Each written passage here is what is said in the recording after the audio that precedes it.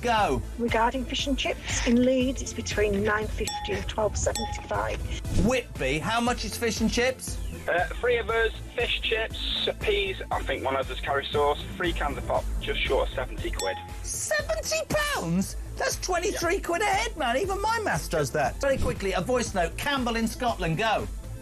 Up here in Banff in the northeast of Scotland, we can get a fillet and a half of haddock with a regular chips for £8 and 10 pence, and it's by far and away one of the best chippies I've ever had. Kenneth in Surrey, fish and chips, go.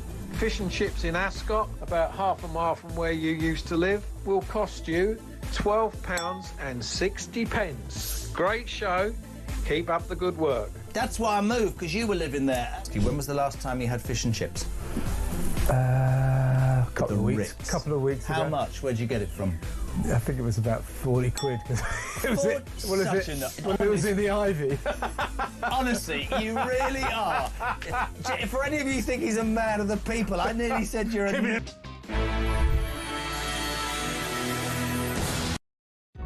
Across the UK, on DAB+, on your smart speaker, on your smart TV, and on your side. This is Talk.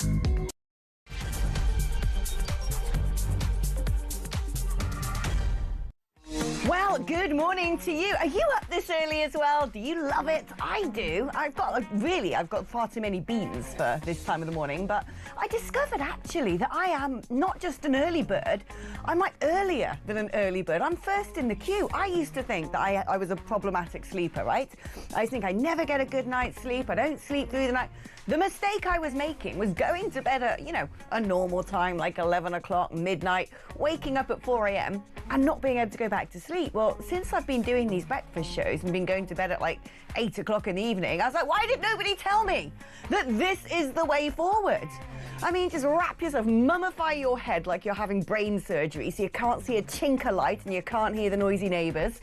And then, yeah, just get involved with your bed earlier, and then you wake up at like 4 a.m. and you're like, boom, the whole day's ahead of me. Of course, that is until all your mates are going out to the pub and you're like, nah, do you know what? It's pyjama time for me. But there you go. It means I'm with you for the next 4 hours and I am full of excitement and... well, full of news and full of views and full of enthusiasm because I have got a brilliant guest today. This is what we've been cooking up, Dean, my producer, and I. It's Mr. Steve N. Allen. We're going to have so much fun. This is how the weekend breakfast is now going to be. Absurd, ridiculous and joyful. I try and take some of those words as a compliment. Joyful I'll take as a compliment. Joyful. You're very ridiculous. Very picnicky today. Well, thank you. I've gone gingham on the top and denim on the bottom. It's, if anything, I should be one of those leggy ladies from the southern parts of America. But I'm not. the ones who do the sort of... Yeah, Daisy Dukes. Or potentially just someone from Oklahoma. Yeah. Oh, you're doing this motion of, like, cleaning a car. That was cleaning the car, yeah. International hand sign. I get the idea that maybe I should... This is soaping down the...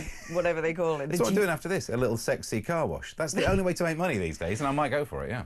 Well, I can join you. I mean, everyone could do an extra buck or two, money. Cost of living crisis and all the rest of it. Now, listen, if you want to have a chit-chat with Steve and I, or throw in your two-bit at any point during this weekend's communal catharsis, the number is 03444991000. It's your normal network rate as well. That's right, we're not some sort of premium chitty chat line like the other ones you might be phoning late on a Friday night. No.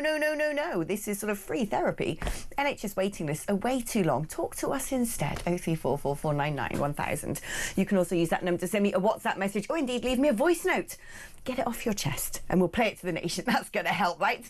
87222 is the number if you'd like to send me a text message. If you do that, because it's so old-fashioned, it doesn't know where to go. It's a bit like an elderly person. You need to sort of, have some sort of carer walk it around the place and make sure it doesn't get lost on its journey. And in order to do that, you've got to write the word talk before your message. That guides it safely down the funnel of communications to which it should be bound. We're on X at talkTV, and let's get into it because, here's a news flash to Debbie Harry. Island of Lost Souls. Probably politically incorrect in this day and age because apparently Starmer now deeply regrets saying Island of Strangers in his speech. I mean, come on. Who cares? Are you telling me that Sir Keir Starmer has done a U-turn? Put this in the diary. This has never happened before. He's clocking them up now, isn't he? Is. We're on 4 or 5. He's just donutting in the car park. Yeah, And it's like a teenager in just handbrake Sainsbury's. turning. Yeah, exactly.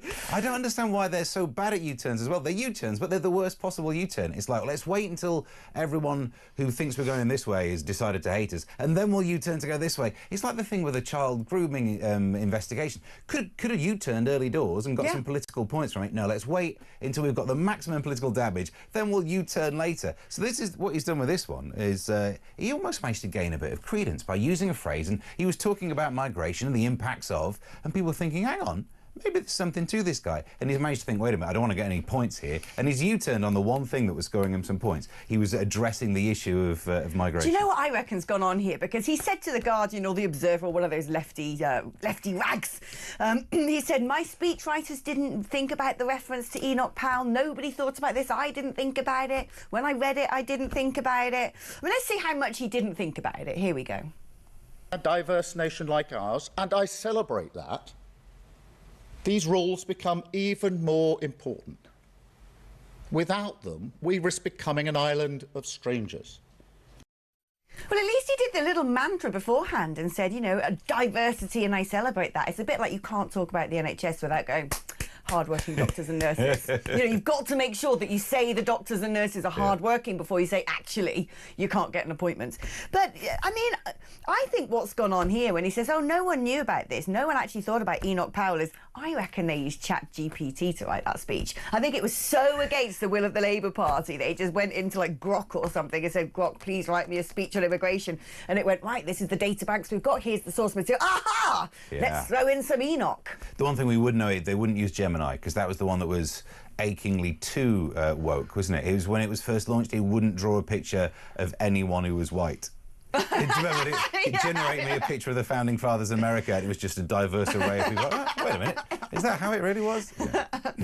Oh, but I just don't understand why he's doing this particular screeching U-turn. It's very Guardian, isn't it? But, you know, you get the impression he'll say one thing behind a podium, another thing to this newspaper, another thing to his backbenchers, because he actually just doesn't have any sort of feelings or thoughts. Do you think the really embarrassing giveaway here is he's blaming it on the speechwriters, proving that he's not meaning these words. It's like, I'll read out, he's doing a Ron Burgundy. Yeah. You put words in front of me and I'll read it out. Yeah. It's really embarrassing, actually, as a politician still, you know, without sort of blowing smoke up his derriere. One thing that is brilliant about Farage is he never uses an auto-cue. He speaks off the cuff always, and there's not many politicians in this day and age who can do that. It's like, it's the English language. You've got to be able to talk, right? You know, basic conditions of potentially being Prime Minister is being able to talk to the nation without somebody having to write every word for you. You're aiming too high. Well, you've got too expectations. It'll never happen. I mean, that's why he had to have those Lord Alley glasses, isn't it? So he could see the font on those sort of ghost screens in front of him. But apparently there's now, you know, Westminster loves the story of plot and revenge and faction fighting and coups, and is he going to last, and who are they trying to get rid of? And apparently it seems to be the Labour Party are getting into the sort of, you know, musical chairs game way in advance of when the Tories did it. I mean, people remember the Tories for shuffling leaders every 5 seconds, rolling out Sir Graham Brady from the stationery cupboard with loads of envelopes, you know, counting them, getting him back in the cupboard again. But the Labour Party, they haven't even been in power a year, and they want to get rid of that Morgan McSweeney. Got to get him out. Sue Gray, she's a goner anyway. Maybe throw Rachel Reeves and her Lego hairstyle in the bin while we're at it, and Sir Keir Starmer better watch his back. The only reason he's safe is because there's no other option, which is terrible. I think, I say terrible, it's also how a lot of my relationships work. There's no other options available, that's why I'm still there. Sure your wife is loving that comment if she's tuned in this morning. More that there's no other, you know, that I don't have any of the options. No, the other way around. But it was meant to be an insult to me rather than her. Don't get me in trouble with the missus. Surely she'll still be asleep. But no, this is, I mean, everyone's saying if there were a good replacement for Keir Starmer, then maybe already there would have been some push or some movement. Imagine that. That's the only thing saving your political career, is that I'm the worst of a bunch that's so bad no one else can fill this job. Can you imagine Angela Rayner? Because she's sort of the lefties' dream. It'll be fun. Imagine. I'm gonna. I don't know. Like, all right. The wrong part of the country in my head. I know, but you know, can you imagine her doing some sort of like emergency press conference from like, you know, the DJ booth in Boofer with her, like, you know, WKD Blue, like, all right. We'd still be in the same mess, but we'd be having more fun. Do you know what I mean? That's actually true. Yeah. That's because we basically now don't have a government. If you've got a working majority of 1,000 or whatever they've got, and you can't actually actually agree. That's it. We may as well just not bother having elections. Just leave Whitehall to it and be like, this lot is just smoke and mirrors anyway. Well, it means lame duck for a while, doesn't it? For years, you say less than a year in, so we've got another 4 years of this. It's amazing to have the one superpower they had was this majority, and he managed to effectively lose it. It's like turning up to a fight and saying, yeah, well, look, I've got these idiots backing me up. And they're like, hang on, who are you calling idiots? He's managed to lose the backup. That was the one thing he had. Oh, it's just sad, isn't it? Now, this is a ridiculous headline. Apparently, the NHS sees patients, get this, guys, NHS sees patients as an inconvenience. That's according to the new sort of big NHS boss, Sir Jim Mackey. It said it's often deaf to criticism, has wasted a lot of money, deployed far too many fossilised ways of working that haven't changed since 1948. This is one of the most British things ever. Was every other country on earth has digitised medical records, and probably has done since, I don't know, like 1978 or something.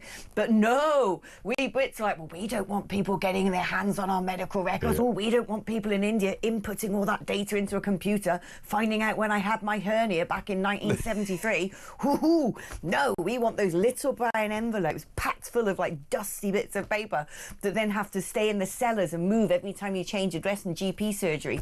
My medical records, right, I've moved around the country, my medical records are sort of secreted in different sort of parts of the country. You've got some vaccinations over here, a little broken arm over there, you know, something else there when I had my eye operation at age 5, that's in the banks of Gloucester Oil. No sort of, you know, overall picture that I can go to a doctor and they go, oh, right, so basically you're a pirate. We didn't know until we saw the complete file. One arm, one leg. One arm, one leg, one eye. Yeah. You got the accent as well, some would say, for the pirate. Yeah, it's a little bit there. Yeah, it's amazing, isn't it? I can't get to see my GP. I'm not sure he exists. It's a Wizard of Oz thing. Well, in theory, I've had a phone call with him once, but it could be anyone doing a voice. Do you know what I mean? And I think it's odd that I can have a closer relationship with the women on Babe Station than I can with my own GP. Easily call them. They've seen my rash too. So it very much feels like we've got some sort of connection. But honestly, I mean, I've reached the age where you get the odd little ailment creeping in, and I can't get to see the guy. It's unbelievable. What am I paying for? It's so bad that other neighbours have now moved place. In fact, you know what? So I had really bad hay fever start of this year. Little aside, my new theory is pollen is evolving quicker than humans and it's trying to wipe us out. We can talk about that later. I think everyone thinks AI is going to wipe out humans. No, I think you're right, actually. Free pollen especially. Yeah, it's floored me this year like you wouldn't believe. Give it a couple of more years, it'll be wiping us all out. And why wouldn't they? We're the ones chopping down the trees. But so I eventually got an appointment, not with my doctor, 3 doctors away. I had to drive for 10 minutes. I turned up and the guy who saw me introduced himself, and it took me a second to clock what he just said. It was a paramedic who was sitting behind the desk doing doctor work that day. It's like, is this... Do you get called out to many sneezes? Like, shall I lie on the floor? Will this make it easier for you? Crash pads, you know? Yeah, it's not what I need for my cough, but well done. So yeah, I mean, it's fallen to bits. It makes sense that we're seen as the impediment to them doing well because we're the only thing that slows them down. Of course, they don't like. I love the fact that the answer to all of our problems, apparently, to make sure that patients are no longer an inconvenience, is a revamped NHS app. Now, Mr. Hancock, how did that go last time around? When he was Health Secretary, wasn't he all about, we're going to get some apps out of this, shaved his head, became a tech bro, launched that thing during COVID. The plan is to add AI to the NHS app now as well, which they say to make things more efficient. No, it's to get rid of, isn't it? It's to use a computer to do the doctor's receptionist job of being like, you don't me, go away from a doctor. That's what the AI will be doing. I'm not sure, I don't moan about AI as much as other people, but I don't like the idea that my first point of contact with the NHS will be someone saying like, I can't do that, Dave. Do you know what I mean? It's sort of someone who might turn against us. Or if we get Gemini as the AI, I'll be turning up to an appointment, it'll be going like, hello, do you have sickle cell anemia and dengue fever? Have you had your prostate examined recently? I'll be like, what is this? Not again. Yeah, exactly. Oh, goodness. But, when you go to other countries, it's like living in the future. Yeah. Even in Belgium, where I managed to spectacularly snap my ankle into 1,000 pieces and have Meccano put in, I was sitting in that hospital in Belgium. They brought me dinner under a cloche in my own private room. Got wheeled down into this theatre, and they were there going, right, do you want to be completely put under? Do you want that thing where you can't feel your legs? What music do you want on while we're drilling into your bones? Which one did you pick? Oh, I went to sleep. Yeah, it's amazing, isn't it? I love anaesthetic. I can see why Michael Jackson was such an enthusiast. Don't tell me how that ended. Don't ruin it for me. I've recorded it. Yeah, no, it's amazing. I had my first anaesthetic a couple of years ago, and it's you wicked. just don't exist for that while. It's so lush. This is like the weirdest thing, the weirdest conversations I have at 6:15. We don't recommend it as a recreational. No, not as Michael Jackson. But it is, if you hadn't had surgery, you're missing out, basically. Yeah. You don't know how good that stuff is. But on the idea of updating the NHS, do you remember a couple of years ago now, there was the hack when a lot of data was held ransom, and apparently it's because they were using Windows XP. And this was way after Windows XP was a thing. There were still some systems using like old computers. Come on, the whole point of living in the future, you watch Tomorrow's World as a kid and you promise that in the future will be, floating cars and machines that can play snooker, and yet we're still playing snooker ourselves like cavemen. It's ridiculous. But the one thing you think you'd update is the computers doing the computer stuff. You'd think.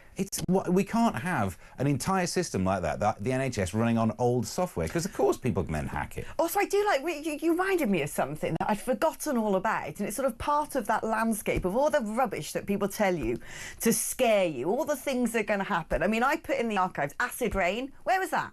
At school, in the geography textbooks, all I saw was like pictures of like sort of burnt off tree stumps, bleeding their sap all over the ground because acid rain had happened. Where is the acid rain? That never materialised. That hole in the ozone layer, that's gone. Oh, we fixed that though. So no more links. No, yeah, exactly. So whenever young people are giving it some lecture, Greta, how dare you? How dare you? And I want to rock up and go, I'm Generation X, mate. I fixed our problem. I think you're fine. What have you done? You've stuck yourself to the M25 with glue. We fixed the ozone layer. Who's the eco-warrior around here? Right, we stopped using hairspray and links. Yeah, and, I stopped using hairspray for an obvious reason. But part of those things that's like this never materialised was the millennium bug. Yeah, that was Y2K. Yeah. We thought that would be the end of the world. It was like, no one thought into the future when they were designing computers in 1995 that the clock would go 0000 on the year 2000. And they're like, oh my God, planes are going to fall out the sky. Isn't it all terrible? There was even that little graphic. Do you remember? It looked like a virus and a hazard sign. Yeah. Like, millennium bug, get your software, update this. Do you remember that moment, though, when the clocks ticked out? I do. I remember exactly where I was. And half of it was like, celebrating a new turn of a millennium. Although at the time people were discussing how the millennium really begins in 2001, because you know what newspapers are like, they have to find a way to ruin it, don't they? It's like, and then someone said, actually, some smart aleck goes, actually Jesus was born in April. Oh, so, that kind of has to ruin it, don't they? But then, there was that bit in my mind where I was like, I don't hear any planes falling. I suppose I shouldn't have been that worried by it, but they'd really hyped up the panic. I was 16, underage drinking. There was a photo of me in the newspaper, sitting on my high school boyfriend's shoulders, went into the Gloucester Citizen on the cross at midnight. Right. Yeah. But at least you were doing something that Y2K couldn't have affected. I was breaking the law. Yeah, good old-fashioned. Right, we're going to take a short break now. Don't go anywhere, because Steve N. Allen and I will be back with all the top stories. We've got some really fun things coming. Also some pretty serious stuff as well. But we've noticed a little trend going on in the Conservative Party. They've all become vigilantes. We'll be seeing what they've been up to after this.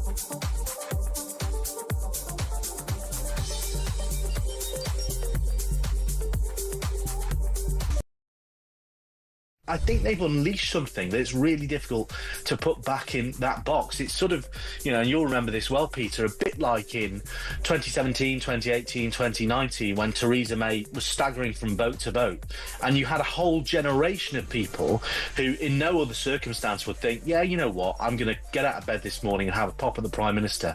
They've got a taste for it now. They can do it. They know if they shout and scream enough, the Prime Minister will do basically whatever they want to do. They don't have to take tough decisions anymore.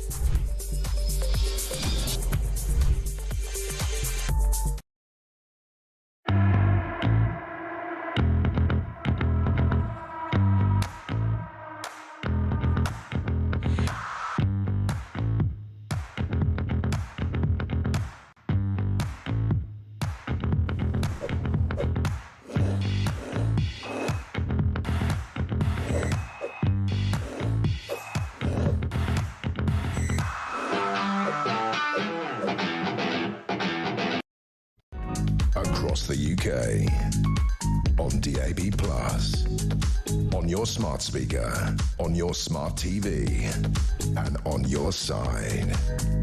This is Talk. Well, hello, welcome back. Now, I don't know if you'd noticed what happened to Robert Jenrick, a.k.a. Robert Ozempic, since he shaved his head, lost his timber, and turned into some sort of one-man crime-fighting superhero. But he's not the only one to be at it. I mean, first of all, let's have a little look at what Jenrick's been up to later, because he's an endless source of entertainment on his X timeline.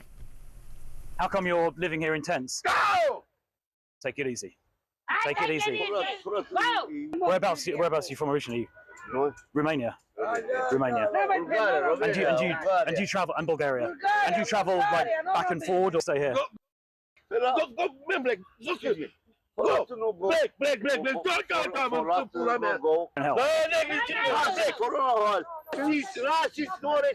It's not racist to ask questions. No. You would prefer it if people didn't know what you're up to. No respect to racists. Well, actually, that was not Robert Jenrick. That was Chris Phillips, who's taken a leaf out of Jenrick's book. Jenrick's been at it again as well. We'll see if we can dig out his vigilante. That's what I'm going to call these people. I love that. There's like gnarly sort of Roma men going, "You're a racist." Like little Chris Phillips going, "What are you doing here? How long have you been here? Why are you in a tent?" Although he did say, "Take it easy," which I've learnt from my time rowing. That never helps. You're just all right, calm down. It's not a thing that ever makes a row calm down, as I've learnt through my previous relationships. But this is what they do now. They basically, you know, these Tories are sort of like, right, we're going to look really tough. I know what we're going to do. We're going to go out and be action heroes.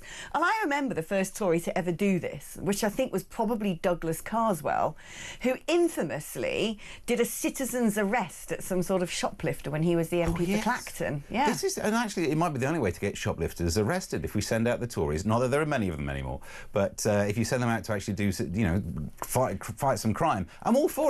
You're right. All it needs is just slight rebranding, doesn't it? It needs a jingle instead of just like, oh, Tory, the Shadow Minister, whatever. You need. Do they have a jingle? Tory Shadow Minister, Tory, the Shadow Minister. But you need like a film like The Shadow Minister. All of a sudden, Shadow seems more important, like a Marvel. I like, yeah, that's true. Yeah. Oh God, yeah, you're right. You know, I was looking at the Shadow Cabinet. Dude, I like that voice. You do it better than me. It's like the League of Justice, isn't it? But the Shadow Cabinet. Well, okay, I want you to use your Shadow Cabinet superhero voice, because I don't even know who's in the Tory Shadow Cabinet anymore. No one does. So many got massacred at the last election that these characters I've never, ever heard of. James Cartledge. James Cartledge. Yeah, good, isn't it? That's great. Cartledge. Sounds more like an injury, yeah. And then, hold on, I found a good one over here. There's sort of meat themes I've noticed. So you've got Gareth Bacon. Cartledge. Gareth Bacon. What was he shadow for? The bacon. Shadow transport, he is. The Shadow Transport Minister. Well, he should be then doing the people who aren't... He should be the one at Stratford, spotting the people jumping over the barriers. Oh, my God, there's an actual... The shadow leader of the House of Lords is called Lord True. No way. Well, then that should be the superhero, Lord True with the lasso of truth, like Wonder Woman. Yeah, that'd be amazing. But, do you know what? As much as we're mocking them, and of course we should because it's fun, but also at least they are. It's broken windows. They're pointing out the small crimes which should be stopped. There's nothing nothing more annoying than when, like, my missus used to live in Hackney, and there's a shop there. The number of times I've been stood queuing to pay, and someone would come in, do some shoplifting and run out. And the thing that annoyed me the most is they're out the shop quicker than I am, so I'm wasting more of my time on this planet and you're doing paying the for right their thing. shopping. Exactly. No doubt. He's so annoying. You're there still going like unexpected item in the bagging area. And they've made off with like 12 steaks, a bottle of red, their date night sorted. Yeah, they're the ultimate self-scam, aren't they? They are. Scam. Yeah. I'll scan it on my own. Let's have a little look now at the original. Well, no, that was Carswell, but the second original vigilante, Mr. Robert Ozempic. But here's one thing we've learned from superhero law, is that if you eventually establish these Tories being the vigilantes, there'll be another evil set that arise up. Whether that's the Lib Dems. And Davey's already practising the Takeshi's Castle election campaign. Yeah. I mean, was that man ever not on water? Yeah, no, well, sometimes I'm sure he went. He was on the teacups at a theme park. Do you remember this? So that's not technically on water, but he's still not doing any work, is he? Basically, it's a brilliant way to evade being asked questions in an election campaign. Yeah. A journalist can't get close to you because you're just sort of like whizzing around like this. Every sort of, 30 seconds, it's like, you go again. That's your political mind. You worked out the best political side of it. I'm looking at that going, I bet he's not queuing. Because whenever I go to Alton Towers, I'm spending most of the day in a queue. He's right to the front of the teacups, isn't he? Oh, clever. Yeah, it's very clever. That is literal political spin. See what I did? That was really terrible. Now, talking about MPs taking on a superhero status and, getting on with doing a job, Richard Tice, this is actually, I think, this week's political superhero, because he actually, using his sort of parliamentary privilege or political privilege, he went to visit Lucy Connelly in HMP Peterborough. And this, what he has to say is terrifying, because he's actually written in the Sun today saying it's so inexplicable. I genuinely think you have to think the unthinkable. Now, this is about Lucy Connelly being essentially manhandled, moved to the side of prison where all the tough nuts are, the druggies and the murderers. Despite being a model prisoner, she's sort of edging up close now to being released, because obviously 31 months means, 1/3 of that. And why do they do that? Why not, why give the longer sentence and then say you serve 1/3 of it? That's never made sense to me. But he's been to see her in prison. And it seems to me what he fears is that there is no reason whatsoever that this woman was forced to the floor. She was handcuffed. She knew what was coming because there was a nurse present, which normally only happens if they're going to have to use force on a prisoner, in order to drag her into the hardcore wing of the prison. And Richard Tice is worried that they essentially do not want to risk that woman coming out, giving interviews to the press, becoming the pin-up girl for Terrorism. And so they're potentially trying to plant something on her to extend her stay, whether it's going to be drugs found in her cell or misbehaviour or she's broken or she's lashed out. If that's the case, that is sinister. It's already sinister enough, though, isn't it? So yeah. I see the angle he's taking there. But surely they must be aware of how this has not played well in the media. It would play even less well if she was still in prison longer than the ridiculous sentence anyway. It's just one of those things where you've got to start from the basics. I'm not saying I agree with the tweet, but I don't think it's a prison-worthy sentence. And it should be possible to hold those two thoughts in your head, and no one seems to be able to do that. It's like, I don't have to think, I totally agree with what you're saying. Even she didn't think it was a good tweet because she deleted it. Right. There's your evidence of that no one's saying this is a good tweet. All of the accusations, and even in the paper they mentioned that she was encouraging people to say... No, she wasn't. She said, do it for all I care. That is not an encouraging sentence. Exactly. No one read that tweet. Yeah, that's like saying, Steve N. Allen, eat that pile of newspapers for all I care. For all I care, yeah. For all I care. I am independent of whether or not you do it. And I've put this forward as my theory. No one in any version of a universe would read that tweet and go, do you know what, I wasn't going to go and set fire to something, but I think I will now. So there was no incitement, was there? And therefore, she shouldn't be in prison in the first place. And again, not that I'm agreeing with her, but you shouldn't be locked up for tweets. What is reading this again? You should read this in the Sun today, because it really is quite remarkable. Where he's talking about it, the fact that her treatment, being sort of bent over, handcuffed, dragged up 3 flights of stairs, taken to the hardcore wing, denied any food that day as well. that he says it's so inexplicable you have to think the unthinkable. They're trying to provoke a reaction to say she's got violent tendencies. But he's basically saying he's asked for the body cam footage of the prison guards to try and see what's gone on. But there's the suggestion here that actually, you know, there could have been an order from on high to make sure that she doesn't get released. This is one of those things where you want there to be the Starmer U-turn. Why is this the one area where it's not happening? I know he's not directly involved, but surely in the whole narrative of what's happening in our political world, a U-turn would be great right now. They've done exactly the thing. Refuse to U-turn until you get the political damage, the reputational loss, and now is when she should be released. I'm shocked actually that the British public are not more up in arms about this. I'm shocked how many people there are. I only see people tweeting about Lucy Connelly. The people who are saying online, like, yeah, she deserves to. It's like, really? Yeah. Like, I don't understand. Like, how has the mindset of the populace changed so much that people aren't up in arms about this? But their arguments are always how much they disagree with the original tweet. And again, it's that holding two thoughts in your head. I can think something is bad, but I don't think it's the worst thing in the world. It's possible, although maybe it's not possible. I find it possible to have that it's not even nuance. Nuance sounds fancy. The idea of understanding something can be bad, but not as bad as something worthy of prison. Yeah. Seems understandable, but yeah, I mean, then again, you're judging people by what happens on social media, which is probably not the best place to find the best of our humans. When you think, actually, I think some of the worst, most horrible, violent trolls are the people on the left. I mean, I would say that because they're all my haters. The people on the right, I'm their queen. But, you know, in terms of, you know, the abuse I get, I don't bother reporting it. I just think that person's some sort of loser, probably sitting in his mother's basement, aged 50, and part of incel networks as well. Yeah, I mean, I don't always use my main account. Sometimes I message it from my side one. Oh, but I mean, it is pretty.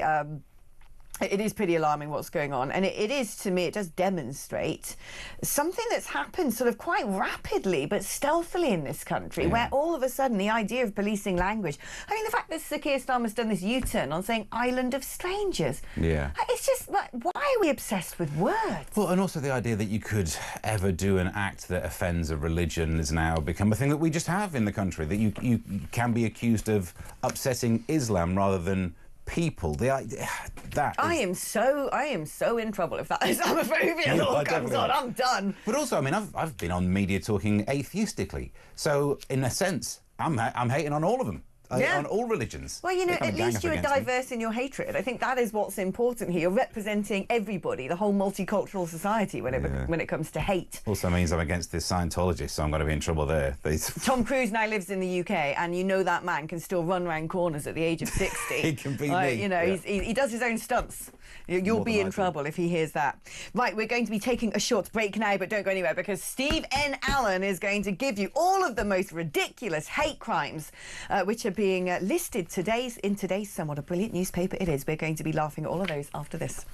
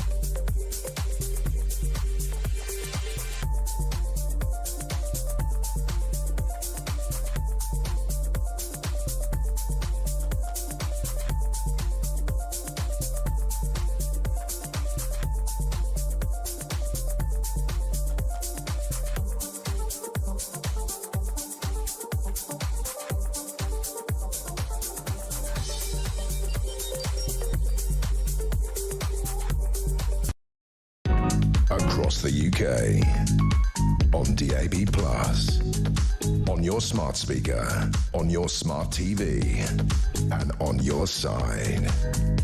This is Talk. Hello, welcome back to the show. Steve N. Allen. I never want to know what the N stands for. Not broadcastable. I quite like the idea. It's like the N word. Imagine that. That'd be brilliant. Steve N. Allen. Why have you got the N? Is it because... It's a boring answer, but I can tell you it's because Steve Allen is the dullest name and would disappear into the Google search thing. But Steve N. Allen is search engine optimised. If you search for that, you get me rather than like the ton of other Steve Allen. I wish I'd known this. You know, when I was a Brexit Party MEP, for some reason there was someone else called Alexandra Phillips elected as an MEP to the South East. There were both of us there. Both. I mean, it's like, what? It's ridiculous. Yeah. But, you know, I'm obviously, you know, the far right one, and she's like a mad, screaming, tree-hugging socialist. But it's just like a sort of strange alter ego situation. I remember a meme going around, you know, the one you've got Spider-Man fighting Spider-Man, and that sort of circulated for a while in 2016. Anyway, I don't know what's happened to her now. I've won. My name's more important. So you, the other Alex Phillips, good luck with your life, because you're not sitting here. She can put the N in her name. Yeah, well, no, actually, when we were fighting over who gets the email address, and we went to middle names, and it's like, what's your middle initial? And we were both like, L. And it's like, oh, great. And then, because she's married, I said, why don't you just use your husband's name, like, you know, normal people? Why do you have to use like my surname? Because I ain't got no other surname to go to. And she's like, but that's how I'm known. She's like, have you not got another surname? I'm like, yeah, my estranged biological father, I haven't seen since I was 6 months old. She's like, well, why don't you use that? And I was like, because it's Green. And then I'd be Alexandra Phillips -Green, and she's the one from the Green Party. So I'm like, there's no way out of this. Yeah. I get the feeling you were the same person. This is like Fight Club. I think you were, like, when you were unconscious, you were the other one. She's your Tyler Durden. I've never watched Fight Club. So I've just ruined it for you. Yeah, I'm sorry. I'm so sorry. Damn, that's my weekend plan's gone. Oh, right, now let's talk about this. I love this. The Sun have wasted no time in going around and finding all of the ridiculous hate crimes. They've even got a little symbol here, hate crime fiasco. They've got a little sort of branded mark. Let's go through some of these, because we all know that they're taking place up and down the country, that the cops are coming to nick you for, I don't know, complaining about your wheelie bin not being emptied. But it gets worse, doesn't it, frankly? There's some amazing ones in there. Someone reported... My favourite one, actually, we'll skip below down, is the person who complained about what they overheard on their Ring doorbell. What? Someone was talking about their house or whatever, and they listened on their Ring doorbell and go, I'm calling the police. How about you? What were they saying about the house? They didn't say exactly what they said, but it doesn't matter, does it? Because it's your fault for listening on your surveillance device. Normally, when people complain about a TV show, my pushback is, well, just watch something else. This is not even a TV show that's broadcast. You're the one sat there watching it on your spy camera and go, you'll never guess what I surreptitiously overheard. I should complain about these people. So ridiculous. There's also, there's a guy who was singing a Scottish song in the earshot of English people. Well, of course, that's a hate crime. Everything's a hate crime. I was thinking of this, right? My protected characteristic, I guess, is baldness. I'm a bald man, and my 1-year-old daughter every so often comes up, taps me on the head, and the number of times I've had to report her for a non-crime hate incident, it's a lot of paperwork, is what I'm saying. All of these. There was a bloke who had a Where's Wally tattoo and joked about it. Well, I mean, that one. So, contacted by a person whose new boss called their designer clothes fake, and then told them about an intimate Where's Wally tattoo. So someone said, I don't reckon that designer handbag of yours is... I'm going to phone the police. Exactly. You think that one I bought from that Chinese shop on the seafront of Lanzarote is not actually a real Prada handbag? But even in all the different outcomes, so if it was fake and he correctly called it fake, that's not a hate crime. If it was real and he called it fake, he's wrong, it's not a hate crime. Do you know an insult isn't a hate crime? This is the overlap that's causing the problem, isn't it? It must be entirely possible to insult someone without the police being called. Otherwise, we're now policing, as you said earlier, we are literally policing speech because you've got to say things that are approved by the person who's heard it. Not even in your actual ear if you're in the room with me, but you might be watching over a Ring doorbell. So I must only ever say things that meet the approval of the recipient. Ridiculous. That means I can't criticise your fake handbag. Not that I think you've got a fake handbag. The one that I actually like the most is the cops who lodged a hate crime after a caller put on an Indian accent to order a chicken tikka masala from a takeaway. I mean, that one might be. That's politically incorrect, but I actually find that quite funny. It depends on which bit, doesn't it? If it's the entire conversation, then maybe it's done for a point. But I know people, look, we all know middle-class people who try and do the accent when they're talking about foods. They, you know... Actually, hold on, that means most of the BBC commit hate crimes, because there was a period of time, particularly when Michelle Hussein was the presenter of the Today programme, and she couldn't say any word connected to anything to do with the Middle East without putting on a Middle Eastern accent. She'd always say, you know, in Afghanistan, the Taliban, and it'd be like, Al-Qaeda. And yeah, it's just like... But what? They do. It's like people who can't say Paris without Frenching it up. Hey, I'd call that a hate crime, but on a different level. Because we don't do it. You never do it for Glasgow. There is no one in the middle of a sentence to go, I went up the other day and I popped into Glasgow. You know, actually, I've probably just done a hate crime then. I will now find out. Actually, it's true. There's sort of certain accents which, if you're sort of a posh person, you're supposed to do. Yeah. And then other ones which you absolutely are not supposed to do because that would make you a monster. So if you're talking about French politics, you can say the President of France, Emmanuel Macron. That's fine. Or Brigitte Macron. But if you went, Xi Jinping of China, you're in trouble then, aren't you? You've stepped over the line of that one. I think you might have just done... Yeah, basically. No, but it's true. What's the difference in saying Emmanuel Macron and then going Xi Jinping? Like, you know. But as sadly, the answer to that really good rhetorical question is it's all based on whether the recipient is offended, which is no system to it. If you're offended, that only exists inside your head. Nowhere else in this entire universe. The offence is just inside your head. And now we're moving to this world where that's the most important thing. Well, that can't work because there are people who literally you will find people who will be offended by any tiny little thing because we're not all of perfectly sound mental health. So some people are, you know, triggered by the sound of chewing. Have you met those? You know, the what do they call it? The people who have, there's a fancy word for it. I love a good fancy word for like a phobia. Yeah.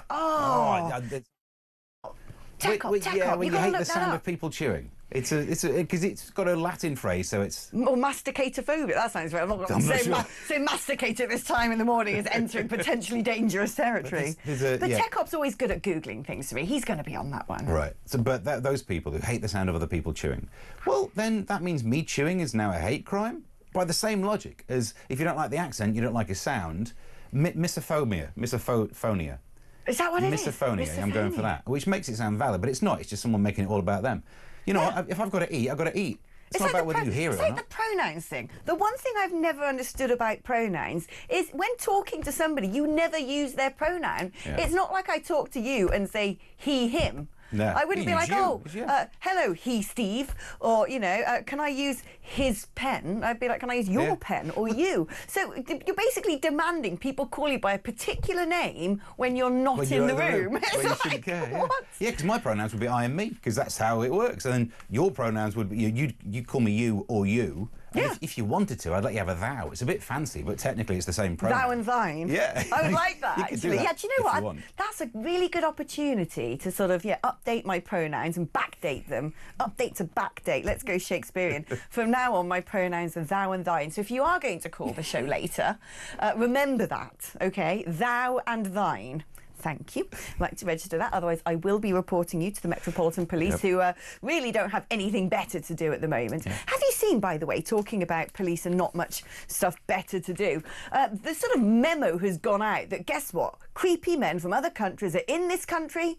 They're used to seeing women dressed as ghosts, and now, you know, instead of just seeing a little toe every now and then in the desert, they're starting to see Essex girls on a night out, and it's making them go a bit funny. And so they've had to put this particular message up on the tube. We all know who it's talking about, saying touching someone inappropriately is sexual harassment and is not tolerated.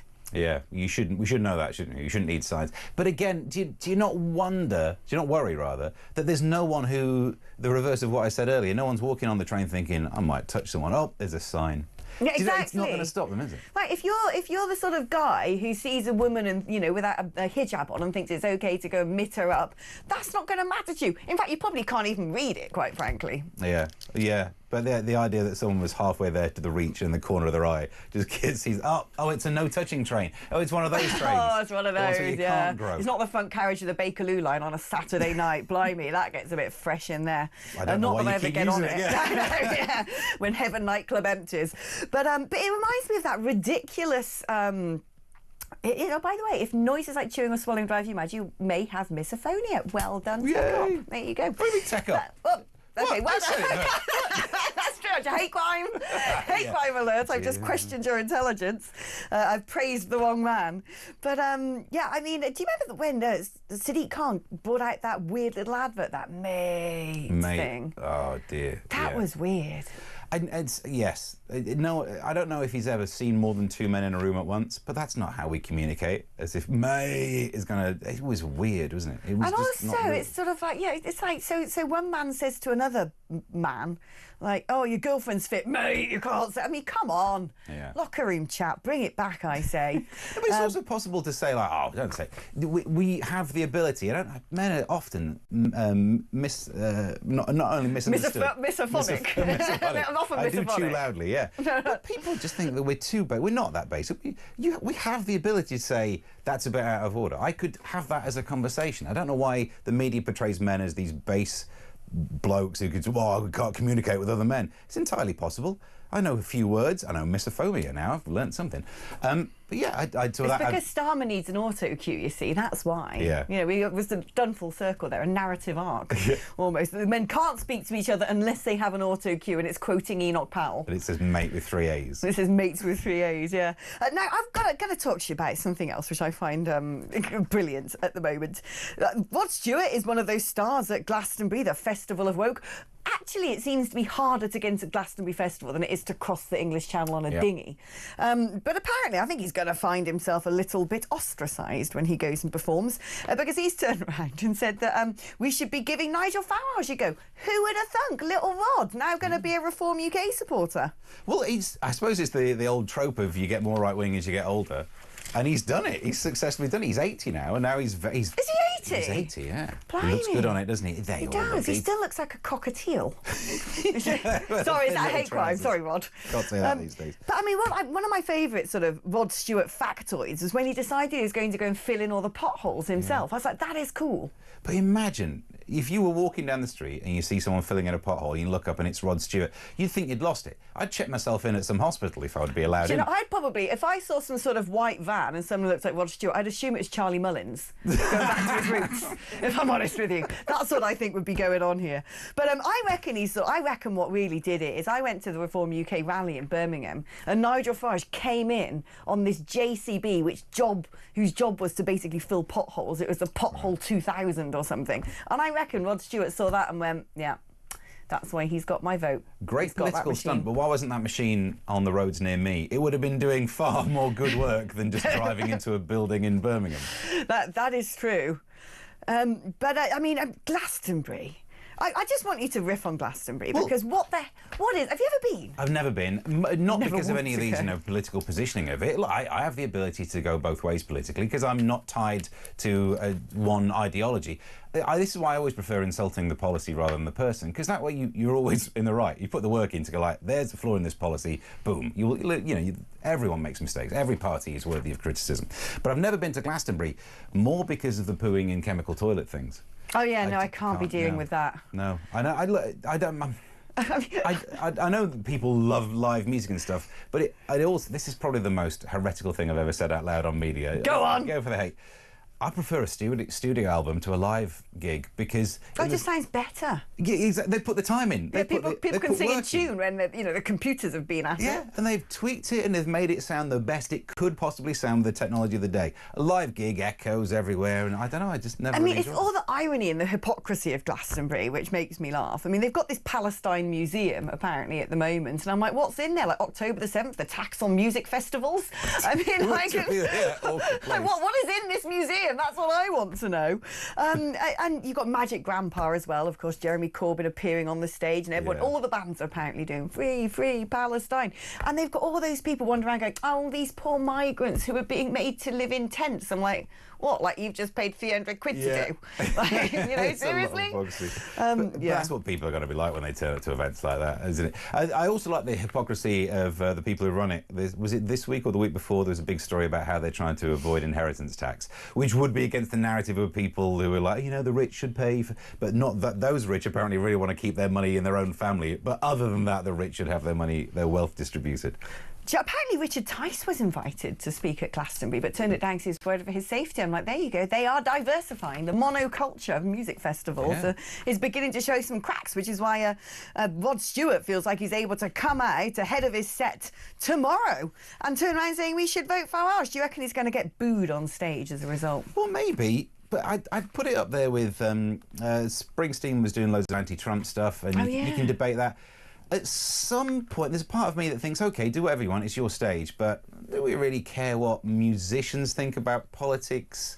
Yeah, I wish they didn't think about politics at all, quite frankly. It doesn't really bode well when if someone who's sort of like, you know, celebrity opens their mouth, it's normally nonsense coming out of it. And it should be just as valid as if a politician says, I'll tell you my top 5 albums. I'm like, no, you're fine, mate. I don't really care.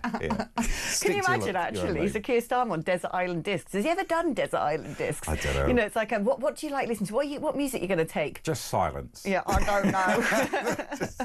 That Jean-Michel Jarre one that's just silence to the track. That's the one he plays. Right, well, listen, we're going to take another break now, but don't go anywhere because Steve and I are going to be back to cheer you up and brighten up your weekend at the start of this Saturday, just after this.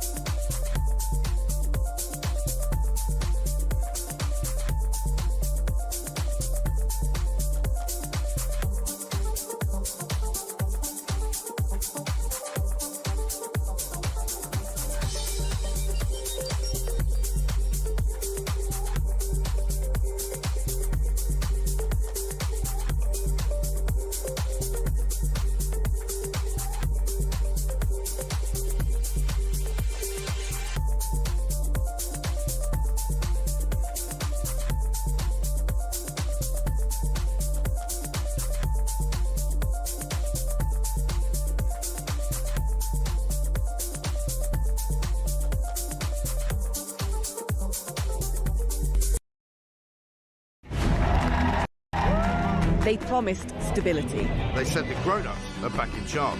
I was so happy you just couldn't believe it. Our work is urgent, and we begin it today. I mean, you couldn't really scrape together a worse gang of misfits to run a dog kennel. Broken promises. Billions blown. Botched U-turns. And Britain is burning. One of the most immeasurably eventful. 1 year in power. And Britain in freefall. It's just been a disaster. 1 year of chaos. Friday, 4th of July. 9 p.m. It's all about the authorities trying to...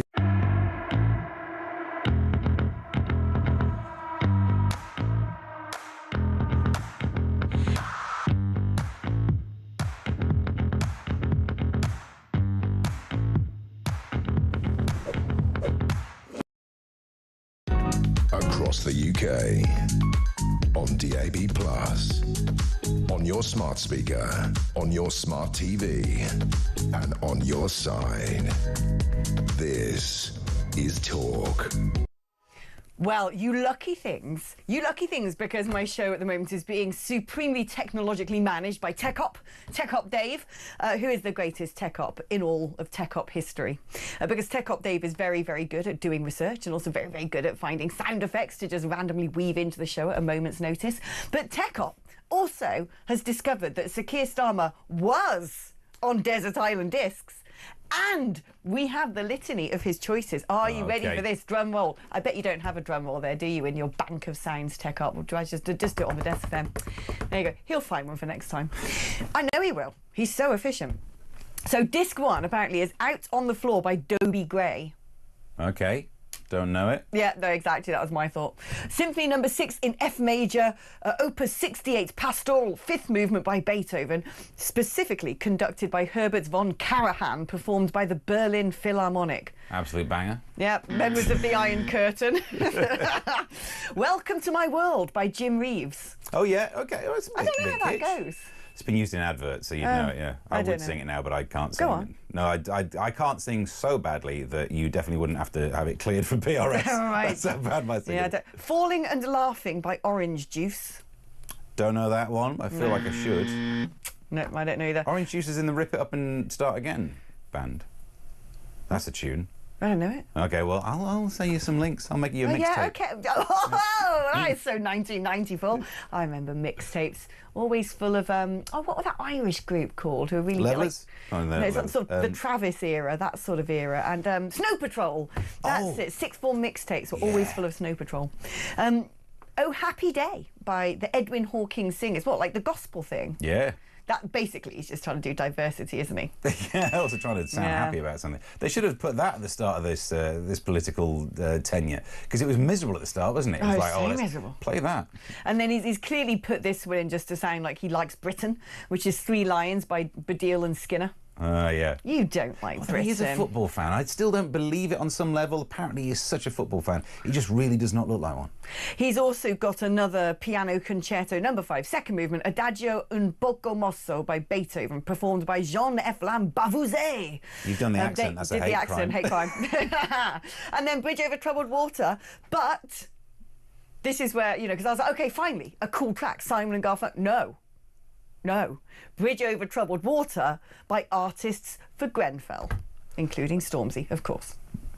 Oh, that is so just having to say it for political Starmer. reasons, isn't it? Yeah. Now, we were discussing earlier how we absolutely love the Daily Star. And I put something on Twitter earlier because I was saying to my producer, Dean, I think the Daily Star is basically the best thing since Private Eye. I mean, it's even better, frankly, even though it's owned by the wrong company. And I was saying to Dean, I was like, you know, the Daily Star have got this absolute obsession with seagulls. In fact, I went through my Twitter feed and found out a post from me in 2020 saying, I'm onto you. I know you're, you know, the anti-gull propaganda. I know you're getting some sort of secret backhander, some dinner ladies or something, because your seagull obsession is beyond belief. And literally today, I open it up and they've got killer gull warning. Oh, that's a serious warning. That's why we love Tech Up. And not just that, they've actually gone back through all of the front pages they've ever had. Look at this psycho seagull, kicked my head in. Seagull terror, lock up your babies. Seagulls held us hostage for 6 days. Britain's hardest psycho seagull. These are serious issues. Look, I know we're joking here, but as a bald man, this is why I hate seagulls. They attack the bald. Why I thought they go after, like, hats. Well, they go after food, but there's always these stories of whenever they get a bit, you know, maternal and they get a bit protection-y, they keep attacking bald men. And I think it's because we look like eggs or something. I don't know. From a certain angle, they want to try and nest on us. I don't know what they're doing. The way that the sun glints off your head. Yeah, but this is a hate crime. Your accent's not, but a seagull attacking me because of I'm follically challenged. There's a hate crime. So yeah, I'm all for wiping these out. I'm a one-woman gull enthusiast. I keep trying to tell everybody how great seagulls are. People don't want to know. They're not great. They're huge. They're bigger than they used to be. It depends on your type. I like black-headed gulls are my favourites because in the winter when they lose their black heads, they end up with these little dimples and they're very sweet. Little tiny little. Okay. You say that because you've never been attacked from behind. I'm from Gloucester. I grew up with cagoules and seagulls. It's like, don't rustle that crisp packet in the playground. They'll be after you. Like seriously, don't take those yum-yums from M&S outside. Oh no, the gulls will be out.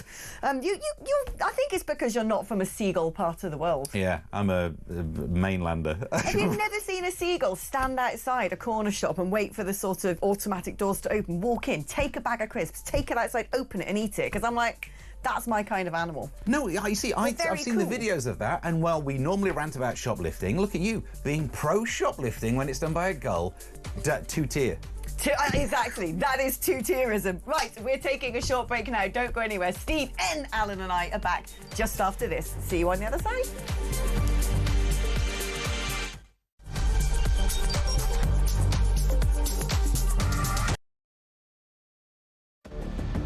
I can announce this government will begin the biggest sustained increase in defence spending since the end of the Cold War.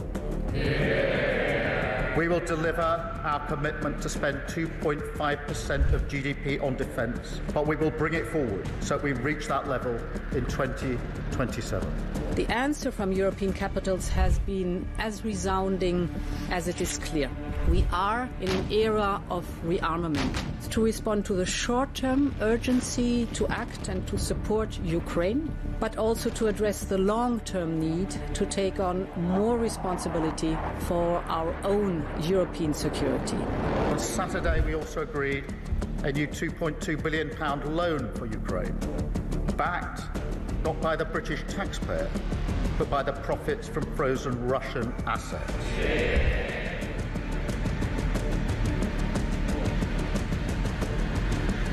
It is my pleasure to bring from His Majesty the King a letter. He sends his best wishes and his regards, of course, but he also asked me to bear this letter and bring it to you. So can I present the letter from the King to you? Thank you very much. Am I supposed to read it right now? Yeah, please do. I will do. I've got to tell him what your reaction is, so I need to know. I need to know. He is a great gentleman. A great, great gentleman. He said he thinks the war's going to go on for a long time, and he better not be right. Well, I just think he should be more appreciative, because this country has stuck with them through thick and thin. We've given them much more than Europe, and Europe should have given more than us, because as you know, that's right there, that's the border. What kind of diplomacy, JD, you are speaking about? What do you mean? I'm talking about the kind of diplomacy that's going to end the destruction of your country. Yes, but if you are not Mr. President, with respect, I think it's disrespectful for you to come into the Oval Office and try to litigate this in front of the American media. You're gambling with the lives of millions of people. You're gambling with World War III. You're gambling with World War III.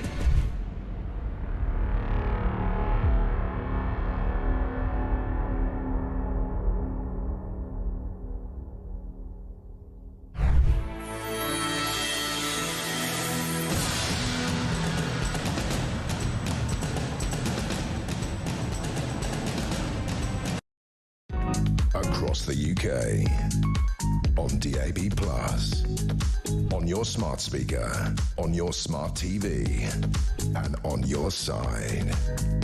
This is Talk.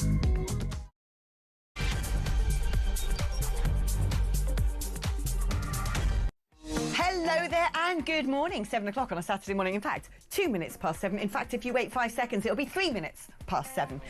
Or unless you're watching this on delay or in the future, then it is not that time at all, so just ignore me. And actually, if you've only just tuned in, I tell you what, you've missed a banger of a first hour. Steve N. Allen, ladies and gentlemen, has been superb. And we've just been like, this is our best material. And everyone's been asleep, and we've been having an absolute whale of a time. I think it's because you know you can get away with it. I say, yeah, no one's actually listening. Ofcom haven't set their alarms yet. It's okay, ladies and gentlemen, no hate crimes today. But I just found out that you were, a DJ? An actual, Yeah, well, no, like a local radio presenter. I was an Alan Partridge type. I used to be doing drive time on 102.7 Mercury FM, and all you had to do is say, like, great song by Celine Dion next. That's all you have to do. That's all they have to do down there in Virgin, and they get paid like 25 times more than me. I'm like, I've got to speak for 3 hours and know stuff about news. And those ones just play like, Chris Evans just whacks on a sort of track, goes, isn't that great? Remember the 90s? I'm like, yeah. Even better than that, you can go like, it's a special treat on the way, 3 songs back to back. That's a toilet trip. Don't fall for it. That's what all they're doing there is nipping off to the loo. Oh, yes, sometimes on commercial radio, they used to have that sort of advert-free hour as well. So I remember when I was a kid growing up, I think it was 102.4 was 7 Sound FM, the sort of Gloucester just a local radio. And I think it was all part of the same network, because at some point in the evenings, you've got Graham Torrington's Late Night Love. Yeah. So where's Graham Torrington these days? I don't know. I only ever bumped into him. Basically, it was GWR was the company. It merged with Capital to become GCAP, and then now the Heart. And I managed to get fired from one of them just before the merger, so I ended up rejoining. You get fired, rejoin the other one from the side, and have to work with the people who fired you. That was fun. But yeah, I bumped into Graham Torrington, and on radio it was all kind of like deep voice, kind of like, "Hello, loves. Here's a story about a couple who fell out of love and blah blah blah." In real life, like the most John Inman man you've ever met. Kind of, oh, hello. No, really? Yeah, he'd put the voice on, yeah. I loved Late Night Love as a teenager. It felt very risque, you know, going to bed and turning on commercial radio at night and talking about if you're sitting on the sofa. Yeah. Or whatever, I can't really remember. Wasn't the worst thing they talked about sitting on, was it? Shall we do the front pages for people who have just woken up and want to know what is in the news? We are here to service that request. If you missed the first hour, by the way, you missed us talking about vigilantes, because you've got Chris Philp now going and harassing Romers, or harassing, I don't know, so much harassing them. What are you doing in a tent? Since when have you been here? Where'd you get all your money from with your illegal gambling? Yep. And it sort of picks up on what good old Robert Zempic has been up to, you know, crime fighting on the London Underground.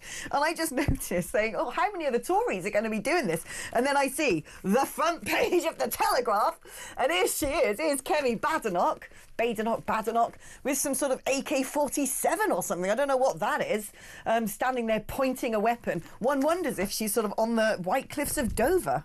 Well, I mean, she's going to have to do something to get in the news, isn't she? Because she's being out-mediaed by Robert Jenrick so much. And all he was doing is, like, turn up and going, oh, you didn't buy a ticket. And that is... More people talk about Robert Jenrick than the actual leader. And Did you call him Jenrick then? Jenrick. Jenrick. That's a hate crime. That's what we've learned today. Robert Jenrick. Yeah, she was at the 35 Engineering Regiment in Saffron Walden. But, yeah, of course, just, you know, there's pictures of her with a... I mean, this is the kind of stuff that there are certain specialist men's magazines, aren't they, of women brandishing weapons. Some blokes are into What, are you this. saying that this is the beginning of, like, the first sort of shadow OnlyFans account or something? She's got to get talked about in the media. That would be one way to do it. Yeah, I hear that the donors to the Conservative Party are running low, so, you know, there you go, bit of extra income for Kemi. What else have we got on the front pages? I mean, we've already done The Sun, haven't we, with the list of hate crimes. Oh, and then sad news that Holly Valance has split up with Nick Candy. She was like the darling, they were like the darling couple of Reform UK. And she was a celeb being a bit right-wing, which was all across... Yeah, but yeah, they're splitting up. I wonder how this will play financially. I've never divorced a billionaire, because you can tell that by I'm still here having to work. But I imagine she'll do well out of it. I think she'll probably be OK. But there you go. Sad news in the right-wing world of celebrity. We don't really have right-wing celebrities. Holly Valance was the only one. Yeah. Until Rod Stewart seems to be semi in the queue, but he can't really decide, can he? Because one minute he's like free Palestine, then he's like vote Farage, and I'm like, not on the same drop-down menu. As long as he's doing potholes, I'm happy. Exactly. As long as he's doing the... Oh, this is classic Daily Express, which is weather news. Yeah. Britain will bake in 36 degrees. I mean, bless them, I know. Have they never made a cake before? Because that ain't going to make anything right. That doesn't bake. I just think because a couple of years ago we hit 40 or 41 in the UK, and now I'm broken. I don't care about numbers with threes at the start. I get that it's warm, and people used to say, you weren't here for the summer of 1976, that was hot. And that was, what was that, 37 degrees that we hit? And I get it wasn't just like one day, it was a period of hot weather. But I just feel like we've all survived that 41 degree. So until you've got a 40, you know, don't even come... Exactly. Yeah. Like, what counts as an extreme weather event in the UK was when that Village Green set fire smouldered a bit in Essex.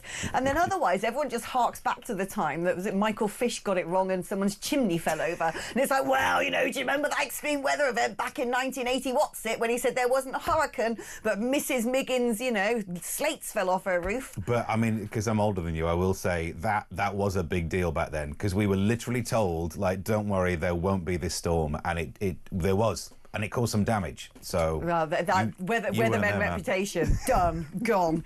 But, you know, yeah, I mean, baking 37... I don't care. Most people who buy the Daily Express actually get on short-haul flights to go and find 36 degrees. Yeah. Let's be fair. I mean, we are getting better at dealing with it. The other part of this story was always that we're not a nation set up for it. Our houses do retain the heat too much, but now we know to keep the curtains closed in the day, that you know, you can sort out a house really well. Loads of us have aircon. I know it's not not eco-friendly and all that, but I've got to be honest, my new shed has got aircon, so if it gets back up to 41, Your I'm in the shed shed. has aircon? I had the shed knocked down and a garden room built with aircon and Wi-Fi. The Wi-Fi in the shed is quicker than in the house, because that's where my priorities lie. Nice. Oof, yeah. God, is it like a man cave? It's a studio/office, do me voiceovers and stuff in there. Oh, that's cool. Or I pretend to do Check you voiceovers out. and play online games. Yeah. Oh. Has anyone sort of a squatter found any migrants in there yet? Because if you do, you've got to report them to the Home Office and then you will be fined. Right, yes, good point. Yeah, I was thinking of Airbnb-ing it, that's more likely. But... I mean, what else have we got on the front pages? They sort of get a little less entertaining after those two. Oh, so there you go, the big celebrity wedding of the year or whatever is Jeff Bezos and the breasts. But that sounds like the backup band. Jeff Bezos and the breasts. He's reached the age where he's definitely playing a guitar, isn't he? He's got that. He's the best midlife crisis this planet will ever see. Because most of us, you know, I'm not quite there. I'm a couple of years away from my midlife crisis. I imagine I can't grow a ponytail, so I'm going to have to get a leather jacket and a bike. Maybe I could do that. I'd be all right. He went to space. That's quite the midlife crisis, isn't it? And now he's got this second marriage, and everyone says second marriages should be like a smaller affair. Not if you're the world's richest man or second richest man. As much as I think what I'd like the idea of wealth being distributed, and I tell you what, idiot billionaires wasting money on big things is how you get money back in the economy. That is exactly what's supposed to happen. Yeah. I do think, though, that, you know, he's like Lauren Sanchez, the woman who just wore a bra to inauguration. It's like, OK, you know, come on, there's a time and a place to get your norks out. It isn't an inauguration, however sort of right-wing libertarian you are. Come on, love. But you know, they just seem to be sort of a couple who walk around going, here you go, Graham Torrington, this'll give you something to talk about. Do you know what I mean? Yeah. Like, all right. But yeah, everyone who is nobody has been at that wedding. And then here we go, supermarkets. Here's a brilliant initiative by the Health Secretary, because obviously the biggest problem in the world is we're all too fat. It's true. Yeah. But not only are we going to start rolling out Mongiorno, whatever it's called. What's that thing called? Ozempic and... Manjaro or something? It that's sounds like a bad guy from the computer game Mortal Kombat, doesn't it? Does it? Manjaro wins. Done the accent again. Part of the shadow cabinet. Yeah. But apparently West Eating is telling supermarkets to promote fruit and veg, not junk food. So how are they going to do that? So, I mean, when you go into a supermarket, the first thing you're met with is fruit and veg. Yeah. I mean, look, I suppose you could say they put the chocolate in the bit where you're queuing, so while you've definitely got some dead time and you think, oh, I was going to get a chocolate bar. But that's not where our obesity crisis comes from, isn't it? No, it's not doing that much heavy lifting. eyeballing an arrow, is it? No. It's because, you know, people don't want to cook. Well, it's also because chocolate bars taste really, really good and vegetables taste okay. And it's never quite as good. You know, don't get me wrong, some vegetables are nice. A nice selection of roasted vegetables with a little bit of oil. It's not like Valentine's Day. You're like, ooh, can I have a sorted, you know, tray of roots veg? Exactly, yeah. And that's the problem. So, yeah, do this if you want. It's not going to make a blind bit of difference. It's not as if our problem is because supermarkets haven't gone, have you thought of pears? Like, we have. And I've thought of pears now. Exactly. And I love a pear, don't get me wrong. Pear. We're back to that Lauren Sanchez story. But I also love a chocolate bar because they're designed, this is the sweet spot of sugar and fat. This is why ice cream is so difficult to say no to. It is the perfect mixture of fat and sugar. And in nature, I think I'm right about this, the only food source that has loads of sugar and loads of fat, because normally it's either meat is fatty, that's good for you, or things are sugary, like fruits. But the only thing that has sugar and fat is breast milk, when it's literally there to fatten you up. And then we've invented stuff that fattens us up in adult life. So no wonder we're fat. Basically, we just replaced breast milk and drink that for our whole lives. Yeah. And then you cool it down, coffee chains. Put some chocolate around it, yeah.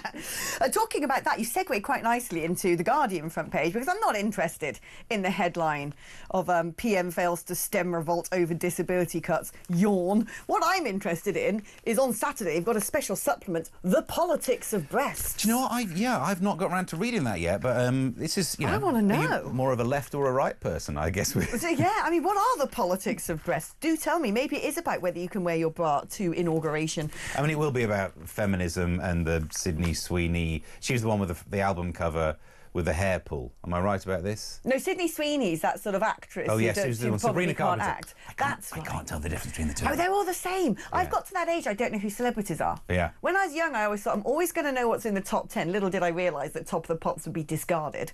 And then I'm always going to know, you know, be down with the kids. Now, it's like, who are these people on YouTube and Love Island? Yeah, well, yeah, and they look fairly similar, those two, don't they? Sydney Sweeney and Sabrina Carpenter. And the names begin with S. Similar enough. So, I struggle. One of them's got a soap out, I know that, made with their bathwater. That's wrong. Yeah, Sydney Sweeney has made a selection of soaps with some company, I can't remember what it's called, Squelch or something like that, and they've made 5,000 bars that says that there's some drops of her bathwater in it, which really... Why would you? Why? Well, I'm Why not do sure you I can want... answer that one out loud, but because there are some wrong-uns, and back in the day, wrong-uns had to... I don't know how you'd get a cup of some woman's bathwater, but you'd have to be dodgy about it. You'd have to change the plumbing. Whereas now, like everything, you just click add to basket. Didn't like Gwyneth Paltrow bring out like a candle made of juices from... Well, it claimed... So Tommy tells me it was a scented candle, scented with juice, lady juice. Well, I never checked to see if it was accurate, because who could, other than Chris Martin, I suppose, would be able to buy one and go, rubbish, mate. But I always thought it was worth buying one, because if you want to go and rob her place, you could carry them all over you, and her guard dogs would just think, like, she's walking around naked again. So it was always an option. Do you know what I mean? And talking, well, there you go. I mean, the amazing things that we've gotten onto today. The Times, again, NHS cash linked to success. What? So you're saying that hospital funding is tied to patient satisfaction? Are you honestly suggesting to me that the more money a hospital gets, the better the treatment? But it'll be the other way around. This is a great way to cut money. Like, they're going to link it to satisfaction. Such low satisfaction levels that they'll be able to reduce the funding to it. No one's going to be satisfied with the NHS because you can't get near the darn thing. Exactly. And apparently there's a story inside today. I live with two men, both my ex-husbands. Yeah. I mean, I'm sure that speaks more about her than it does about, yeah, not to be harsh, but... And, well, I think that's pretty much it for the front pages. Otherwise, we can just make ourselves miserable with the Daily Mail. A very important campaign, actually, with the Daily Mail, which is their big campaign to stop former SAS heroes facing criminal prosecutions for Northern Ireland. I mean, that cannot be allowed to happen. And they've got some support now, and that's why they've made it front page, because it's their campaign, but it is being supported by people who can. And, well, we're glad to see that they are doing it, because can you imagine sort of serving in the army and thinking, oh, in 10, 20 years' time, if I've killed this terrorist, I might actually be facing a murder charge. Absolutely insane. Yeah, and there's only one front page we missed, and that's about the fact that Luke Little is doing some darts. Oh, literally your favourite Daily Star.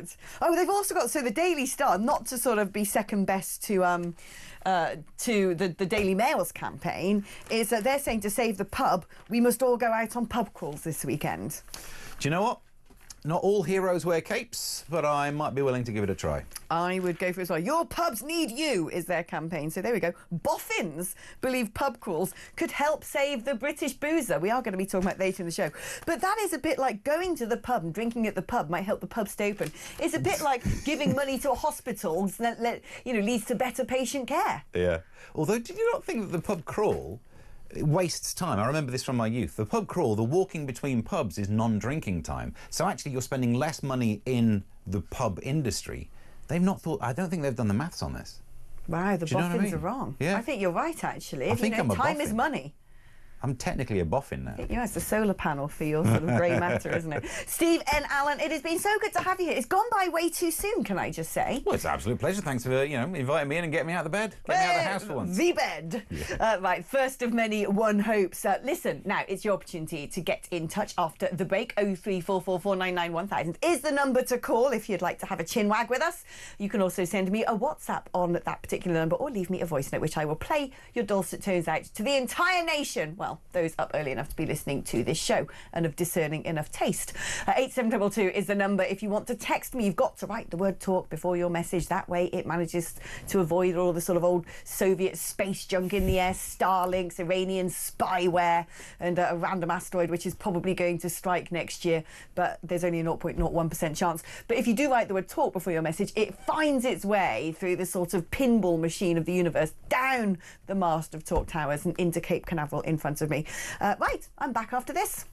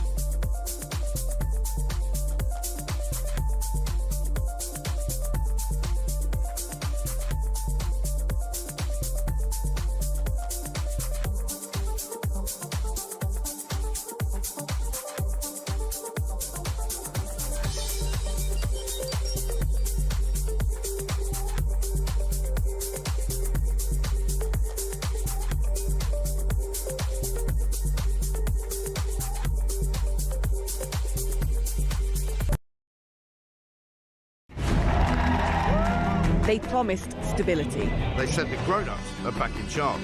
I was so happy you just couldn't believe it. Our work is urgent, and we begin it today.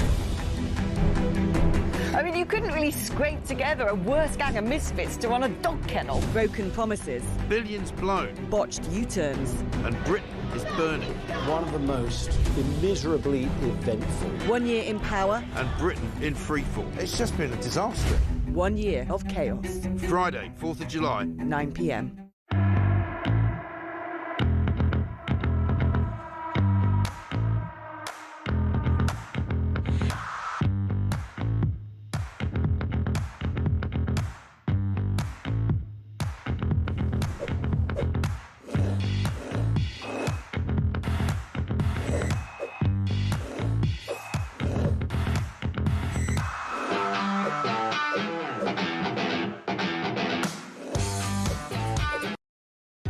Across the UK, on DAB+, on your smart speaker, on your smart TV, and on your side. This is Talk. All right, welcome back. I've just not lost, I mean literally lost. He's had to leave the studio. That's it. Steve N. Allen has now gone home to tuck himself back up in bed. If you've been awake since 6 a.m. and joining me since then, wasn't he brilliant? I loved it.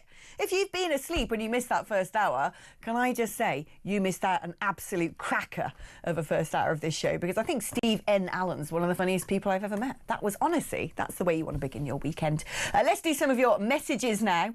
Dean has sent a message. Is that you, Dean? My producer, Dean, like literally messaging me from the gallery, talking about the front page of the Telegraph, saying, "Hi, Alex, the weapon that Kemi is holding is the British Army main weapon." Enjoying the show, says Dean. I thought the British Army's main weapon was probably the Secretary of State for Defence at this point. Hi, Alex. I used to love Seven Sound. I used to listen to it when delivering milk in the Cheltenham area, says Andy. Yeah, if you don't know what's going on about that. You didn't grow up in Gloucester in the 90s. Seven Sound was where it was at. And people saying, please can we have Stephen N. Allen on more often? He's great, says James. Absolutely. I think that is a very good idea indeed. Ooh, listen to this. Someone's just messaged saying, can you and Talk please keep an eye on the two who attacked the police at Manchester Airport last year, as their trial is supposedly starting on Monday. Took a while, didn't it? Good old Lord Hermer had the judge judification of everybody else during the Southport riots. He might have put up a tweet, but those two who lamped police officers, even breaking a female police officer's nose or something to that effect, nothing happened for ages, did it? And I think that even sort of predated Southport as well. Hey, Alex, there's a great Northern Soul following in Gloucester. We used to go to dance nights at the roundabout at the end of Eastern Avenue, where Pets at Home is now. Is that opposite where, what was it called? K Caesar's one down by the docks opposite. Oh, what was Crackers? Is that near where Crackers used to be, where they've now put that fancy car park by the station? Out on the Floor by Dobie Gray is a proper Northern Soul banger, says Martin in Stroud. Loads of people telling me about Dobie Gray as a Northern Soul classic. I'm afraid I'm going to sort of disgrace you now. I don't even know what Northern Soul is. Am I supposed to? When was that? I'm not very good on pop culture, OK? I'm cryptic crosswords, Formula 1, politics. That's about it. Right, let's take a call and speak to Barry, who's in Norwich. Good morning to you, Barry. Good morning, Alex. How are you? I'm all right, my darling. How are you? I'm good, thanks. Just a quick one. I think why that just before I get on to my main point, the reason why there's so many obese children at schools now is because there's no gym exercises, no gym classes. I mean, when I was at school, no gym classes at school hardly, because all the gym, all the fields have been bought up and put houses on them. Yeah, right. And a lot of the schools haven't got gyms no more. Is that right? Well, no, kids are surely still having to do PE, surely.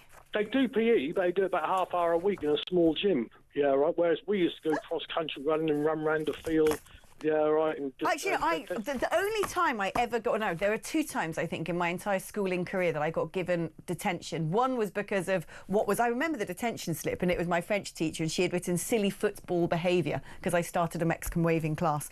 And then the other was because I hid in the toilets because it was actual gym, and we were supposed to be vaulting over the horse that day, and I was a little fat kid with glasses and braces. I mean, frankly, if I'd had the hearing aid, it would have been the platinum package. And so PE and I did not get along. Climbing up ropes and vaulting over horses was never my thing. Didn't mind a bit of hockey, though. They don't do that no more, do they? Do you know what I mean? But anyway, getting back to the main point of the two main parties, right? This is just my opinion. I mean, I'm 55, so all I've actually grown up with is the two main parties, right? Now, I think for the first time, because I don't think anyone's listening to the Conservative Party no more, despite how many times Robert Jenrick walks around bus stations and car parks and whatever else he's doing, right? And certainly no one's listening to Keir Starmer. I think for the first time, there's a credible third choice with reform. Well, according to Rod Stewart, there is. I mean, you're bang on about that one.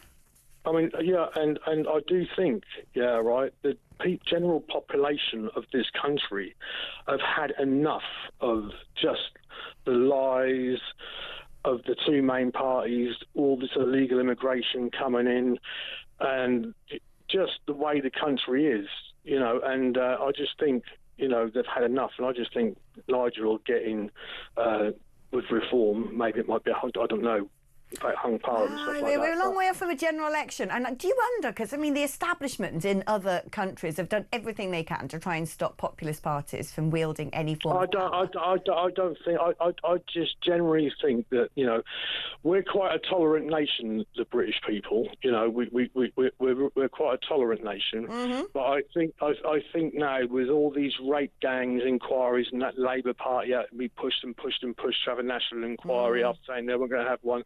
The winter fuel payments for pensioners, what they've done, the farmers, the reversal on this PIP payments, and everything that they said they're going to do that they can't do or won't do. And the last Tory government saying that they're going to get immigration down, and nothing ever happened. They blame it all on Brexit. It's not nothing to do with Brexit. It's just the governments didn't put Brexit in properly. Well, yeah, the whole point of Brexit is that it's actually down to the government to decide what happens to our borders. No longer the EU and, Schengen, well, not they're in Schengen, but, visa-free travel for all people from the EU. The whole point of Brexit is we got to decide, and the government under Boris Johnson went, right, OK, we better have everyone from the whole world and their dogs and their, neighbour's cat. And you've got Starmer wandering around now trying to take us through the back door of the EU. He's never in the country. He's always visiting somewhere. He missed two prime ministers. He should be in that Houses of Parliament now, answering questions on the inquiry about the rape gangs and giving a statement to the nation about this. Do you know what I mean? Every time he gives a statement to the nation, the only thing he does is calls us all far right. The only times he's ever addressed us from a lectern, that's what he's done, basically. Attacked us all. All this far right and all this sort of stuff. I mean, people like me, we weren't far right, we were just right. Yeah. I hear you loud and clear, Barry. And I just think it's time now for I just think it's going to be a political revolution like there was with Trump. I mean, at the end of the day, people are shocked with Trump, but he's doing what he said he's going to do. That is very, very true, whereas no one knew what the Labour Party were going to do, and they're doing everything that we don't want them to do. Barry, thank you ever so much. Fantastic call there. Right, now, Barry's there talking about the Labour Party being pretty useless, but actually, are they now going to prescribe Palestine Action? That's what Yvette Cooper said she was going to do, following activists for Palestine Action breaking into RAF Bryce Norton and chucking a load of red paint on a Voyager aircraft, which are used in the nation's defences. 3 have now been arrested on terror charges. Let's speak to Jake Wallace. Jace? Who's Jace? Let's speak to Jake Wallace-Simons, author of Israelophobia, the newest version of The Oldest Hatred. Great to have you on, Jake. I mean, this is, surely this is good news. 3 have been arrested on terror charges, but according to yesterday's Telegraph, they seem to have a lot more plots up their sleeve. Will this be a deterrent to stop more of this pro-Gaza madness from happening? The short answer is no, I'm afraid. They knew there was a high risk they were going to be arrested.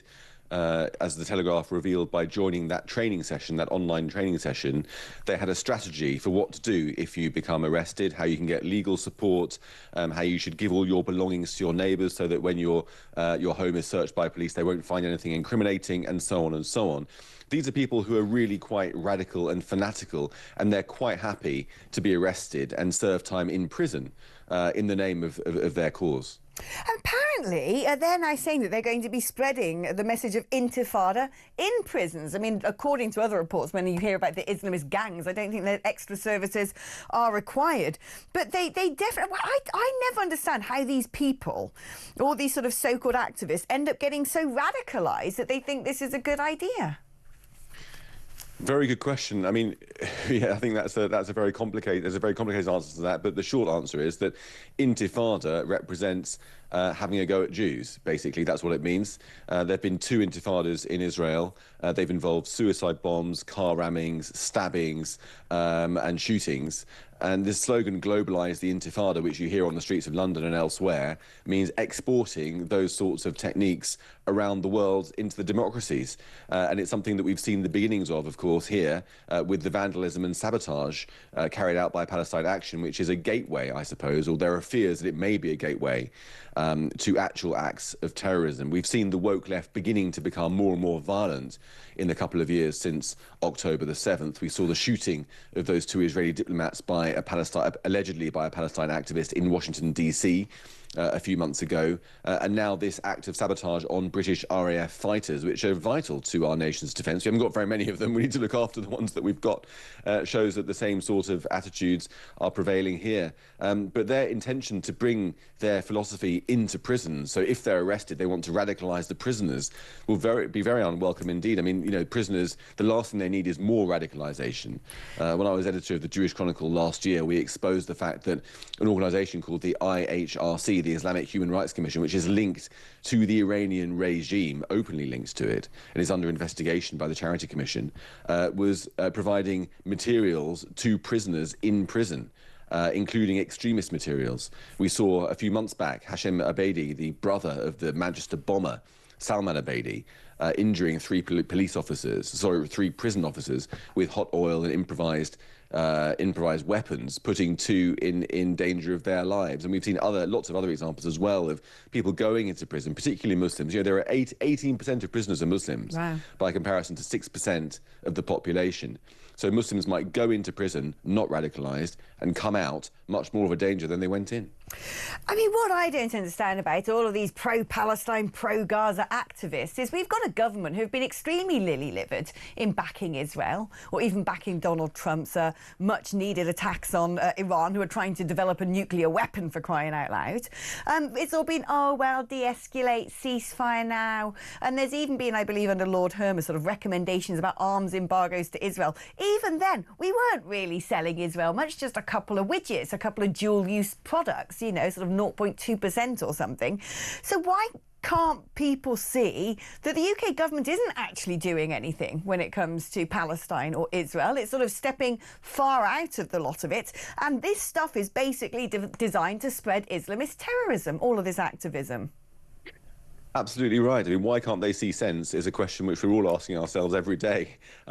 It's astonishing, really, that to most of us, the government is pretty hostile to Israel, only able to call for de-escalation. The word victory, even if it's against our enemies, seems to escape the Prime Minister and the government.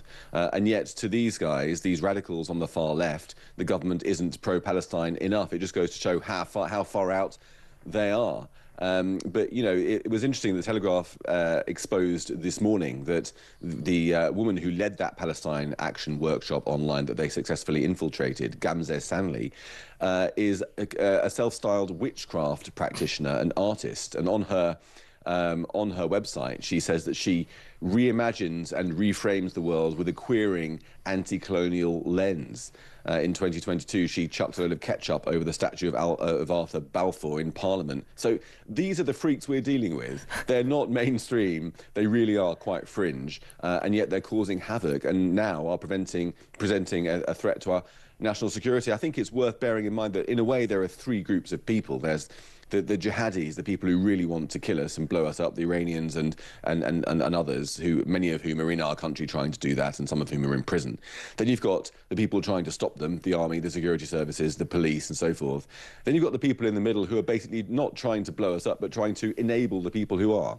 And Palestine Action is one of those. And I think I would also include people who place diversity policy ahead of common sense, reducing the effectiveness of our armed forces, for example, people who are pro-immigration, who try to stop us from deporting foreign criminals from our shores, using the law, weaponizing the law against us. It's these leftist Western activists and their lawyers who are enabling the jihadis and thwarting the state's attempts to get our house in order and make us all safe. And what do you make of Glastonbury? I mean, it's no surprise, is it, that they're all there? Magic Grandpa Jeremy Corbyn leading the sort of, you know, pro-Gaza festivities. But they're all there banging on about this, wearing their keffiyeh scarves. They've even set up a Palestine museum, apparently, at Glastonbury Festival. And I kind of think, how short are people's memories that all of this kicked off with October the 7th, which was the most disgusting, brutal, vile terrorist attack on a music festival? Yeah, I mean, irony is lost on these people a lot of the time. It's quite sad, I think, that if you like music and want to go to a music festival these days, you're assumed to be of the hard left, and you're going to be going into an environment that's so heavily politicised against your own beliefs and against the beliefs of most people in this country. It goes to show how Glastonbury is just floating off in a bubble of its own. But it's not really about the politics so much. I mean, if they were, you know, pro-tax and spend and trying to, you know, promote those policies from the stage, we wouldn't mind that much. It's more that they're pro-terror, you know, and pro-bigotry. They're pro, you know, Kneecap is a band who've called for people to kill Tory MPs, and it's that's the problem. But it was all really worth it for that scene yesterday when Jeremy Corbyn gave his speech from the main stage, and he said, have you seen that wall around the perimeter, which, by the way, is much more effective at keeping people out than our own border security? He said, have you seen the wall around that perimeter? There's a sign on it saying, build bridges, not walls. And that's a lesson to Donald Trump. The fact that the sign, build bridges, not wall, was on a wall was lost on him. I mean, it was hilarious. It was so funny. I mean, he isn't known for understanding English irony, shall we say? Definitely not. I'm glad I've never been to Glastonbury. I can't think of anything more ghoulish, quite frankly. Jake, thank you ever so much for joining us on the show. We are going to take a short break now. When I come back, we're going to be talking about the latest in the world of migration, because yet again, more boats are coming over. What does this mean, particularly for the safety of women? It's a subject that I'm very passionate about. I've been banging the drum about it for ages. Apparently it's now entering the mainstream as a conversation. Not just that, they're putting adverts up on the tube, on the London Underground, to tell men not to sexually touch women. Oh, great. That will make all the difference. We're going to be discussing that after this break.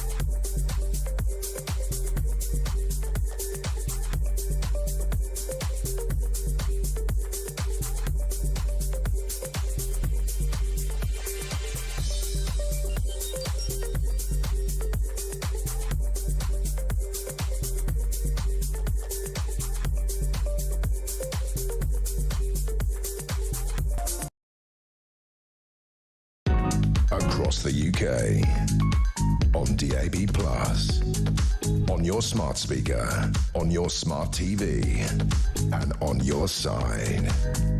This is... Well, hello, welcome back to the show. Now, if, like me, you're a woman who lives in London, you will know how hazardous the tube can be. Hazardous for a number of reasons. Hazardous because sometimes you're planning to get to work on time and the tube has a different idea. Hazardous because when you do get on one of those tubes, it is absolutely so packed full, some numbskull's going to try to get in at the last minute, jams the door and it doesn't go anywhere. And hazardous because you might end up with your face in somebody's armpit because it's so squished up that you're packed in cheek by jowl like sardines. But also hazardous because there are men there who will see a woman standing on the tube, see that it's a crowded space and will use it as an opportunity. In fact, this happened to me not that long ago on the Jubilee line, taking the tube from London Bridge, where Talk Towers is, to Westminster, where I changed my tube. And some man, I was standing on the doorway and some man came and stood right by me and I kept feeling something brushing against my derriere. And then as he got off the tube, he actually just grabbed a handful I'm not joking. And the thing is, they do that. They then get off the tube and off they go down the platform before you can say anything. And look, I'm 41 years old. I'm a gnarly old bird these days. It wasn't pleasant. But if I was a little teenage girl, that would be absolutely terrifying. And indeed, one of my best friends has 4 teenage daughters, believe it or not, in central London. And the stories that she tells me of men following her girls down the street, men exposing themselves, men wolf whistling, harassing, not wolf whistling, that's too much of a British thing, but men who were born in different countries who, frankly, regard the treatment of women as a very different thing in the UK to how they would do it back in their homelands. Let's speak now to Lucy White, who's a public policy specialist. Apparently, not only is there the Transport for London putting out an advert reminding people that touching someone inappropriately is sexual harassment. Great, can you just put those signs all over London? Because this isn't just exclusive to the Underground. But police are pleading with asylum seekers not to harass or abuse women. Fantastic. How about we just don't let men in from countries where their attitudes to women are misogynistic and medieval? Hi, Alex. Good morning. It's great to be here. Yeah, I couldn't agree more. So I wanted to talk about the idea of universal values and whether they exist. I published an article on this about 7 years ago, actually. And if you take, for example, Nigeria, in Nigeria, there are 12 out of 36 states where polygamy is legal, and these are all sort of run by Sharia law. So if you have countries where men are allowed to have multiple wives, and that's just part of their culture and their legal forms, and you have these men coming into the UK where they expect these traditions to be acceptable, that's where the issue is. So essentially, Western values are not compatible to accept these bizarre, barbaric polygamy forms that are conducted by Sharia law. So I think the issue is, as the UK, we need to stop allowing these barbaric men with their own values into the UK. That's fine if they want to stay in Nigeria and have 7 wives, you know, and that's fine if they believe in certain Islamic countries that you can, you know, essentially conduct sexual activities with a 9-year-old, but that certainly is not accepted in the UK. But also, we need to grow a pair and actually talk about, look, I'm going to save the rape gang inquiry 3 years of hard work by saying the common denominator is the religion of the perpetrators, and that religion saying in its holy book that actually if a woman is non-Muslim and non-covered up, then that is shameful, and in a time of war you can take these women who aren't from your religion as sex slaves. And we know that they've done this with Yazidi girls in Syria. We know that Boko Haram do this in northern Nigeria. We know that this is the thinking, frankly, behind why these men, largely British Pakistani, but not all, we don't talk about the fact there are Somalis and Sudanese and Afghans and Eritreans, and what the common denominator is, and the fact that they went after white working class girls because they already think of them as lower than cattle. And instead of saying, look, you know, why are we the sort of dumping ground for men from these countries? We got nothing to do with their current wars. We got nothing, you know, that old argument of, well, you know, the Iraq War, and that's why we got absolutely nothing to do with this. And we're just saying to them, oh, can you not abuse women, please? And they're putting all these men now, dispersing them into the communities, putting them in houses of multiple occupancy. What do they think? These 20-year-old men who have come over on boats, where back at home in their own country, a woman can be stoned to death for revealing an ankle, suddenly land in the nation of Bonnie Blue, are stuck in a house together with nothing to do. What do they think is going to happen? Yeah, precisely. I just wanted to touch on 2 key points here. I think one of the main issues of concern is that our Minister for Safeguarding is Jess Phillips. So her constituency is called Birmingham Yardley, and 45% of her constituents are Muslim. So we do actually have this sectarian voting bloc where, as we know, she was not keen for this national grooming gang inquiry, and we know exactly why. So our own politicians have failed women time and time again because they are too interested in their own self-interest. And if you look at Jess Phillips, She, at the 2024 election, she only won by 693 votes, which is literally nothing. And she lost her vote share by 26.9%. That's how much it decreased from the previous general election. So that's one aspect. And then the other aspect, which has popped up in the news today, is this issue of at the NATO summit in The Hague in the Netherlands, where it was announced that NATO members will increase their defence spending by 5% by the end of the decade. Now, the UK currently, we spend 2.3% of our GDP on defence, which is approximately £57 billion a year. But if you look at Poland, for example, they were already spending 4% of GDP on defence, and this year it will already increase to 4.7%. Now, I think one of my political heroes, his name is Dominik Tarczyński. He is the member of the European Parliament for Poland, and he is an absolute legend. You know, he's been saying for a long time, the reason that we have zero terror attacks in Poland is because we have zero migration. And he says, you know, not a single Muslim will enter Poland. They've got it right, to be honest with you, Alex. They've got zero attacks on women. Women feel safe there. And myself, as a spokesperson for the Women's Safety Initiative, I look at comparative countries and I see what works and what does not work. We need to be more like Poland, and we need to be tough on our defence and our borders.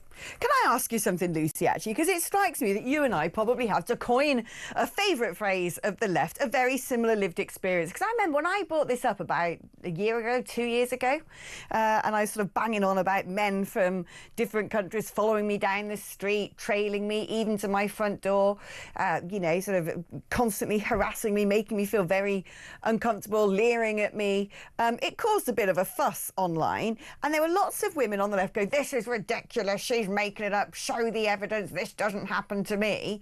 And I looked at some of these women and I thought, yeah, I bet it don't happen to you, love. No one following you down the street. The point of the matter is this, and I want to know if you agree with this. When it comes to these men from these other countries and women that look like us with blonde hair, frankly, we're fetishised.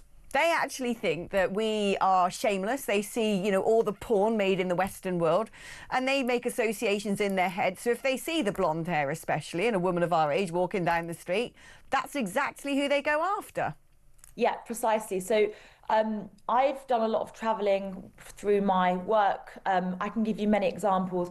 I was in the Democratic Republic of Congo, DRC, just 2 weeks ago, and you know, these men will literally view us as something tropical and very special, because, you know, people like us are not from that part of the world.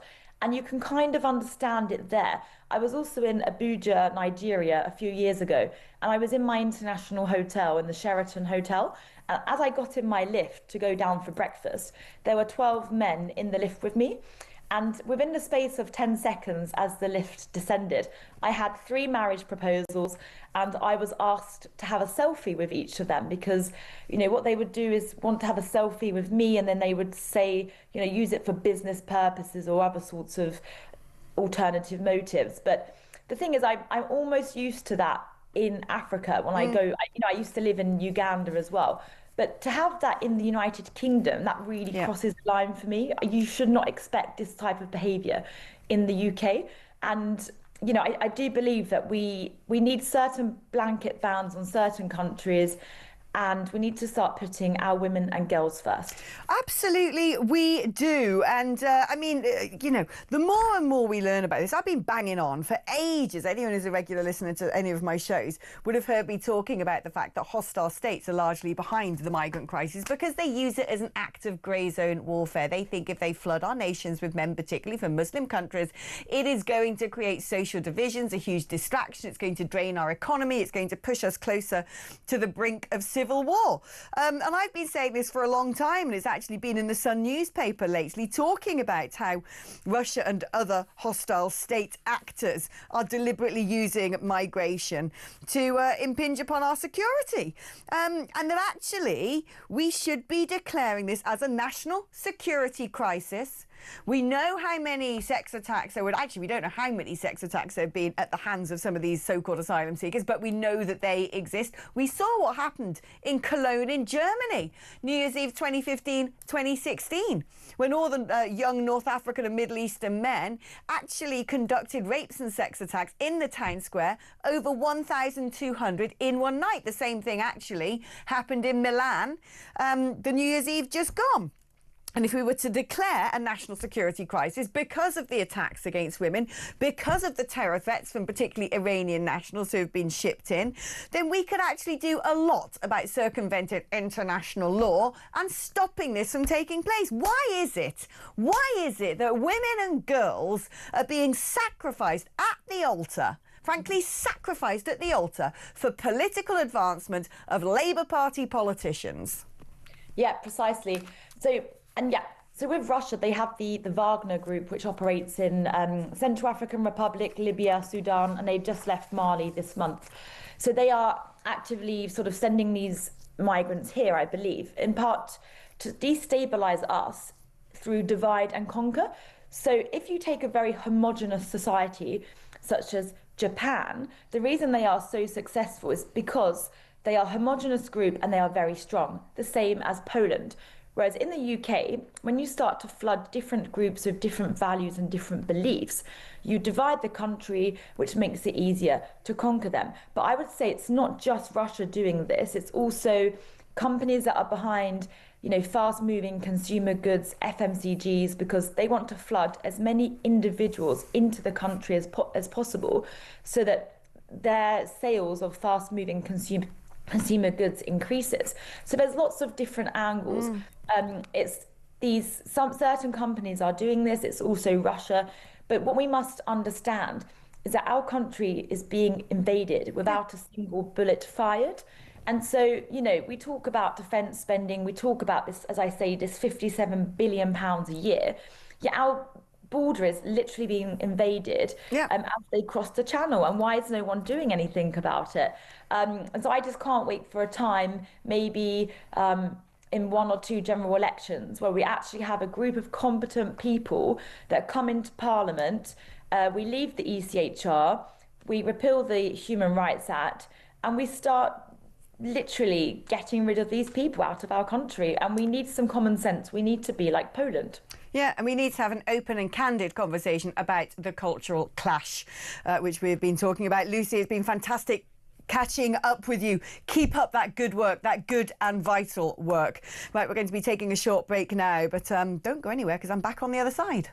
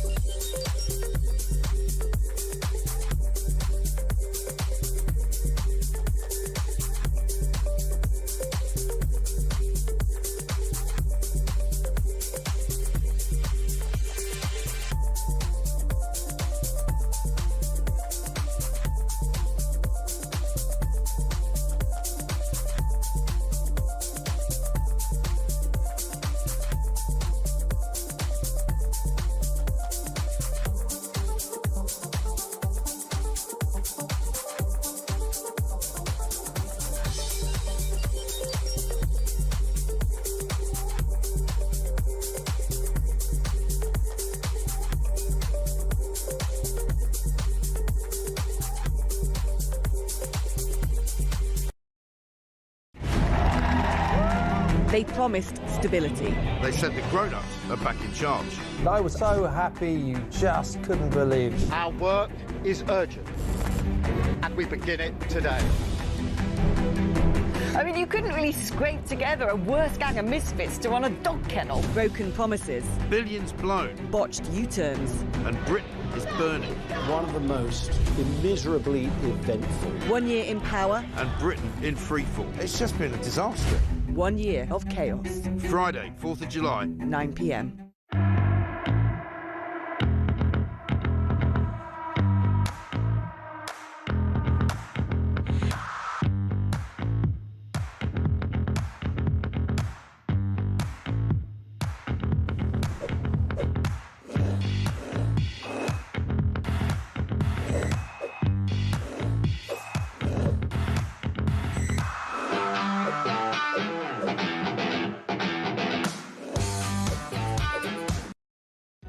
Across the UK, on DAB+, on your smart speaker, on your smart TV, and on your side.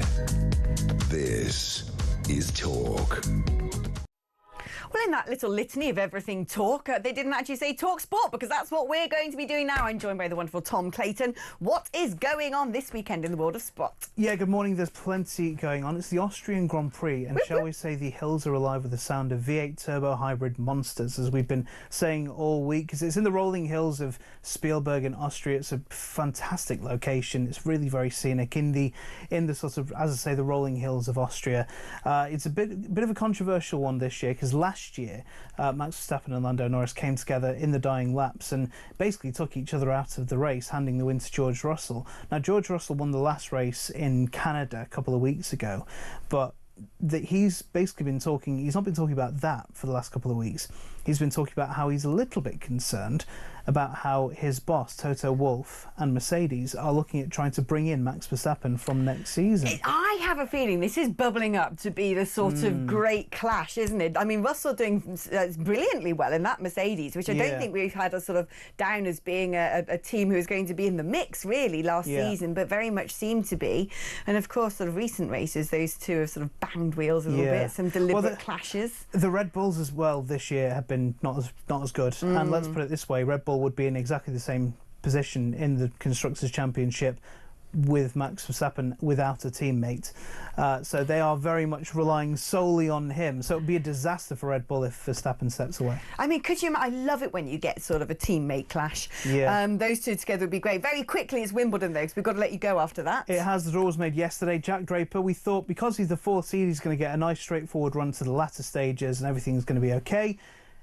Nope, he's got an absolutely horrible draw. In the semi-final, if he gets that far, he's going to be taking on Jannik Sinner, the world #1 potentially.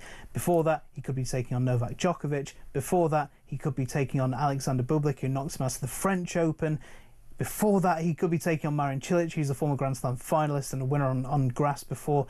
He's got an absolutely almightily hard run. Also, Emma Raducanu taking on a British teenage wildcard called Mimi Zhu, who sat a GCSE in, I think, science 2 weeks ago. So she's done very well to get to Wimbledon in the meantime. So that all kicks off on Monday, does Wimbledon. Also, should just mention very quickly the British and Irish Lions, their first match down under against Western Force, live this morning on talkSPORT from 11 o'clock. There you go. Thank you ever so much to Tom. He's got to run off and do the headlines now on talkSPORT. So while he scuttles under the camera, let me remind you, if you want to contribute to the show at all, if you want your thoughts and feelings heard on Talk this morning as part of our sort of kumbaya hand-holding festival of therapy against the horrors of the modern world, dystopian Britain, the number to call is 0344 499 1000, and at some point in the future you'll be patched through to the studio. Tommy is ready to take your call if you want to register your interest.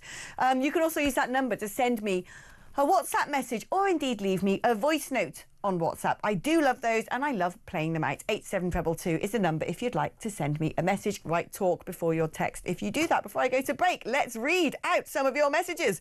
Good morning, Alex. Great first hour with Steve N. Allen. If you weren't awake at 6 a.m, you missed out on actually, I think, one of the best hours of broadcasting I've ever done. Having grown up in the countryside in Perthshire and always lived here, your experiences on the London transport system makes me wonder how anyone could want to live there. I would rather walk across London than get into a crowded train like that. Given you come from the beautiful West Country, I don't know how you can suffer it. The answer is, Stuart, I can't, which is why I'm moving back. to Gloucestershire. Woohoo! It's going to be a big old commute, but at least I'll be safe. Morning, Alex. Maybe migrant men should be given an information pack on British values before boarding the boats. I'm sure Labour could get one together. Perhaps they just shouldn't board the boats in the first place. Hi, Alex. Get out of London, says Simon from Durham. Durham is where I studied. I'd happily move back there, but that commute would be even bigger. As it stands, there are plenty of places around the UK still very British. So there are indeed, and I'm going to be moving to one. Right, don't go anywhere. Ad now, but I'm back after this.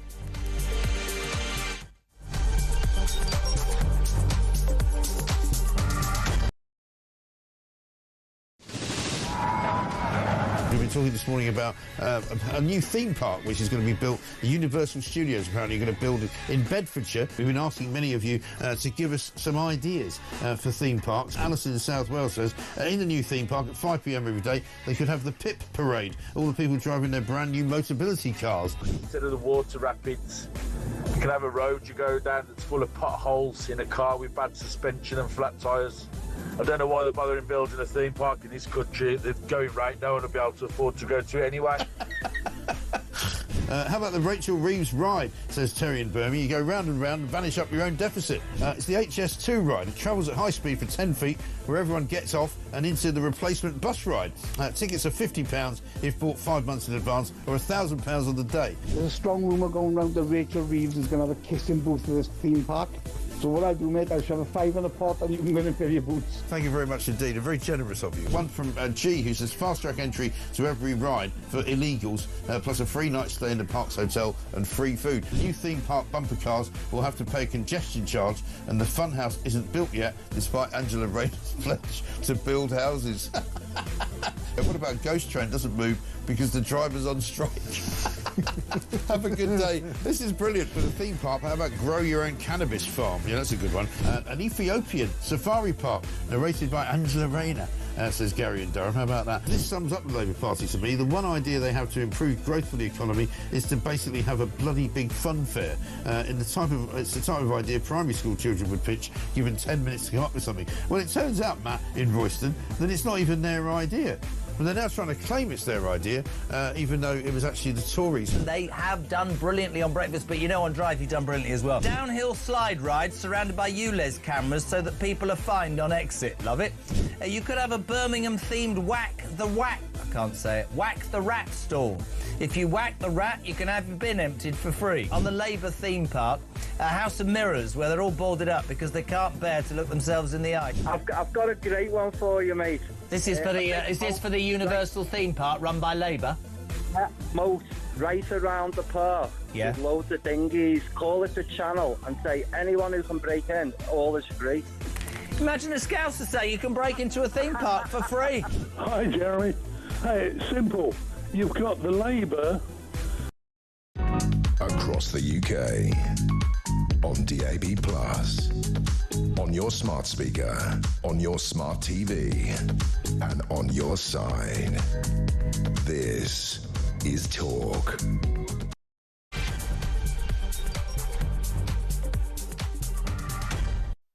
Hello, welcome back to the show. Alex Phillips here to start your weekend off with madness and catharsis and hopefully a little bit of humour. All the news and views to chase away your blues. That is what we like to offer here. It's basically free therapy at Talk, the home of common sense. You've missed out on a cracking first 2 hours, if I don't say so myself. We decided we're going to do something a bit different this morning and got Steve N. Allen into the studio from 6 a.m. We had a whale of a time. I mean, seriously, I don't blame you for not setting your alarm at 6 a.m. on a Saturday morning. You do you. I get that. It's your opportunity to have a lie-in. But next weekend, if we're getting Steve Allen back, you want to be there because that was absolutely blooming brilliant. Or you can just watch it back on YouTube, can't you, a bit later. If you've only just joined us, welcome aboard. And well, this story, talking about welcome aboard, people who shouldn't be getting on board boats and getting to Britain. All of these migrants who are being put into asylum seeker hotels, asylum seeking my backside. I had actually heard from somebody I know who is a community police officer who'd been called to an incident at an asylum hotel about quite what happens within the four walls of those buildings. And they're not just sitting there, you know, learning all about British values and figuring out how they can escape persecution. No. Oh, they got mates coming over, they're smoking out the windows, and they're also working on the black market. Who would have thunk? Well, there's been a brilliant expose in today's Sun, an exclusive. Their excellent reporter, Thomas Godfrey, has been tracking what goes on at some of these asylum hotels, and I'm glad to say he joins us now. Hello, good morning to you, Thomas. Morning, Alex. Tell us. I mean, you've apparently sent my producer lots of videos, lots of evidence. I want to know, in all the gory detail, what you went and saw. Well, we were at multiple migrant hotels for a number of weeks across the country and found that very brazenly and very obviously so many of these asylum seekers who come into the UK and supposedly have no right to work were simply renting other people's Deliveroo, Just Eat and Uber Eats accounts, sometimes within hours of being processed through Dover, which means you can effectively come into the country and on the same day begin working on the black market. I mean, is anyone actually taking any of these companies to tasks over this? Because I've had it myself. I've ordered an Uber, and then when I opened my front door, the car was outside, and there was a man sitting in there having a sort of, loudspeaker conversation with somebody on his phone. I get in the car, and as it starts driving off, he goes, "Oh, where are we going to?" And I'm like, why is it not on the phone here? Why is it not on the booking? And I immediately thought to myself, this ain't the right person. This is something funny's gone on here. And frankly, there was a load of traffic. I opened the door and just got out. These companies must know that this stuff is happening. Well, absolutely. Of course they do. And they know it's happening because of just how easy it is. I mean, we posed as a new arrival into the UK, went on to a number of these forums online where the accounts, the Just Eat, the Uber Eats accounts are traded, where effectively anyone can start ordering. I mean, it happens so much where you order something and it says it's a woman called Helen on the app, but a Middle Eastern man turns up at your door.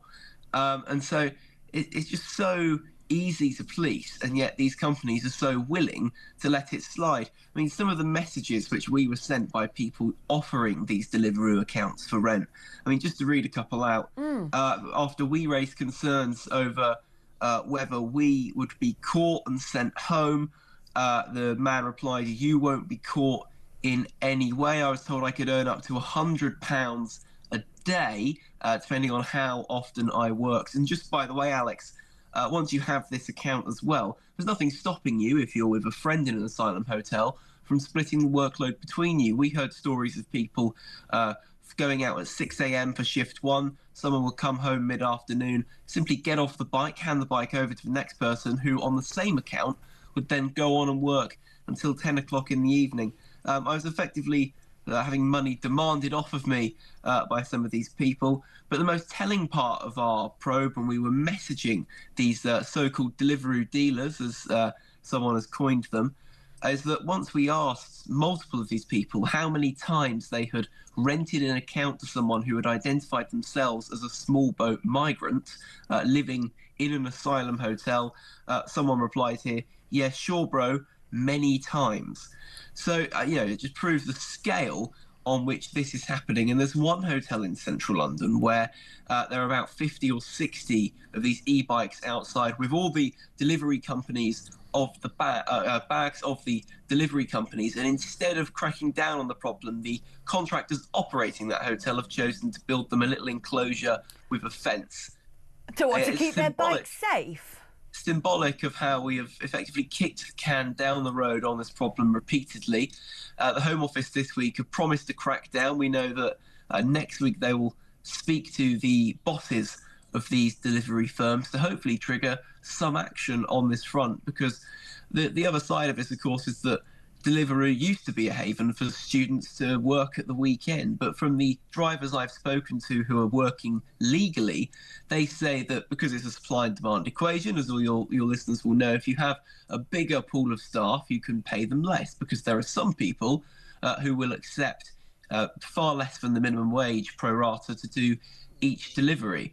And so the sort of British and legal workers on Uber Eats now feel that the only way to do that job sustainably full time is if you have your rent and your meals paid for, which of course people in asylum hotels do, to the tune of about £4.7 billion a year out of British taxpayers' pockets. I mean, I would imagine these so-called asylum seekers are opportunist economic migrants who actually know all about this system before they even get into a boat at Calais. It's a huge pull factor. I was over in Calais in March, and it's a relatively big town, and I didn't see a single delivery driver. Now, whether that's because there's not a market for it or whether that's because there's no black market for it, I'm not sure. But what's certainly true is that in this country, at least, it seems far easier to get an illegal job. And at the same time, people who come over know they're going to be put in asylum accommodation with their meals paid for and pay absolutely no tax as well. I mean, we heard stories of people earning up to £1,000 a week. Obviously, that's in good weeks. I don't think people are taking in 55 or 52 grand a year. But I mean, just to be able to earn that much while you're not supposed to be working at all is completely jarring, especially when it then triggers about a dozen safety questions alongside it too. Right, so if you're earning £1,000 a week, you're actually earning higher than the median wage in the United Kingdom, while actually being put up in accommodation, being given pocket money, having all your meals paid for. It's absolutely ridiculous. No wonder people want to come over. And also, one has to assume that if this is what they're doing when it comes to things like Deliveroo, Uber Eats, etc., there must be equally a load of them who are involved in far darker trades illicitly. Yeah, I mean, compared to what some of them are getting up to, this is, of course, is relatively above board. I mean, we were tracking last week, a week ago on Saturday, we reported on how a migrant in a hotel in Portsmouth had allegedly raped a woman in her 20s outside Portsmouth law courts, and that the Portsmouth Council told their councillors to not speak about the circumstances of it and the fact that the defendant lived in an asylum hotel. That's all information, by the way, that would have been read out in open court. It's no sort of secret or something that had to be kept secret illegally. It is just the council's choice to do that. I mean, Alex, just take a wild swing at how many people in the last 6 months we've prosecuted for illegally working on Deliveroo. Oh, I'm going to go with 0, probably. You're one out, but it is one. And even then, that guy, allegedly at least, had been delivering Deliveroo for 6 years before he was caught. And they only got him, seemingly, because he had a raft of other alleged immigration offences he was charged with. So it does feel as if this is something that no one yet has been willing to put any sort of effort or concerted effort into cracking down on. And without any sort of intervention at the delivery firm level, because it does feel easy to. I mean, these are gangs that we can smash. These sort of hotel Deliveroo gangs. Right. Uber Eats has probably put up the best fight at it. They make you scan your face after free deliveries, and if all the apps sort of put that in place or did it after every delivery, let's say, then suddenly this amount of fraud would be dramatically driven down. But it seems because of cheap labour reasons and also the fact that it's so profitable for these riders, no one is willing to do that. These people are having an absolute laugh at our expense.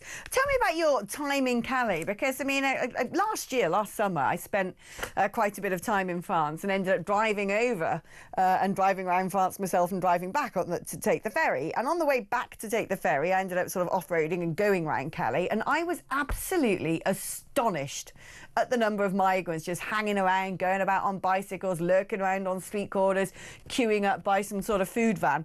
What sort of accommodation are the migrants having over in France before they get here? Well, there are various camps at the big feeding site, a place called Loon Plage, which is where volunteers, actually British volunteers, turn up and hand out meals. And then they use as a big stretch of beach, effectively, between Calais and Dunkirk.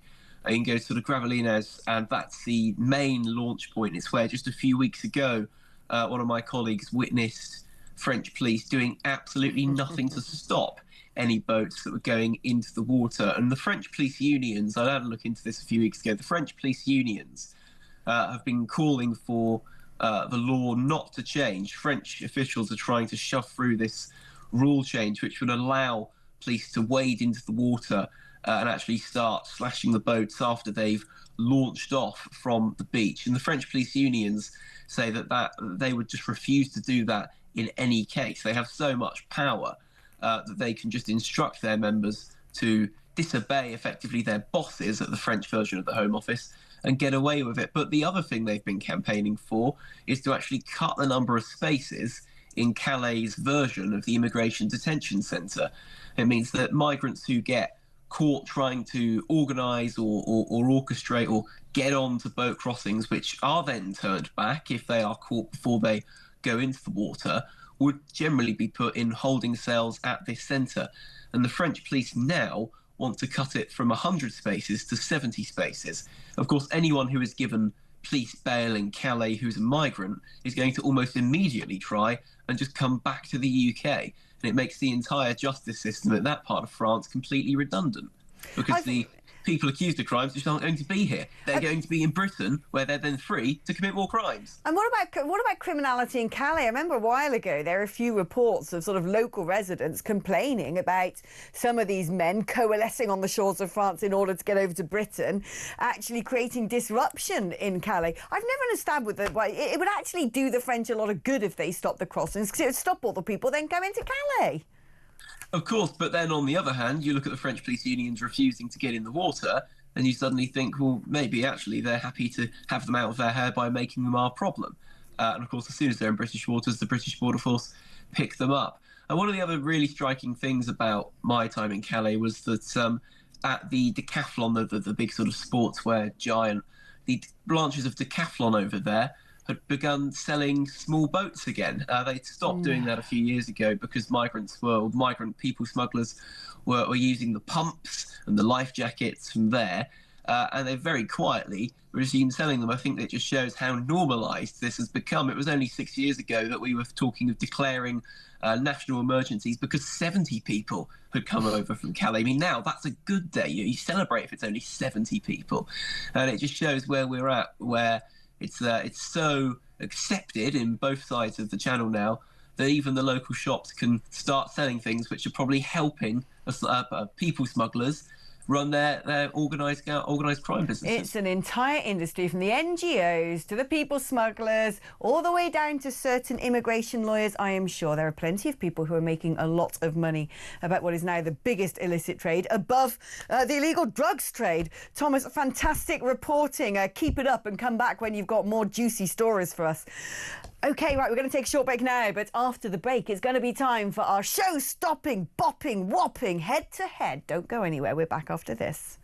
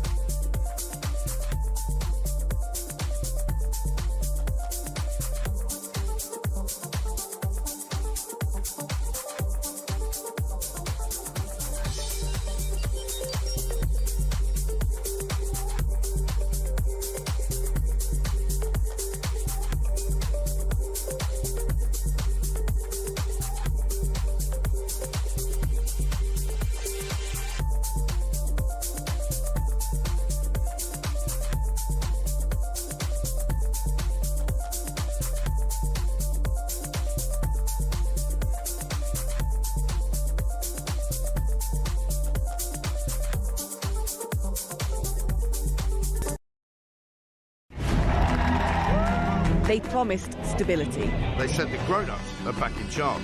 I was so happy you just couldn't believe it. Our work is urgent, and we begin it today. I mean, you couldn't really scrape together a worse gang of misfits to run a dog kennel. Broken promises. Billions blown. Botched U-turns. And Britain is burning. One of the most immeasurably eventful. 1 year in power. And Britain in freefall. It's just been a disaster. 1 year of chaos. Friday, 4th of July. 9 p.m.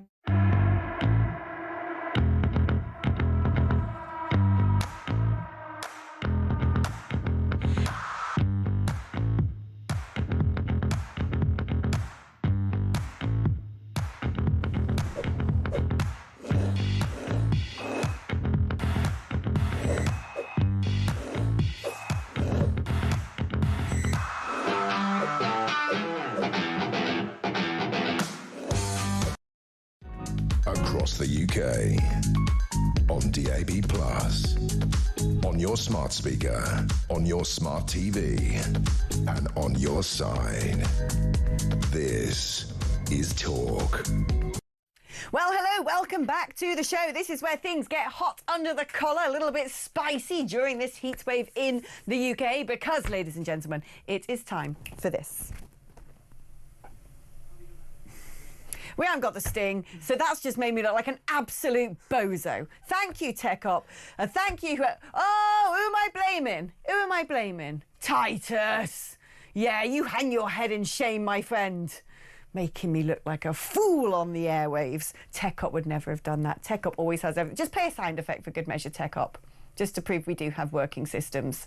You see? There we go. We have got buttons that do things, but apparently we didn't have the sting. But I'm just going to have to introduce it myself. It is... It's not that. It is Head to Head. And here representing the right is Lettis Bromowski from The Mail Online. And we've got Matthew Talbots from, well, the left. More broadly, yeah. More broadly. We're going to be nice there. Shake hands, you know, make some eye contact, you know, have you having a nice chat outside and now get ready to fight. OK, so here we go. Typical EU, I would say that. They've come out and produced a report saying that Brexit is the main driver of Britain's worsening migration crisis. This is according to an official research document. They've basically said that if we're still in the EU, they'd have helped take some people back. I feel like slightly what you said there, I'm going to slightly agree. It's not exactly a neutral place that they're going to be coming from in terms of this report and in terms of what it says. We're also approaching now some post-Brexit discussions that are going to be coming up. It feels a little like they're trying to push a certain narrative ahead of that. But that being said, obviously, I don't think that we can say that the reason we've got such high immigration now is because of one policy that happened 10 years ago. If we're looking at it from a legal immigration standpoint, that's obviously being driven at the grassroots by these criminal smuggling gangs and our inability to get a hold on that. Whether you're the EU or the UK, we all seem to have an inability to get a hold of that. What they said in the report, that they insist that they could have done it better, they could have helped us out. Again, we currently have in place a £450 million deal with France in which they're meant to be helping us stop the gangs, and yet we see media reports time and time again showing the police standing by as these migrants get into boats crossing the channel, and that's not doing much. I'm not quite sure what more the EU think they could be doing. I mean, she's got a point, doesn't she? Frankly, the EU can't manage its own external borders. It doesn't even have any internal borders, which is why so many people are able to traipse across the continent, and then, in theory, we were supposed to be taking back control, and frankly, nobody did. Well, because it wasn't just about taking back control, it was also removing elements that helped us keep elements of control. I think whether it's the main driver is one thing, there's all sorts of drivers that cause migration, but I think there's a part to play for things like the Dublin Agreement. Obviously, when we were in the EU, the Dublin Agreement allowed us to have essentially a returns agreement whereby if someone was to come to this country illegally via small boat or any other means, you would be able to send them back to the first EU country they set foot in en route to the UK. We never replaced the Dublin Agreement. Well, we famously never really used it either when we had it. Well, I would say most people who were sold Brexit as a bit of a silver bullet for immigration purposes would say that our borders are more out of control than they ever have been. Without a doubt. And that therefore, I mean, is lies that the fault of Brexit, though? Is that the fault, frankly, of the people who, after Brexit, were expected to put policies in place to reduce migration, and Boris Johnson, who banged on and on and on about taking back control of the borders as part of Vote Leave, did the opposite. He increased the level of which, the threshold of the threshold of earnings you needed to achieve to be able to come over, and that was legally, of course, and also which dependents you can bring, even if you're there studying, sort of golf course maintenance or something. You can bring your nan and your uncle. And then when it comes to the small boats crisis, we could have led the way. I always think we could have been a vanguard in Britain. We could have been the country to say we're actually going to adopt an Australia-style policy. But I think we still could. I think part of the problem is the fact that during COVID, Boris said, right, we need other people, hospitality, social care, whatever, and he's let all sorts of people in. This is now something we know quite widely. I think Keir could take leadership on this by calling an extraordinary summit. At the moment, the only way you can legally claim asylum in a country is to physically be there. Therefore, if you are a true refugee or asylum seeker from a Ukraine or in Afghanistan or any of these sort of places, you're not getting on a plane. You're not getting on a plane to come over here. You're coming via irregular means. So I think because this is a Europe-wide issue, it's not just affecting us, he could call an extraordinary summit to discuss what the UN Convention on the 1951 Convention on Refugees really is anymore. Very different world from 1951. We set it up post-World War II to accept Jewish people and those that were fleeing genuine persecution. We now need to discuss what being a refugee is, because people do flee persecution, but because of ease now, I suppose, or people being desperate, we don't know who these people are. You cannot extrapolate people who are genuine refugees from people that are throwing their passports in the Channel and potentially have nefarious ideas come into this country, or are just economic migrants that don't want to pay the visa fees. And therefore, I think you quell the reform sort of argument over the small boats and people coming across, because there's processing points maybe at Calais or elsewhere, or you've set up something like that, or you've also pleased the left of your party, because they're going, oh, this is a safe and legal route, we like this, people aren't dying in the Channel. And I don't know why he's not doing it and instead trying to set up either the one in, one out or the returns agreement that, for me, is just tinkering rather than dealing with the issue at hand. I mean, talking about the issue at hand in terms of the radical shift in polling that's happened lately, there's a mega poll today in The Sun, which we've been seeing a lot of these lately, projecting quite how many seats various parties are going to win. According to their poll, Reform would get 271 seats. Labour Party would be knocked back to 178 seats. Lord knows what the Conservatives would have, like 5 or something. 50, I think. 50, 70, that's actually quite generous. I've seen more cataclysmic than that in other polling reports. But I mean, this is it. Do you think that that's going to change, Lettuce? Because what is quite clear is this government, like Matthew's saying, isn't really taking the bold action needed to tackle the small boats crisis. There are plenty of levers surely available, like calling for the national emergency, saying this is a security threat to this country, which we know it is. They could have brought back the Rwanda plan. There's various things they could do. He's not really taking any decisive action over this. This is clearly one of the biggest doorstep issues. Only one man, frankly, in this day and age is synonymous with border control, which is why that polling's so high.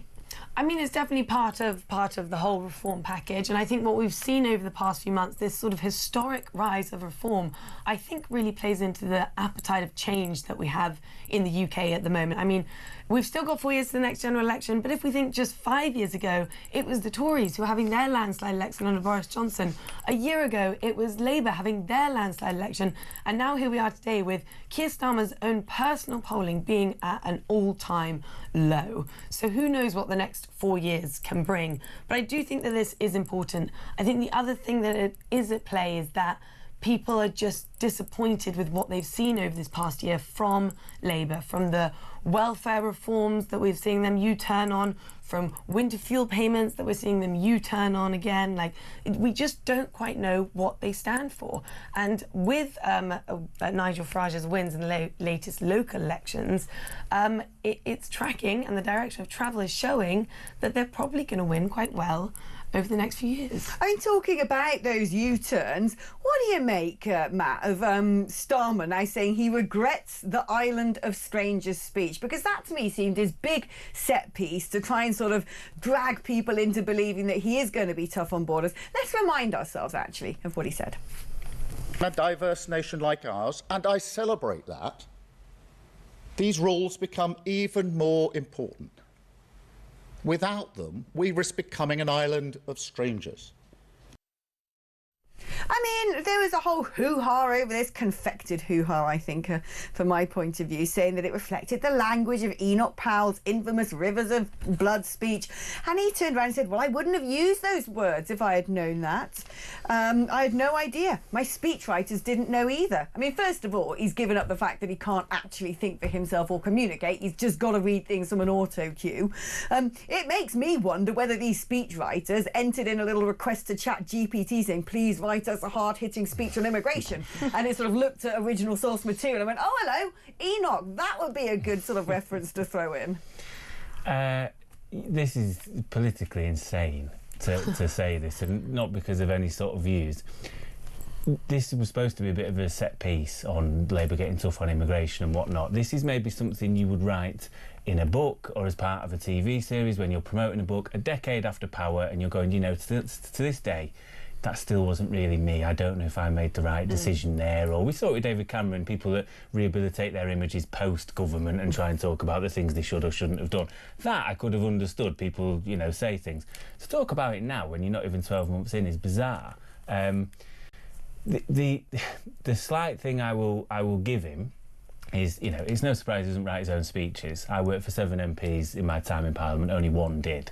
And even that used to infuriate me because I wanted to have my say on what they were saying as well. But no, I want to engage in this. So it doesn't surprise me. I always think you've got to practice your speeches, though. That was my big thing working with MPs. You've got to practice. What, though, as a person who used to be Nigel Farage's right-hand woman, that man has never written a speech in his life. Everything's off the cuff. The most you ever get is he'll have scribbled down in the back of the car some bullet points he wants to say, and he can actually communicate, and he answers questions. I mean, who'd have thunk it? A politician in the modern era who knows how to use the English language. Yeah. But, I mean, what do you make of this ridiculous thing as well, you know, of that sort of people, all the hoo-ha around this island of strangers form of words. I mean, it was so confected. There would only be like short fringe, far left nutters who would feel triggered by that. He didn't even have to go there. I think it was clumsy. I think it was clumsy and stupid. And as you say, now he's already backtracking. Why is he U-turning on this? He could have said, look, I understand why people have taken offence to this now, but this is what I meant to say, rather than sort of be grovelling and saying, oh, I'm so sorry, this was a mistake, I would never do it, I take back those words, blah, blah. Say what he was trying to say instead.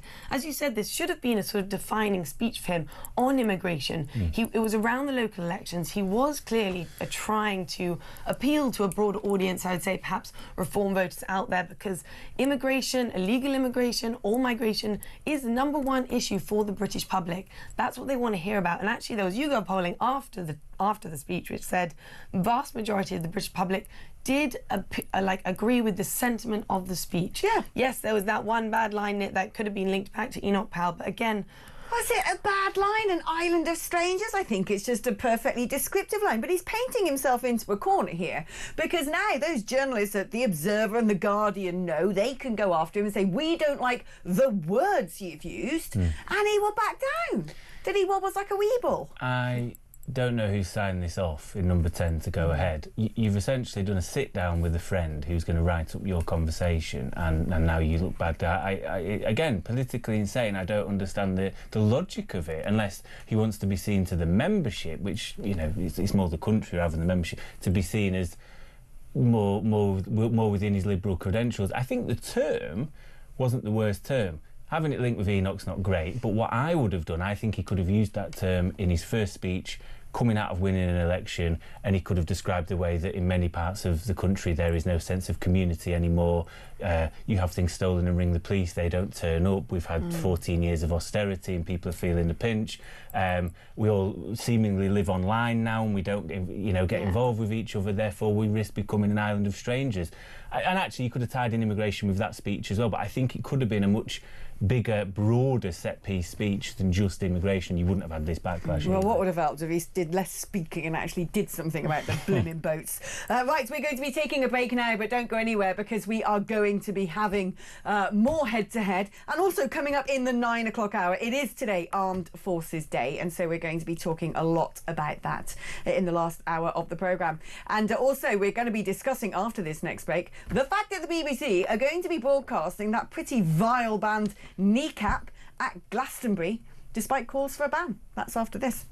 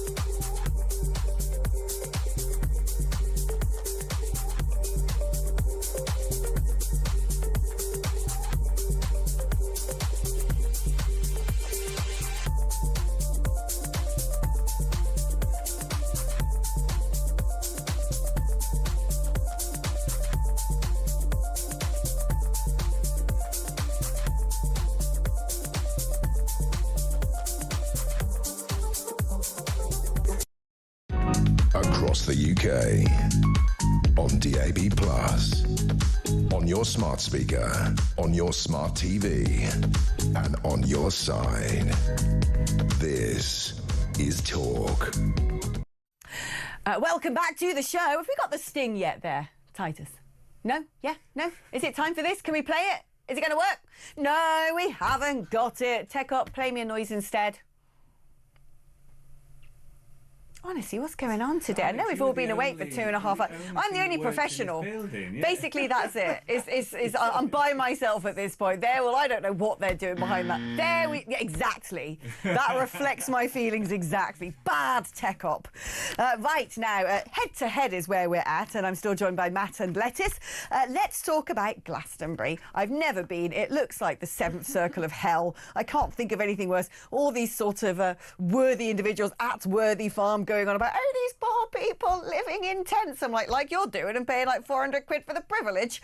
The most defended realm on earth, it seems right now. Harder to get into Glastonbury Festival than it is to get a boat over the channel and break into the country.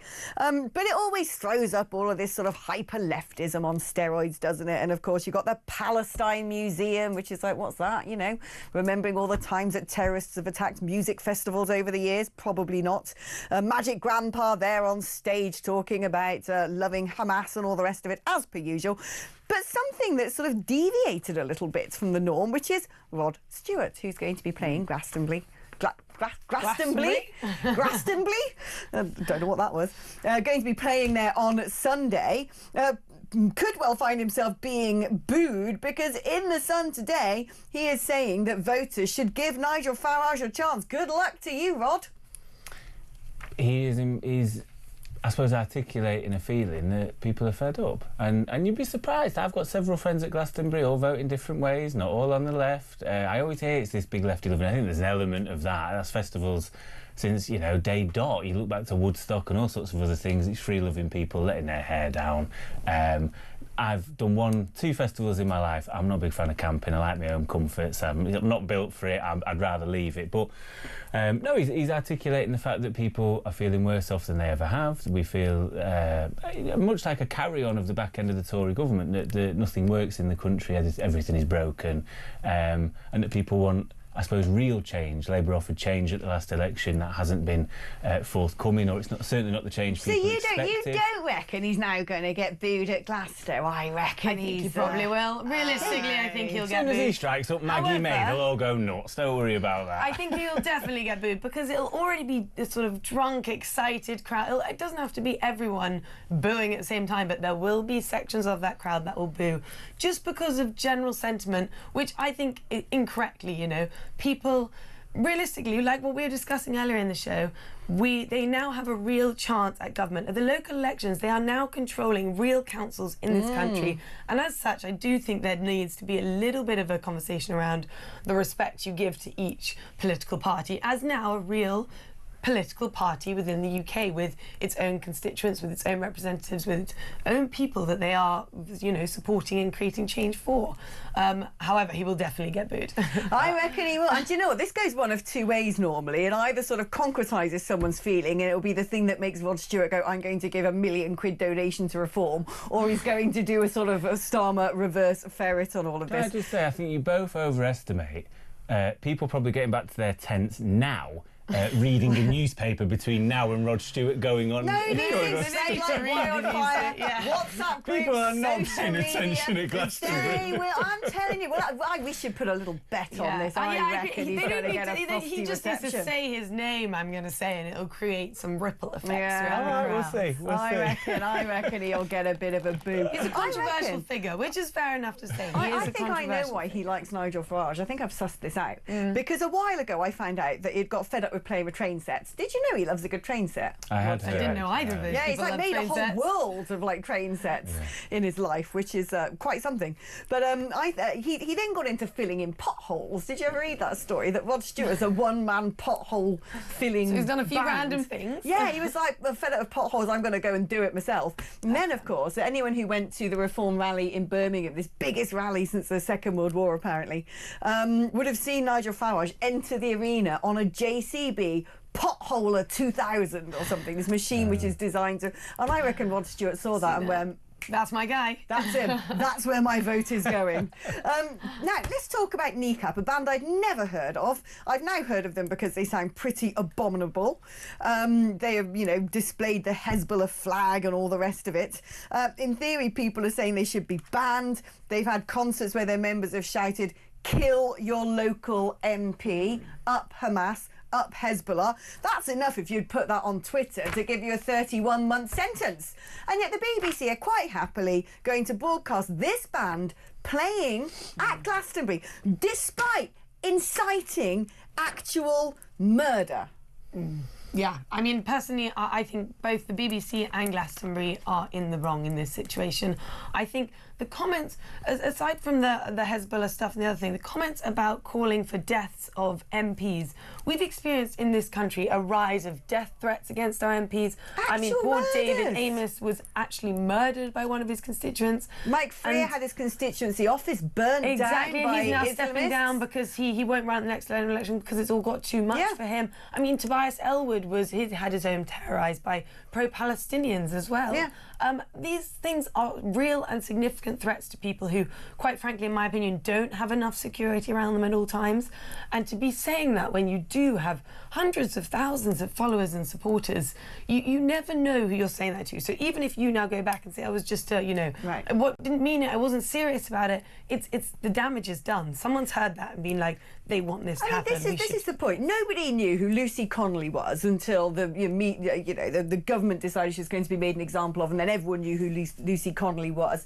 And the reach of her tweet might have been 100,000 or something. I don't know how many impressions it got. 60,000. 16. 60,000. So 60,000, right, is the reach of that tweet, which she then later deleted and no one knows who she was.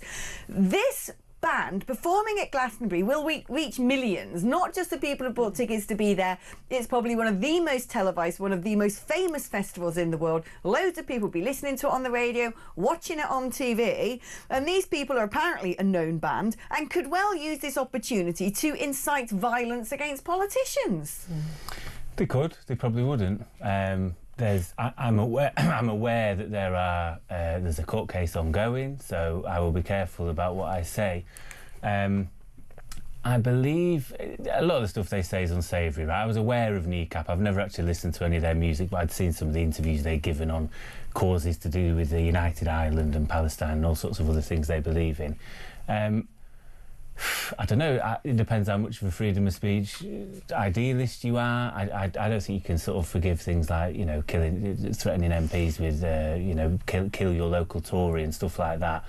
I think with regards to the stuff that they've been charged with and whether that should cause them to be essentially, I suppose, cancelled, is I believe in innocence until proven guilty. If you can prove in a court of law that they have picked up this flag that's been thrown on stage and truly chanted for a terrorist cause, then fair enough.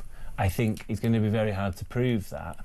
I mean, that sort of goes into what a lot of people would say about Lucy Connelly, though, which is she was sort of told to plead guilty. She never had her day in court, and perhaps if she had, it would have been very hard to prove the connection between someone writing, however vile it may have been, then saying, for all I care, deleting the tweet later, and that actually having a causal relationship to the actions of people on a street. If that is a hate crime that gives her 31 months in prison, surely these people by now should have been handcuffed. They've all said, oh, it was a joke, it was satirical, it was an effing joke. I mean, I think with Lucy Connelly, I've always been consistent on all prisoners. If you pose no threat to society, and you are applicable for ROTL, which is release on temporary licence, where you can go home of a weekend or go to work and then go back to your cell on a Sunday, that's good.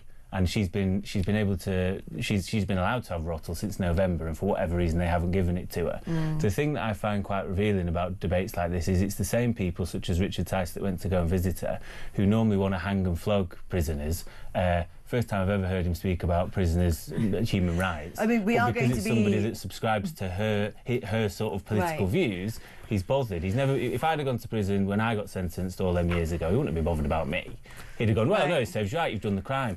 F around and find out. I believe in taking responsibility for your actions. Should she still be there? Probably not. We are going to talk about Richard Tice's visits to Lucy Connelly in prison after the break. But, you know, just to sort of get clear, do you think that this band should be performing on stage in Glastonbury? They've also got a speaker from Palestine Action, which is about to be prescribed as a terrorist organisation. Do you think that at this point, Michael Eavis should actually be taking some responsibility rather than doing the whole, oh, you know, everyone can say everything here, we're a festival of freedom, when this is terrorism we're talking about?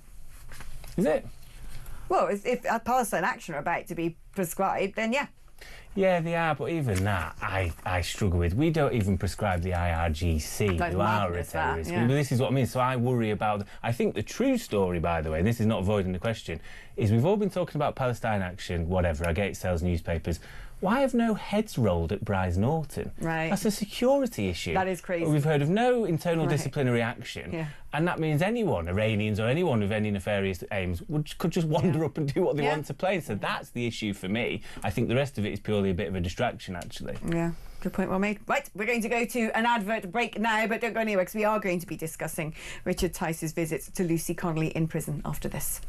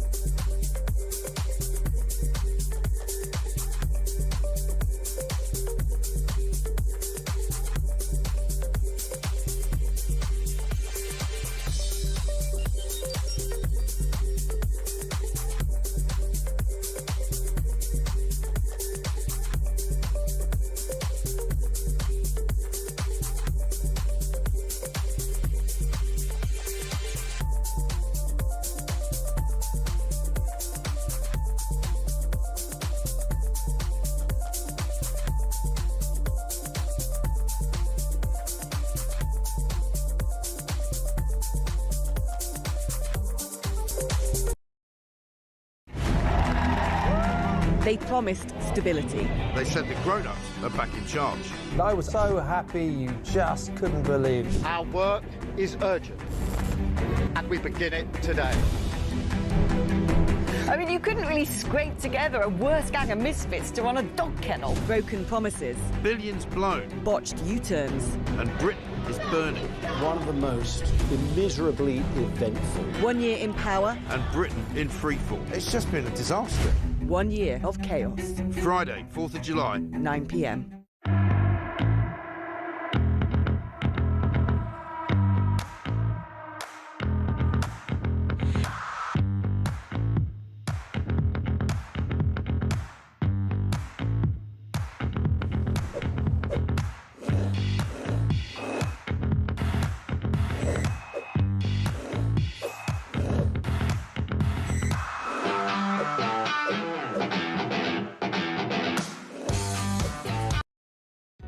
Across the UK, on DAB+, on your smart speaker, on your smart TV, and on your side.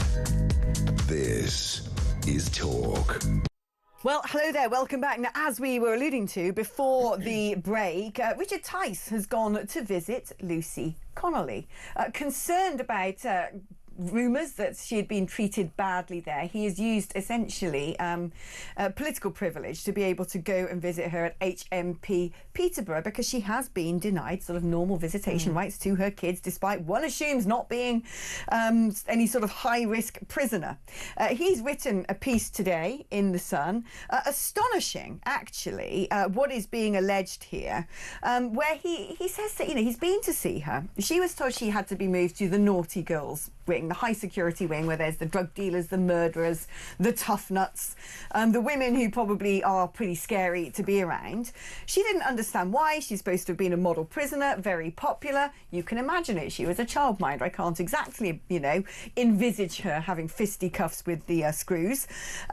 But then they turned up with a nurse, and she thought to myself, well, they bring a nurse when they're going to use force. Forced her to the ground, cuffed her behind her back, dragged her up 3 stories into this highly dangerous wing, and then denied her any food. And Richard Tice has been to see her and has said, I cannot fathom what is going on here unless, and this is what he has said, unless there is a risk that they want to try and plant some drugs on her, and then say, well, now she's got to stay in longer, unless they want to provoke a reaction, and then say, well, she's not allowed, you know, early release at 40% because of X, Y, and Z. And he's actually surmised that it is so obscene, this treatment that she's received in prison, based upon her character, based upon her previous reputation, that he's actually weighing up the possibility that there could have been orders on high to make sure she doesn't get out soon. What do you make of that, Lettuce? I mean, whatever crime you've committed, this feels like disproportionate force used against a woman who then had bruises on her wrists, as he says in the article.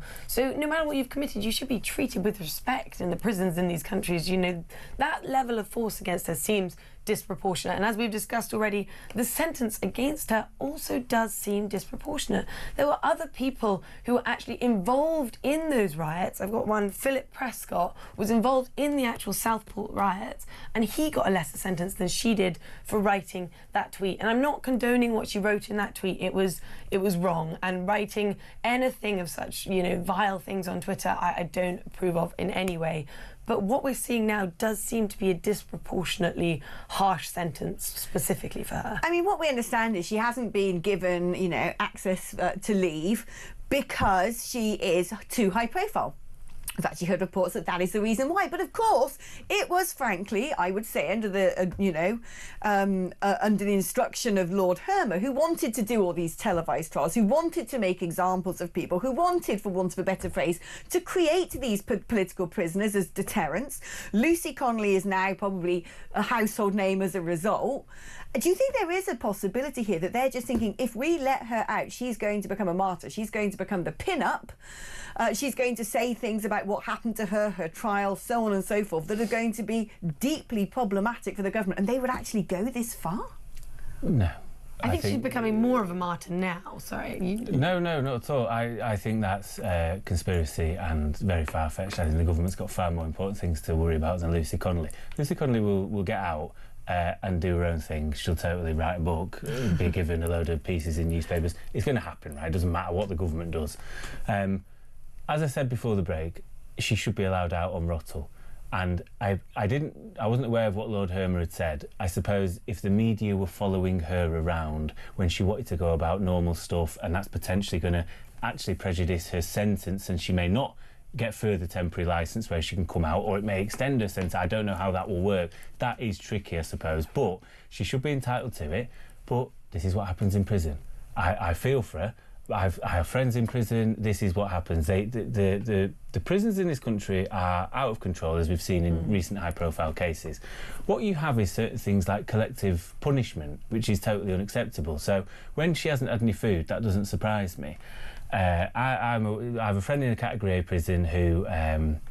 One of the drug dealers in there, because drugs are now so easily accessible, it's just ridiculous, will tell one of the local lads who's on Spice, go and jump on the netting that covers the ground floor just because we want a laugh, and I'll sort you some Spice for later. Fella jumps on it, and then the guards go, right, everyone back in your cells. So the argument is, well, we haven't done anything, he should go back in his cell. Yeah, no, but you should have had a word with him. And what the guards are doing is passing on the responsibility to the prisoners, that if you put up any argument, you're then, you know, potentially harmed physically and whatever else, but you're locked away for 24 hours. And the broader point for me, Lucy Connelly onwards, is these people aren't rehabilitated when they come out. If you spend they've not changed since COVID. During COVID, they kept prisoners in for 23 hours a day.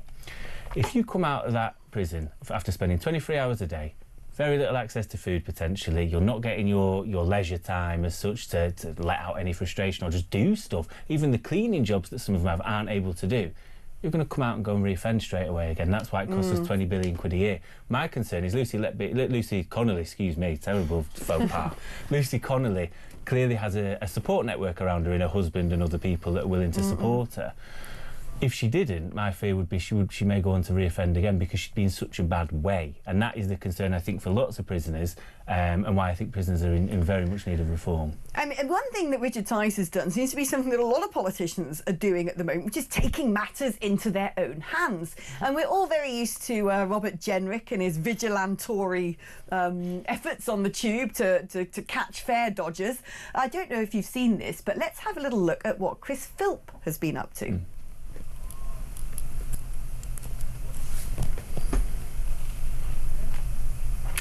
Well, we were going to see Chris Philp, but apparently none of the buttons are working today. There was a pregnant pause there, wasn't there? While Titus... Oh, he's found it! Go on, Titus. Roll How come VT. you're living here in tents? Go! Take it easy. Take it easy. Whereabouts are you from originally? Romania. Romania. And do you travel... And Bulgaria. And do you travel, like, back and forward or stay here? Go this black. Go, black. Excuse me. Go. Black. No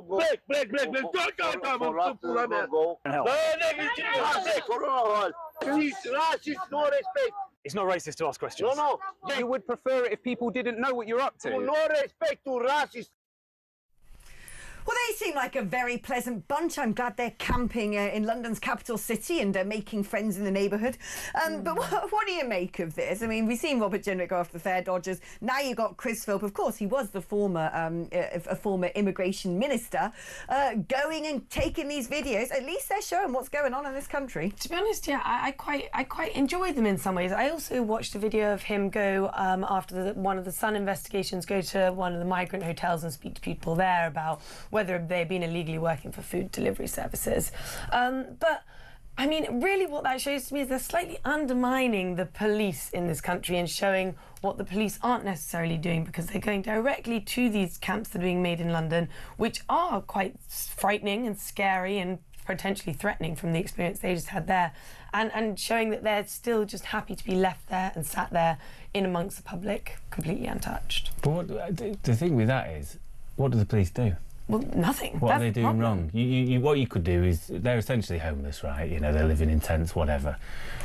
All you do is move that issue into the next town. Haven't they Labour Party actually changed the rule on this and the legality of homelessness, which is sort of something that's happened sort of under the radar, which by and large sounds like a kindly thing to do, which is once upon a time apparently sleeping rough was illegal, and they've actually now said, oh, that's not right, that is old-fashioned and punitive, we're going to get rid of that. Does that not risk actually, because, you know, as brutish as that gang looked there, they seem to often know the loopholes, they seem to often know how to game the system. Do you think we could start getting tent cities in the UK, like we have seen in Ireland, like we have seen in America? We've had tent cities forever. It's just because you decriminalise it doesn't stop it. We had tent cities in Manchester 2 months ago camping outside the town hall as a bit of a protest of we've got nowhere to go. And these are British people. But if the police no longer have the right to move them on, surely they are going to get worse and get bigger. They do have the right. There is something called a public space protection order which you can apply for through the local authority, and that lasts for 30 days. So that can happen. Again, imprisoning people for being homeless does not solve the homelessness issue. It hides it, it moves it away. If you move it onto the next town are they through homeless, the public these space... lot, or are they just roamers who that's the lifestyle? Oh, I'm on about homelessness. I'm on about the Vagrancy Yeah. Act, which you asked about. Yeah. And that, for me, No, you know... those gangs will know how to bend the rules. That's my worry. Listen, guys, we've actually run out of time. I've got the little tech-up clock going in my ear here. But Lettuce, thank you ever so much. Matthew, thank you ever so much. There wasn't so much of a head-to-head. It's sort of like everyone just getting along and agreeing on stuff. Good discussion. A good, lovely, wholesome discussion for 1 minute to 9 in the morning. Right, don't go anywhere because I'm back for the final hour of the show just after this.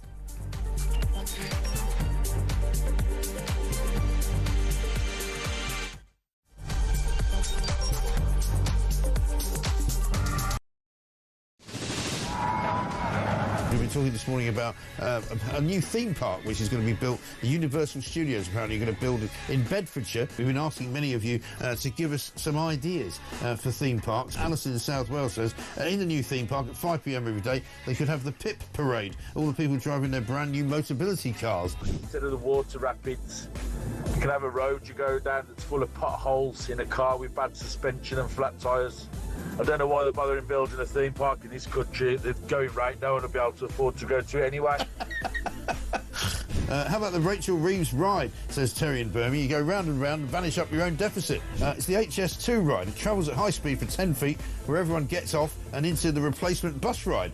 Tickets are £50 if bought 5 months in advance, or £1,000 on the day. There's a strong rumour going round that Rachel Reeves is going to have a kissing booth for this theme park. So what I do, mate, I shove a £5 in a pot and you can go and fill your boots. Thank you very much indeed. Very generous of you. One from G, who says fast-track entry to every ride for illegals, plus a free night stay in the Parks Hotel and free food. New theme park bumper cars will have to pay a congestion charge, and the funhouse isn't built yet, despite Angela Rayner's pledge to build houses. And what about Ghost Train doesn't move because the driver's on strike? Have a good day. This is brilliant for the theme park. How about grow your own cannabis farm? Yeah, that's a good one. An Ethiopian safari park narrated by Angela Rayner. Says Gary in Durham. How about that? This sums up the Labour Party to me. The one idea they have to improve growth for the economy is to basically have a bloody big fun fair. It's the type of idea primary school children would pitch, given 10 minutes to come up with something. Well, it turns out, Matt, in Royston, that it's not even their idea. But they're now trying to claim it's their idea, even though it was actually the Tories. They have done brilliantly on breakfast, but you know on Drive you've done brilliantly as well. Downhill slide rides surrounded by ULEZ cameras so that people are fined on exit. Love it. You could have a Birmingham-themed whack the rat stall. If you whack the rat, you can have your bin emptied for free. On the Labour theme park, a house of mirrors where they're all boarded up because they can't bear to look themselves in the eye. I've got a great one for you, mate. This is for the is this for the Universal theme park run by Labour? Moat right around the park. Yeah. With loads of dinghies. Call it the channel and say anyone who can break in, all is free. Imagine the Scousers say you can break into a theme park for free. Hi, Jeremy. Hey, it's simple. You've got the Labour ghost train. Yeah. Across the UK, on DAB+, on your smart speaker, on your smart TV, and on your side. This is Talk.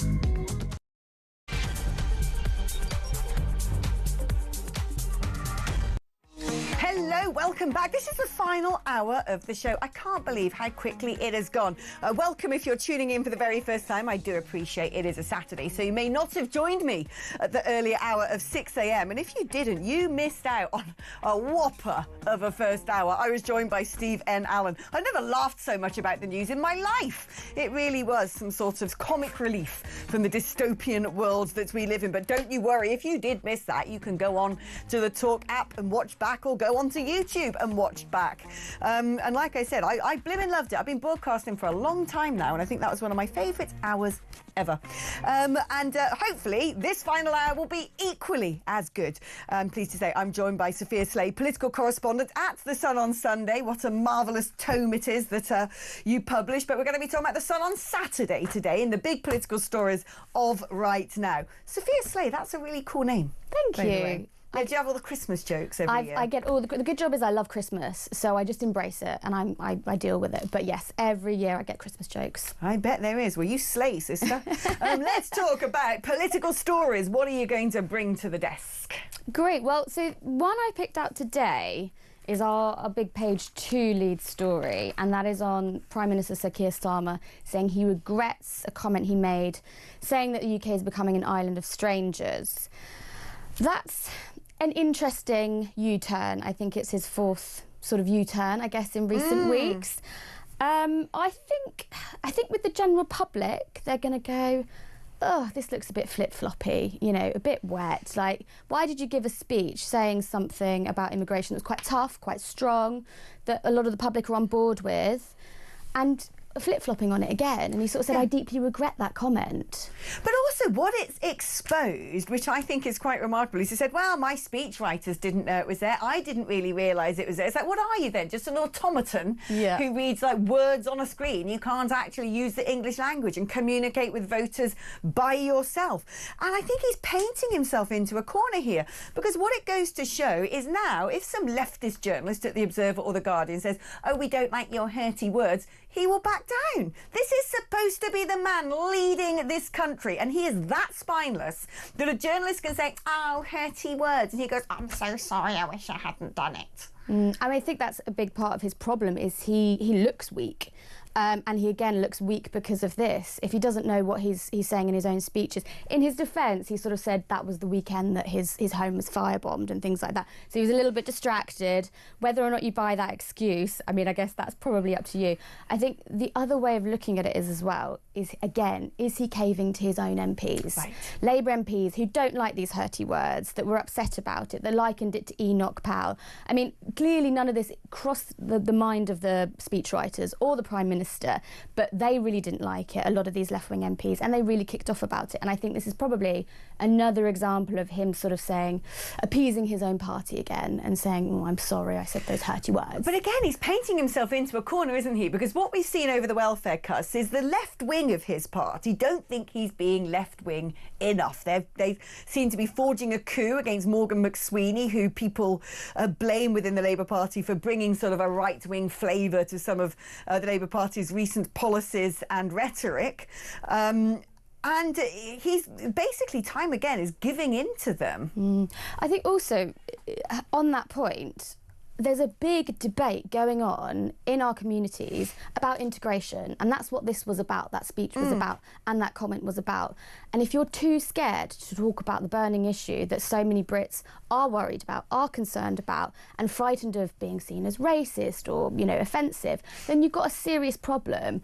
And, you know, a lot of Keir Starmer's critics will sort of point out, if you're too scared to talk about this subject and be tough on it, then, you know, Reform UK are going to come in and sweep up all your votes. If you're too scared to, you know, say to a Guardian journalist, I stand by the words that I used, what chance do you stand on the blower to like Putin or something? I mean, do you think he's in trouble? Because, you know, as a journalist in politics, we always look for those fissures, those cracks, those opportunities for a bit of scandal, some plotting, some faction fighting.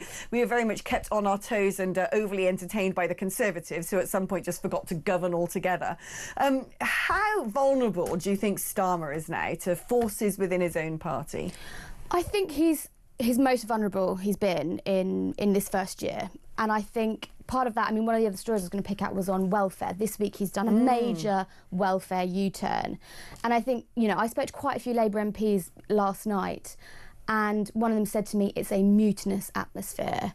And, you know, it reminds me of, you know, the Tories the past few years, you know, but they were sort of 14 years into government when they were trying to kill each other. Yeah. Whereas, you know, Labour are only a year into government and they are, you know, knifing each other in the back constantly. So I think that's a big problem he's now got, is he's got a big sort of rump of MPs who are this broad coalition. Some are you know, more left-wing, some are more on the right of the party, that are united and got together and forced him to U-turn.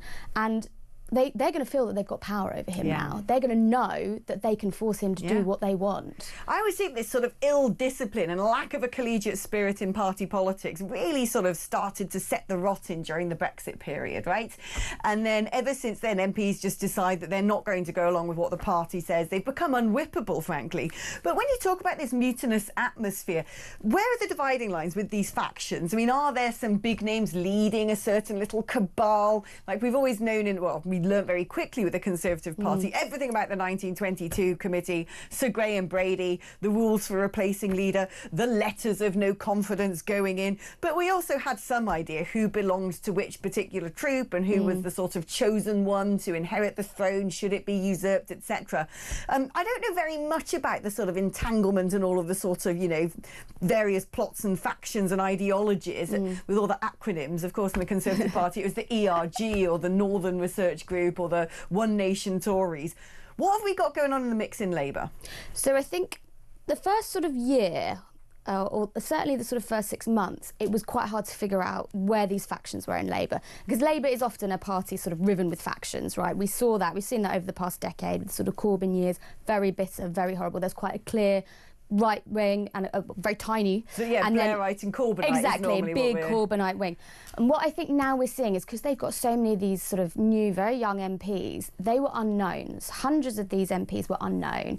They were, you know, the Labour HQ was very careful to make sure that they sort of picked what they thought were sort of moderate Starmerites. But really, we don't know the nature of these MPs. And I think now we are now seeing the sort of dividing lines and the factions forming. I still think it's early days, but I think what you've got is sort of a group of MPs realising they can affect change quite easily. And as well, the timing of it is really terrible because, you know, the first year you've got good faith. You know, everyone's behind you. This PM got us into, you know, got me my seat. I'm going to rally behind him and stick by him on every difficult decision. A lot of these MPs are, you know, they've been in there a year. They're realising, wow, you know, I'm never going to be a minister, and I'm possibly going to lose my seat to Reform at the next election. What am I going to do? I need to stick my head above the parapet. I've got nothing to lose by, you know, making calls against the disability and benefit cuts. So I think that's what we're seeing now is sort of MPs sort of coming out of the woodwork to define themselves for whatever comes next in sort of 4 years' time. Is there a mechanism to get rid of Starmer, essentially, before the next election? What is it, the process in the Labour Party with all of this? Because I don't really know how their system works in the same way that I feel intimately connected to the 1922 committee, having watched all of its machinations for the best part of 2 years. Sort of, there's an NEC structure or something, isn't there? Or... Yeah, from what I remember, I mean, we had a lot of this sort of in the Corbyn years, how to sort of depose your leader kind of thing. From what I remember, I think it has to be sort of like 20% of Labour MPs have to sort of have a different, you know, candidate that they want to put forward, and then I think it goes to the NEC, who sort of come up with a timetable. But in terms of Prime Minister, I think it might be a lot harder. I mean, they're not as quick to regicide as the Conservatives traditionally are. The Tories sort of go, oh, well, we've got a problem, let's get rid of our leader. Labour don't operate quite like that, and their process and their bureaucracy are much more entrenched and much deeper. So I think it would be harder, much harder, to get rid of Prime Minister Keir Starmer. I get the impression he'd rather get rid of himself, to be honest. I don't think he likes the job. And now, talking about former party leaders, Richard Tice, a brilliant piece today in The Sun, staggering, actually, what he's asserting here. Let's talk about that. So he has said he's used his sort of political privilege as an MP to be able to go and quickly visit Lucy Connelly in HMP Peterborough after there was sort of rumours flurrying around that she was being treated or manhandled in a pretty dark way. And what he's sort of saying here that the treatment of Lucy Connolly, this manhandling, the being taken to a more violent wing of the prison in handcuffs, dragged up flights of stairs. She had the bruises to show it. She was denied food. She's not been allowed to go and visit her family. And Richard Tice is saying the top line of the article, it's so inexplicable that I genuinely believe you have to think the unthinkable. What he seems to be alleging here is that there have been instructions from somewhere higher up to make sure that woman does not get released from prison soon. Yeah, it's a really interesting piece actually, and it's a really good talking point. He sort of seems to think or suggests that they're trying to provoke her from this sort of aggressive manhandling. They've, you know, again, we were sort of talking about hurty words. What she said was wrong. But should she be put in a wing with violent offenders? And it's all these kind of questions that are wrapped up into this piece. And I think one of the comments he says in this piece was that her story has captured the public mood. And I think whether you back her or whether you don't, I think it's a huge, huge talking point. And I was thinking about it from my own perspective. You know, I have people very close to me that have been victims of violent crime, unprovoked, bones broken, and the perpetrators didn't get jail time. And that is physical violence, that is broken bones and an unprovoked attack. And that person who did that is not in prison and got no jail, they got a suspended sentence.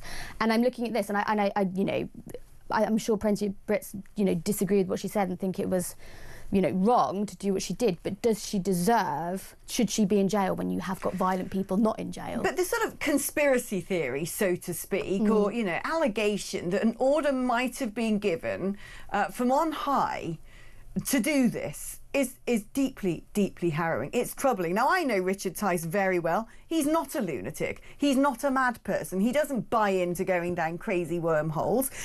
And he's basically saying to her, you've got to be careful because I think this is what they're doing. What the heck is going on in this country? Yeah, well, I don't know the ins and outs of what's sort of going on decision-wise in the back rooms there, but he's asked for answers from the governor. So, and he's a very senior politician now with a huge high profile, and they're going to have to answer. Yeah, because he's requested the body cam footage and stuff, doesn't he? It'd be interesting to see if that footage lives to tell a tale or not. And finally, let's talk about some polling here, because yet another poll out today showing that basically Reform are on track to not just get a majority, but basically turn us into a sort of a legacy party, two-party state, into a one-party state at the next election. Do you think that polling is going to hold? Because a lot of time the narrative has been, oh, it's a protest vote. I'm kind of looking at this going, that's not a protest anymore. This is people who are saying, this is the party we want based upon the policies that they want to see enacted, which they have been denied for successive governments. One thing I will say is never ever make a prediction in politics that you think something's going to definitely happen. However, just speaking to friends and family who are not in politics, who aren't really that interested in politics, from all walks of life, Nigel Farage is coming up, and people are saying, well, I'm fed up with this. I've spoken to city workers who work in finance saying, well, we feel lied to by Rachel Reeves. We're now looking to Nigel Farage and Reform UK. People that I didn't necessarily expect would look to Reform UK or necessarily be interested in their agenda and their politics and things like that. And that's kind of where I'm taking my feelers from, is the mood music outside Westminster, ordinary, hardworking people who are listening to, people like Richard Tice, people like Nigel Farage, what they've got to say, and they are so angry at the Tories still, and they're cross with Labour as well. They're not happy with how things are going. I mean, a lot of Labour's, plans are sort of long term, and people aren't feeling the effects of them. So I think that's playing into a lot of this narrative of we thought we were going to get change with Labour. Perhaps we should try something else. I mean, if Sir Keir Starmer wants to stay in position and have a second term, he's going to have to tackle things like immigration numbers. He's going to have to show he's assertive on the small boats crisis. And yet the opposite seems to be happening. Bullying from within his own party, or pressure from within his own party, sees him making U-turns on all of the things which one assumes that Morgan McSweeney had decided needs to be in place to cover off losing all those votes in the red wall. Well, exactly. And the public looking in are just going to go, what on earth is going on? Flip-flop, here we go. And also, you think, I was just talking about sort of finance and the markets.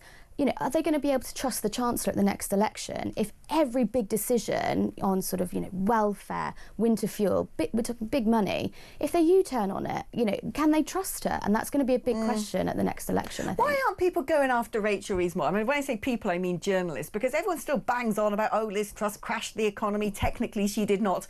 But actually, things like, you know, the sort of metrics on economic performance under Rachel Reeves are worse. I think it's maybe that's where the narrative will go. I mean, I've certainly, talking sort of Labour MPs, the anger seems to be quite directed at Keir Starmer at the moment, actually, and his handling of the situation rather than the Chancellor, because I think the Chancellor was clearly keen to stick to their guns and not U-turn, because she's now got, you know, what, 5 billion, including the winter fuel U-turn to find. That's a lot of money. It's a lot. So I can't imagine she's too happy with it. But the sort of the briefings that I'm getting, the anger is very much on the relationship with the PM rather than the Chancellor. So I think that might be why the narrative is where it is. But it could change. It could change. Well, there's never a dull day in politics. Sophia, thank you so much for coming in and actually sitting in the studio with us. You've got a newspaper to go and put together, haven't you? So good luck. Like me, working on a Saturday. Journalists, there's never a day off. No rest for the wicked, as they say. Right, we're going to be taking a short break now. But like I said, it is Armed Forces Day today, the last Saturday of each June. And we want to celebrate our veterans. And I'm going to be joined by someone pretty special after the next break. Stay tuned.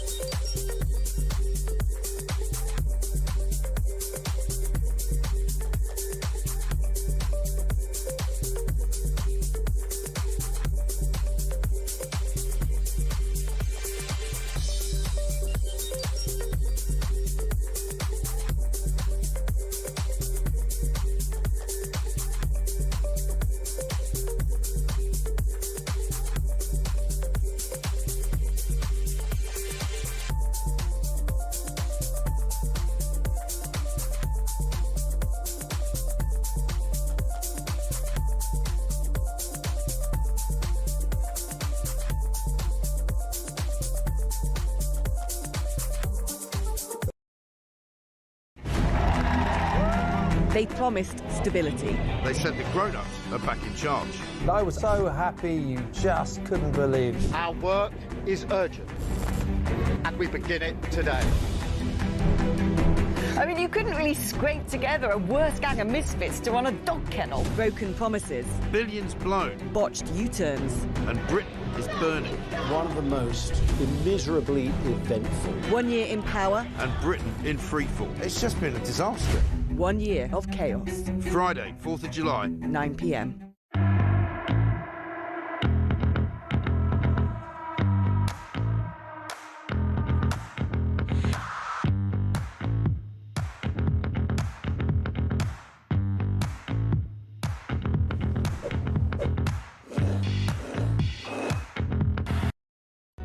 Across the UK, on DAB+, on your smart speaker, on your smart TV, and on your side.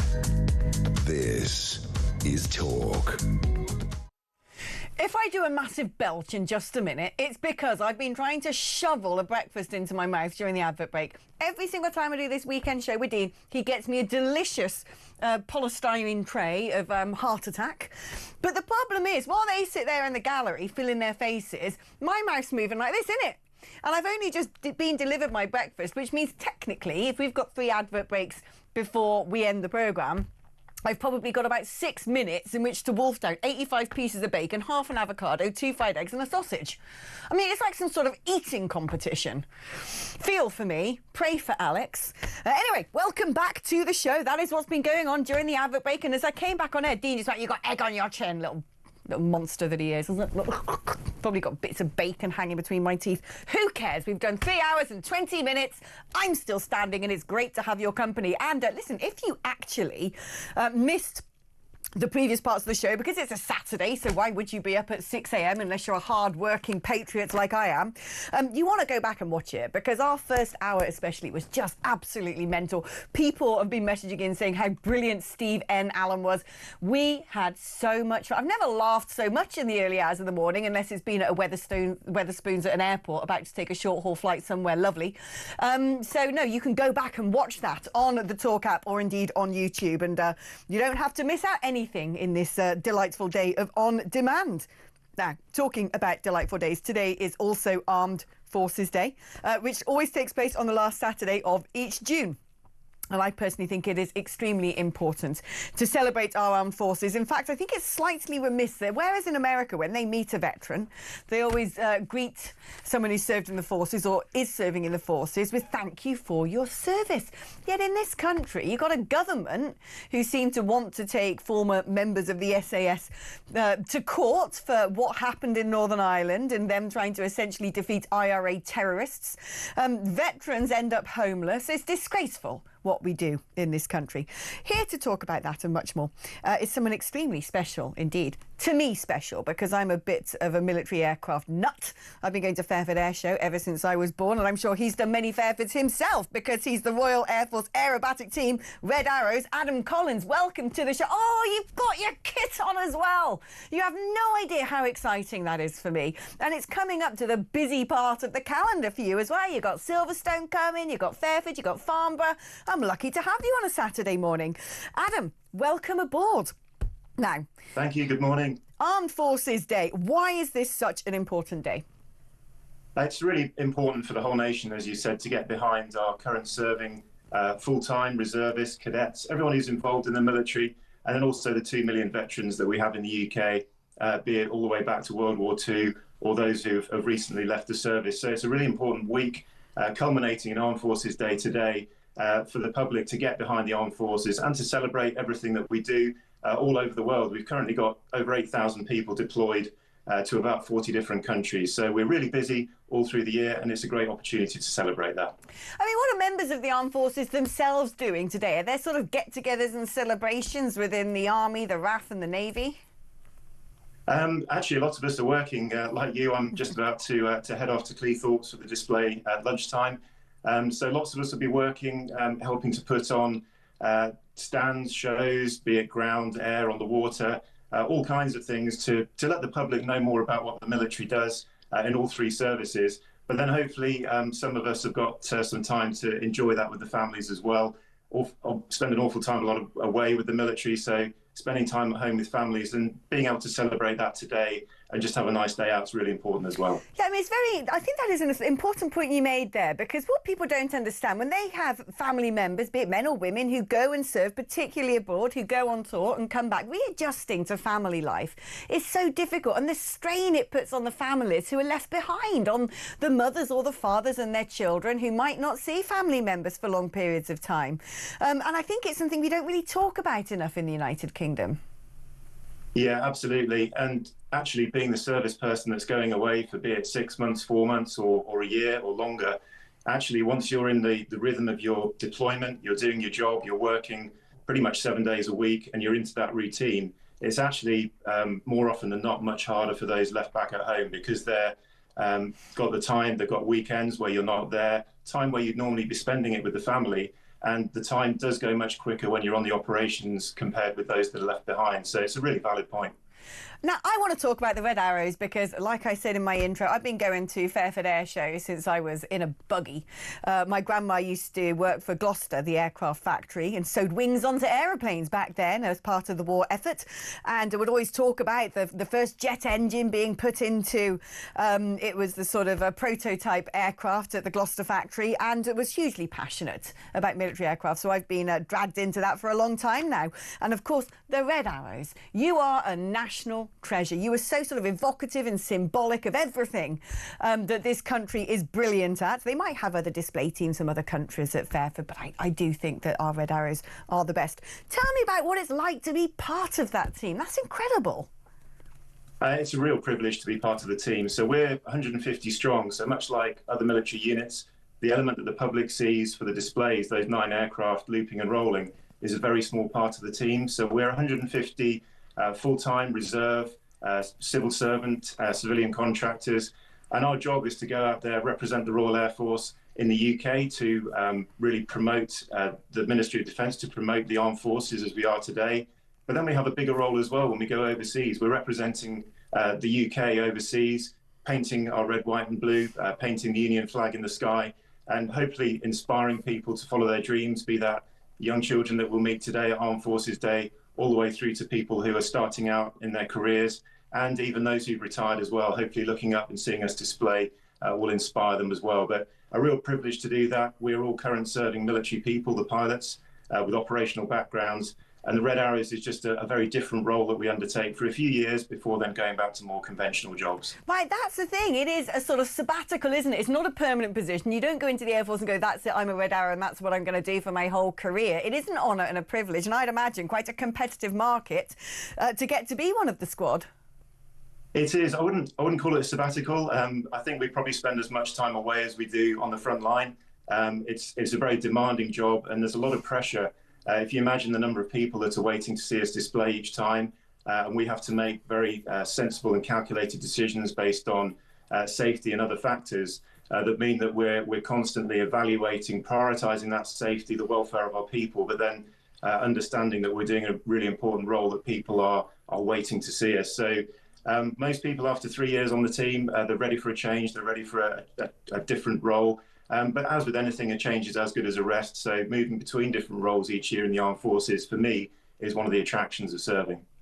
And I want to talk to me a little bit about how you practice for all of this, because it is just absolutely astonishing when you see these aerobatic displays, how close the planes get, and especially when you get to hear this sort of, intra-plane communication coming on the tannoy, so brake, brake, brake, and the planes all sort of go like this, or there's these near misses and they sort of move their wings at the last minute, and you think, how on earth do you get that good without having some pretty nasty accidents along the way? It is all about the training. So we train for about 5 months of the year. The Red Arrows are fairly unique in that we have a different display sequence each year. So we have 9 pilots that fly the display. On average, we change 3 pilots each year, and you serve on the team for 3 years. And that training process starts all the way back in October, where we start with a building block approach, so baby steps, if you like. Red 1, the team leader, flying with Reds 2 and 3, who are normally the new pilots, just learning to loop and roll in formation. And then gradually we're building the size of the formation, building the complexity of the maneuvers and the shapes. So by the time we get towards Easter, we're putting the whole 9 ship together. We're flying 3 times a day, every day, so 15 trips a week, sometimes more if we work a weekend as well. And we're doing that every single day. So it's that repetition, that building block approach, that means we're building in the safety, we're building in the experience. So something that might look like a really close pass to the public, it is fairly close, but we have trained to that. We brought the distances in. We actually use something called the fudge, which is making it look closer than it actually is. So we're cheating a little bit. Don't tell me that. But it is actually quite close. Adam, don't tell me about the fudge. I was there thinking there's mere inches between your wings. It's still very close. It's still only 100 feet. So believe me, when you're doing 400 miles an hour towards each other, 100 feet isn't very much. But we are training very hard so that miss, as close as it is and as close as it looks, is absolutely safe. Wonderful summer it seems to be so far for some of the aerobatic displays you've got coming up. Fingers crossed. Do you think you're still the best in the world, though? Because, every time I go to Fairford, I watch the Frecce Tricolori, the Turkish Stars, the Jordanian Falcons, the Saudis have a team now. I mean, every single country now has a sort of an aerobatic display team. And I still think the Red Arrows are probably the world leaders. Is that a fair assessment? It's not really for me to say, to be honest, but we are right up there. We have a very close relationship with the other display teams, but we all go about our business very slightly differently. So our aim essentially is the same for all the teams, to inspire the audience, to entertain the public and so on. But we do it in a slightly different way. So we major on the fact that we're a 9 ship. We fly a very dynamic display, keeping everything in front of the crowd the whole time. But our aircraft is a training aircraft, so it doesn't have unlimited power. Whereas the likes of the Thunderbirds or the Blue Angels in the US, they major on the fact that they're flying big frontline aircraft, lots of power. So they don't fly as many together. It's a bigger, wider show. very noisy, but we have our own little areas where we excel. And I like to think we're right up there, but it's probably not for me to say. Now, when you're not in a hawk for the Red Arrows, what is your normal bit of kit? So we're all full-time on the Red Arrows. When you join the team, you are full-time for normally 3 years. So that's all we do. We're either training or displaying for the 3 years that you're on the team. But everyone has an operational background. So we have pilots who've flown Harrier, Tornado, Typhoon, even F-35. So I flew the Tornado on the front line for several years on various operations. And all the pilots have that background, and we bring that experience and then really adapt that to display flying and then go back to either instructing or the front line once we've finished on the team. Can I just say, Adam, thank you so much for your service. You've got a very busy summer ahead of you. Huge supporter of the Red Arrows. A real privilege and honour for me to have spoken to you today. And in your amazing kit as well. Honestly, it's been an absolute delight. Thank you very much. OK, we're taking a short break now from one thing I love, military aircraft, to another thing I love, a good old British pub. We're going to be discussing how we must all get together to save them after this.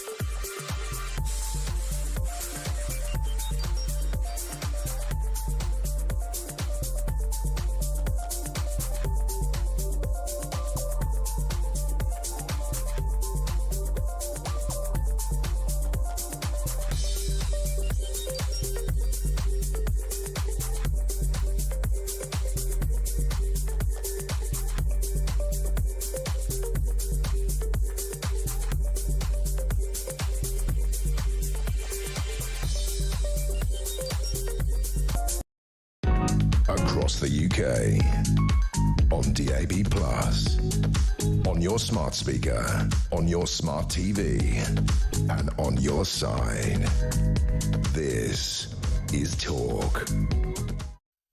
Hello there and welcome back to the show. Now, I don't know about you, but I'm a huge advocate of the Great British Pub.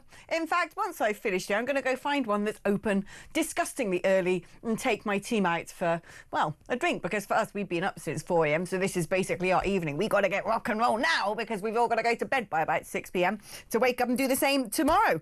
But my enthusiasm for the pub isn't necessarily met by all people in this country because they're not using them enough. At least that is according to boffins here in the Daily Star, saying your pub needs you to save our boozers. Go on a pub crawl. Now, there are various things which are affecting pubs up and down the country, without a doubt. Energy bills, taxation. But just how tough is it out there? Let's speak now to Torrin McLaughlin, who is part of the BBPA's Public Affairs team. Welcome to the show, Torrin. BBPA, what's that acronym all about? It's the British Beer and Pub Association. There we go. Yeah, and I certainly was doing my bit alongside many others last night at the pub. So I would agree with the Star that you should go out and raise a great British pipe to save your boozer. So let's talk about why the pub industry. It's because we've heard for ages now that, you know, pub a week is closing, that staffing costs, I'm sure that increases in national insurance for employers is adding to this. Energy bills, taxation on booze, cheap booze in the supermarket, and then perhaps even a cultural shift after COVID. How difficult is it out there to run a pub? It's really difficult. Margins for publicans are so narrow. Our publicans make on average 12p per pint that's served. And a part of that, as you touched on just now, is the taxation burden. We're one of the highest taxed sectors. So for £1 of every 3 that's spent in a pub, that's straight to the taxman. 40% of brewery turnover is straight to the taxman. And it's a climate it's been neglected by successive governments. This isn't just a current government issue. It's been going on for decades. We've lost 21% of our pubs over the last 25 years. And we know that when they close their doors, they don't reopen. So it's really important, not just for us as customers and lovers of the pub, but also for the government to take this seriously, because when last orders are called, it's very, very difficult for them to be retracted. And this isn't just about leisure, is it? Because, you know, what I always say is we need to remember where the pub came from. The word public house. It's supposed to be where the community gets together. The first pubs, I think, were basically attached to churches. So you'd go along to Sunday service, pay your tithes and go to the boozer afterwards and all get together, which is why every pub is a parliament. And they play such an important role in the community as well. I certainly know I used to work in a pub, used to help manage one back in my youth. And this pub, the owner I knew for a very long time afterwards, said to me that during COVID, the police kind of said to him, you know, if you have your doors open still and people are coming in, we're not going to say anything because there's a lot of people loitering around on park benches or drinking White Lightning. They're not under supervision. This is where they'd normally come. The point is about pubs is they are basically the heart of a community. 100%. When we're speaking about the pub, we're speaking about a fundamental third place in our communities. I go to the office, I go home, and I go to the pub. And we've done some research into kind of quantifying that social value. And 72% of people believe that the pub helps combat adult loneliness in their communities. And you don't even need that stat. I could tell you it's probably 100% when I go to my local pub and I see, you know, some older or perhaps more lonely people there. Like, it's a lifeline for them. It's sometimes the only conversations they'll have of a day. I was at a baby shower last week at a pub. It isn't just about drinking. It's a place where you come together to celebrate, to commiserate, to cry over a breakup, to celebrate the birth of a child. You know, it's a place that is so fundamental and intrinsic to British life. And we would really like to see that reflected in government support and government measures to make sure that the cost of doing business can come down so we don't lose these spaces. I mean, what sort of other things might the government be called upon to do? I mean, in terms of sort of reducing the running costs for pubs, energy bills, that would help everybody, but this government seems to be obsessed with net zero. I can't see that happening anytime soon. Are we talking about things like exemptions in national insurance payments that employers are faced with? Are we talking about something even sort of more ambitious, such as ring fencing pubs as sort of, you know, elements of British heritage that must be preserved? Well, so after the budget, we've had in April, I think it's £850 million in extra costs. So that's from, like you referred to there, the national insurance contributions and national minimum wage. One of the biggest things is business rates. We've had a really unfair business rate system in this country for about 20 years. So the Labour government's promised meaningful reform, and we need to see that. But another thing, which is shocking, is our beer duty rates are some of the highest in Europe. So in the UK, you buy a pint of beer, it's about £4.80 on average, even though not in London. And 54p of that will go straight to the taxman. In Spain and in Germany, it's 5 pence. So it's a policy decision, and we're calling for the government to reduce the rate to the European average of beer duty over the course of this Parliament. We're also calling on them to reevaluate some additional recycling costs, EPR. We've just had some of those base rates come in, which is a recycling tax, which is going to knock a lot of businesses out of profit. Costs are going to have to go up. Breweries are going to have to increase the cost of their beer bottles. It's 5p extra per bottle. It's 20p extra per pint. You know, it's the people who run these pubs, these beloved institutions, are struggling, and they're struggling every day, and the government isn't listening as closely as they should. Now, I want to ask you, Torrin. I might have been to the pub with Torrin before. I might know Torrin from a previous life that we won't talk about. She makes a good drinking partner, believe you me. And what is your ideal pub? Because there's so many different types of pubs out there. I mean, my old buddy Nigel Farage always says when you go into one of those pubs that has like the gourmet menu and the sort of, you know, the goat's cheese salad and the Thai fish cakes and the Korean chicken and the Beyond Meat veggie burgers and stuff, he always says, it's not a pub, it's a restaurant. And I'm minded to agree. My ideal pub is sort of like, you know, spit and sawdust on the floor, full of weird trinkets and proper real ales and stouts and local ciders behind the bar. I don't want all of this sort of yummy mummy gin and tonics in a flower vase costing 25 quid with half the garden in it. That stuff can jog on. What's your vision for the perfect pub? Well, you know, I think we share our perfect pub there from what you were just saying. I love a traditional British pub, a roaring fire in the corner, some dusty old books, and even dustier customers lurking in the corners, telling stories about their quite frankly unbelievable lives. I like to see you know, a lovely, warm, welcoming publican behind the bar saying the usual love, I like to see a place where people are coming together, they're laughing, maybe they're arguing slightly, and then 5 minutes later you see them cheering and sloshing a pint and hugging as if nothing ever happened. I like to see pubs that are parliaments and that are homes. I like to see a pub that's welcoming to anyone and anyone who wants to take a load off and talk about their day and connect with their communities and connect with other people. And what are you ordering at the bar? Oh, you know I'm a Guinness girl. You know I am. See, I like proper stouts, not that Irish stuff. I like a proper sort of craft stout or a weird porter, or even better yet, as everybody knows who listens to me, a traditional cider. You cannot beat a scrumpy and a pack of pork scratchings. Not enough sold outside of the West Country. Pubs need to get the memo that, guess what, cider's cool again. Well, it is, according to me.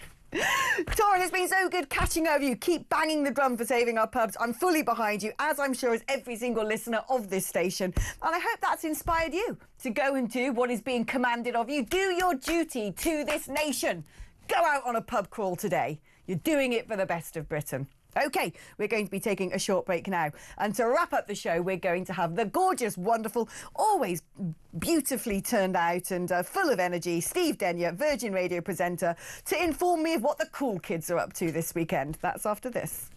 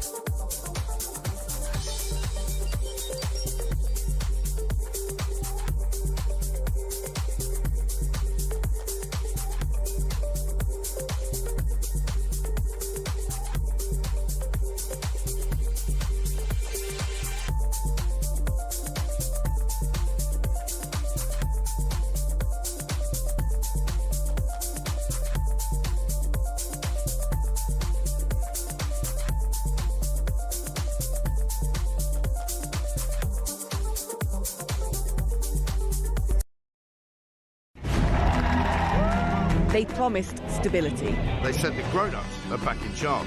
I was so happy you just couldn't believe it. Our work is urgent, and we begin it today. I mean, you couldn't really scrape together a worse gang of misfits to run a dog kennel. Broken promises. Billions blown. Botched U-turns. And Britain is burning. One of the most immeasurably eventful. 1 year in power. And Britain in freefall. It's just been a disaster. 1 year of chaos. Friday, 4th of July. 9 p.m.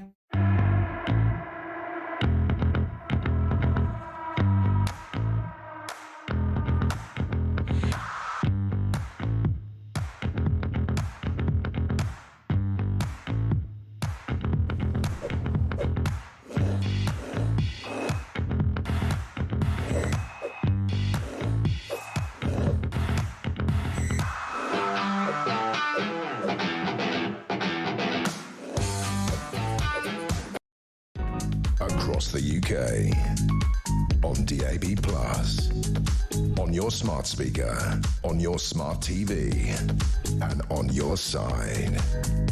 This is Talk. Hello, welcome back to the show. You guys, stop having a go because I put avocado with my breakfast. All right, you know, I'm 41. I sort of straddled the Gen X millennium sort of schism. Someone said that avocado sounds so wrong. Avocado on English breakfast, yuck, you'll be having hash browns next. I'm not having hash browns. I am not sinking that low. An avocado with bacon on a breakfast, Alex. Plum tomatoes for me. Avocado's not horrible. Avocado is really nice, and I value my digestive system and my flora and fauna of my gut, so I wanted something green. This is basically my one meal of the day, okay? So I needed some sort of vegetation in there. James has said, I love the pub, but can only afford to go a few times a month.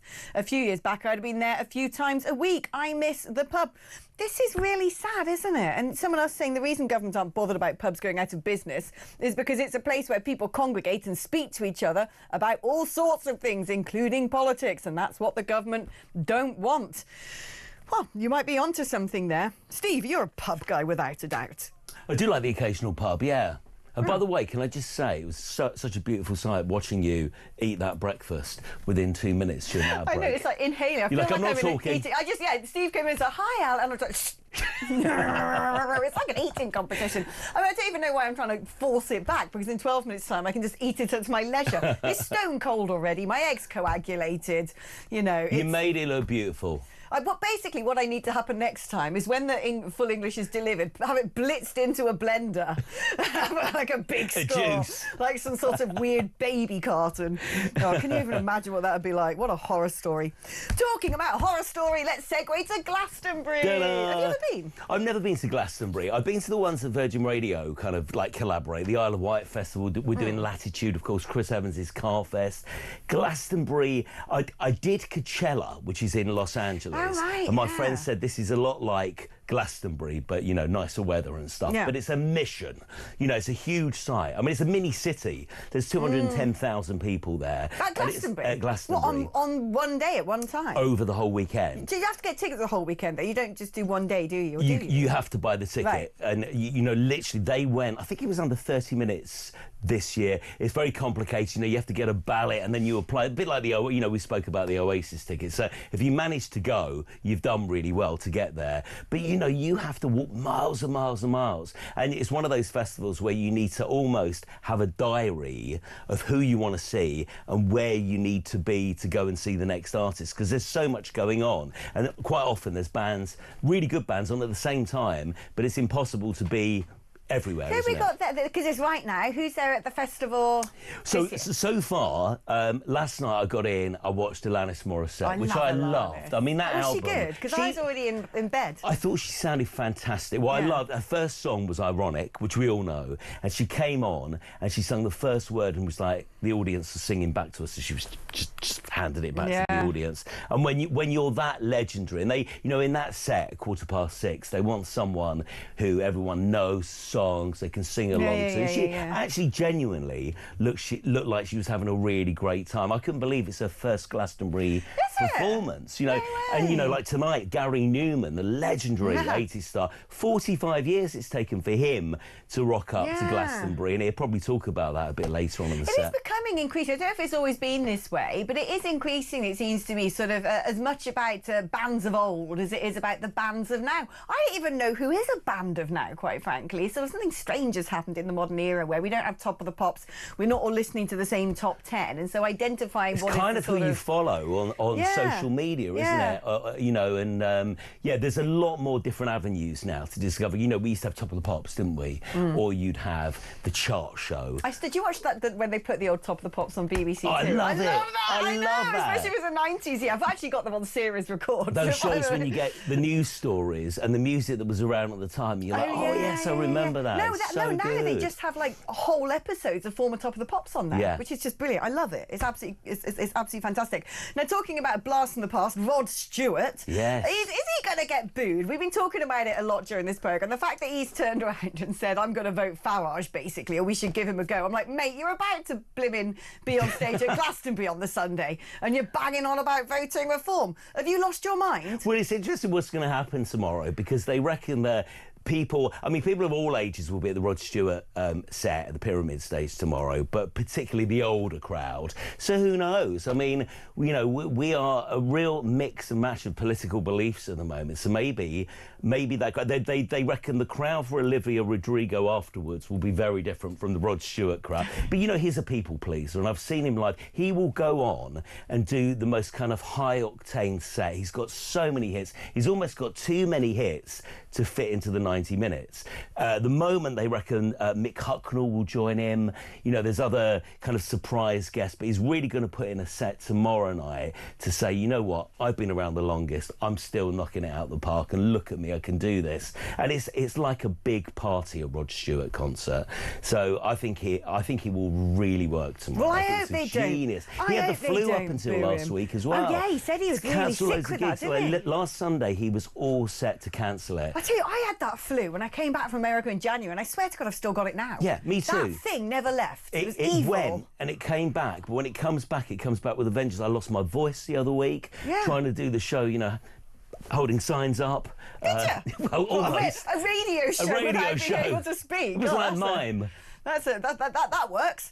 Yeah, no, I got really bad vertigo from my flu in January, and I still get it now. Yeah, it's weird, it's isn't sort of like forever mutilated me. Horrible stuff. So I hope you're okay there, Rod. I mean, this Glastonbury, it's all sort of pro-Hamas, isn't it? It's all like free Palestine. And of course, what symbolises this more than even the Palestine Museum? What on earth is that at Glastonbury?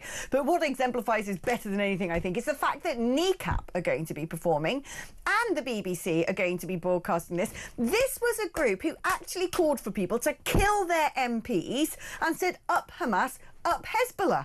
I don't even understand how they're on this stage and haven't been dragged to a prison cell, because according to this government, inciting killing somebody is enough to get you banged up for 31 months. One of the band members obviously is on bail for terrorism offence, isn't he? So it's really interesting, this one. This could be the most controversial incident of Glastonbury's history, and all eyes, I mean, there'll be a lot of people who've never heard any of the music of the band, but people will want to see it. I'm hearing that set is going to be heavily on delay, and the BBC are going to look through it because you know, all eyes on the flags that are going to be flown, the stuff that's going to be shown on stage. It's going to be so interesting to see how the band play and what they say in between the songs. Glastonbury's quite often been political, you know, with Jeremy Corbyn on stage in 2017, so it's going to be fascinating. But I'll tell you something, that set will be the most heavily edited set in history. But of course you've got people there with mobile phones, you know, if anything is said, if anything is shown, it will be straight on our social media. So it's this afternoon, that set, but all eyes about 4 p.m. everyone's going to be checking their social media to see the kind of, you know, the response that they are going to get. So what else have we got to look forward to at Glastonbury? Not that anyone's looking forward to Kneecap. I'm certainly not. To be honest, I'm probably not going to watch any of Glastonbury because I don't care. Well, can I mention, this is interesting, Patchwork. Glastonbury's always famous for having a secret artist, and so there's no one knows who this is going to be, but a bit later on this afternoon there's a band or an artist called Patchwork, and they're on at 6:15. Now the rumour mills, which is a prime slot. So some of the rumours that I've got for you at the moment, it could be Pulp. Could be Pulp. It's apparently 90% chance of being Pulp. Patchwork, because the way that they write their songs, they take different kind of, you know, kind of social things and mash all their songs up, and it's a bit of a, you know, whatever's going on in Jarvis Cocker's life. It could be Chapel Roan, who she's a newer artist. She did Pink Pony Club. She's gone on her social media with a patchwork quilt in the last week, and everyone's gone, okay. Maybe it's you, so they're the two I reckon it could be, but still we won't know literally until 6:15, which is fascinating. So I quite like the fact they do that. There's a proper 90s revival going on at the moment. I've noticed this walking around London. You get the people in their souped up cars with their windows down playing their music really loud. Yeah. And it's always 90s tracks. I love it. I love it. Yeah. I think it's because we're on the countdown to these Oasis gigs happening. Yeah. And because it's 30 years ago since 1995 when the Britpop thing was really going, they've kind of called this summer the second summer of Britpop. We've got Virgin Radio Britpop on now. We thought we'd do it this summer,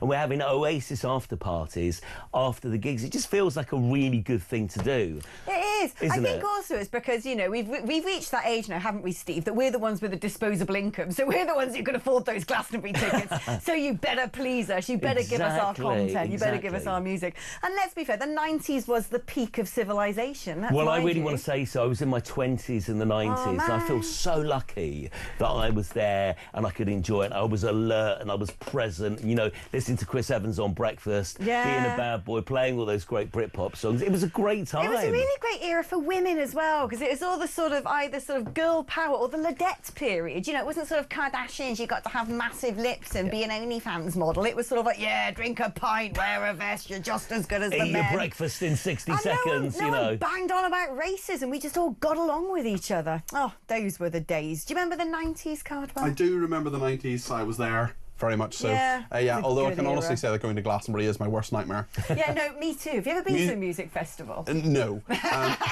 Music I don't like, people I don't like, camping.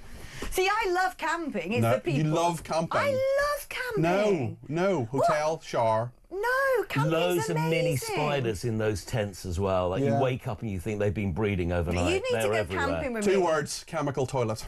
Yeah, see, I know how to camp properly. I do up my tent really, really well. I've got a proper sort of double bed air bed, which is about, you know, a foot high, and I actually put bedding on it, an undersheet, a duvet, 2 pillows on each side. I have these little UV lights I charge up, so at night you can just press a button and you've got lights inside your tent, your little speaker. Is that really camping? Is that not glamping? It's just in a throw it up tent, though. That's what I'm saying. I don't have one of these sort of like hippie wigwams or whatever, like a sort of whatever it is, a sort of whatever they have, yurts, isn't it? Yeah, you shocked me. Alex Phillips doesn't have yurt scandal. I don't do yurts. I've actually got a proper little tent I bought about 10 years ago, and it's still going strong, thank you very much. I just know how to deck it out properly, pimp your tent, according to Lady Phillips.